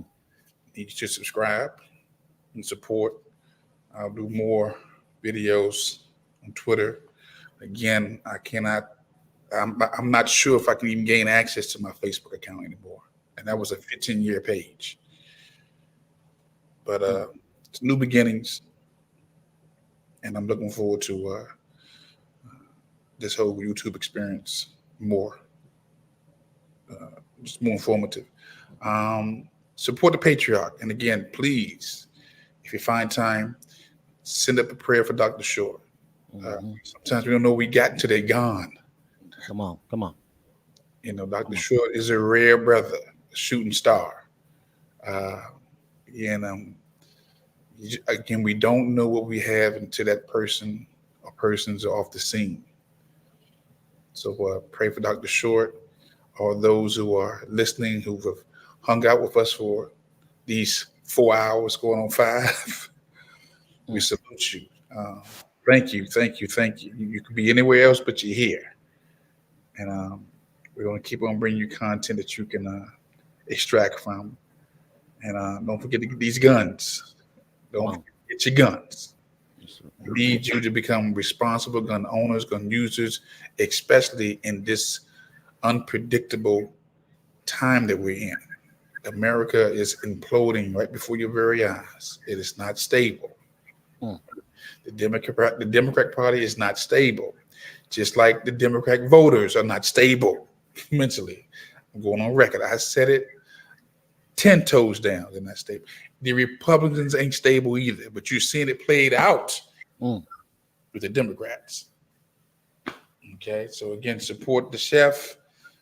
Support Let's Talk 2 on the next Angry Black Man, the Negro, Brother Vape, and I'm Twiz.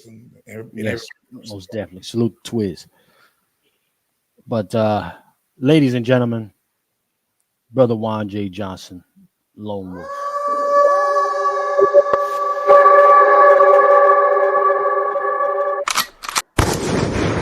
Yes, indeed. Yes, indeed. Brother Juan J. Johnson. Appreciate you, man. This is ladies and gentlemen, this is the broadcast.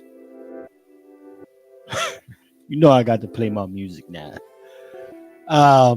Ladies and gentlemen, I do want to thank all of y'all on behalf of our brother Dr. Short for Pat Talk number 32 in his honor. And want to thank these brothers for coming up and always riding and sliding the way that they do. Ladies, we brought breaking news to you, ladies and gentlemen. Breaking news during a live broadcast about the very treasonous individuals who stand in way of you getting any form of reparative justice or justice in general, resigning and stepping down. The ancestors are working for those who believe in that.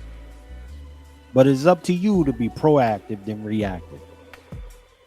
And with that being said, if you're catching the playback, support the Patriarch Summit, support all programs here.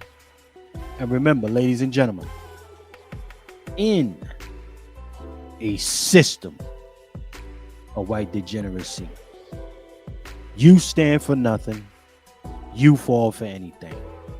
My name is Chef C, and I'm out.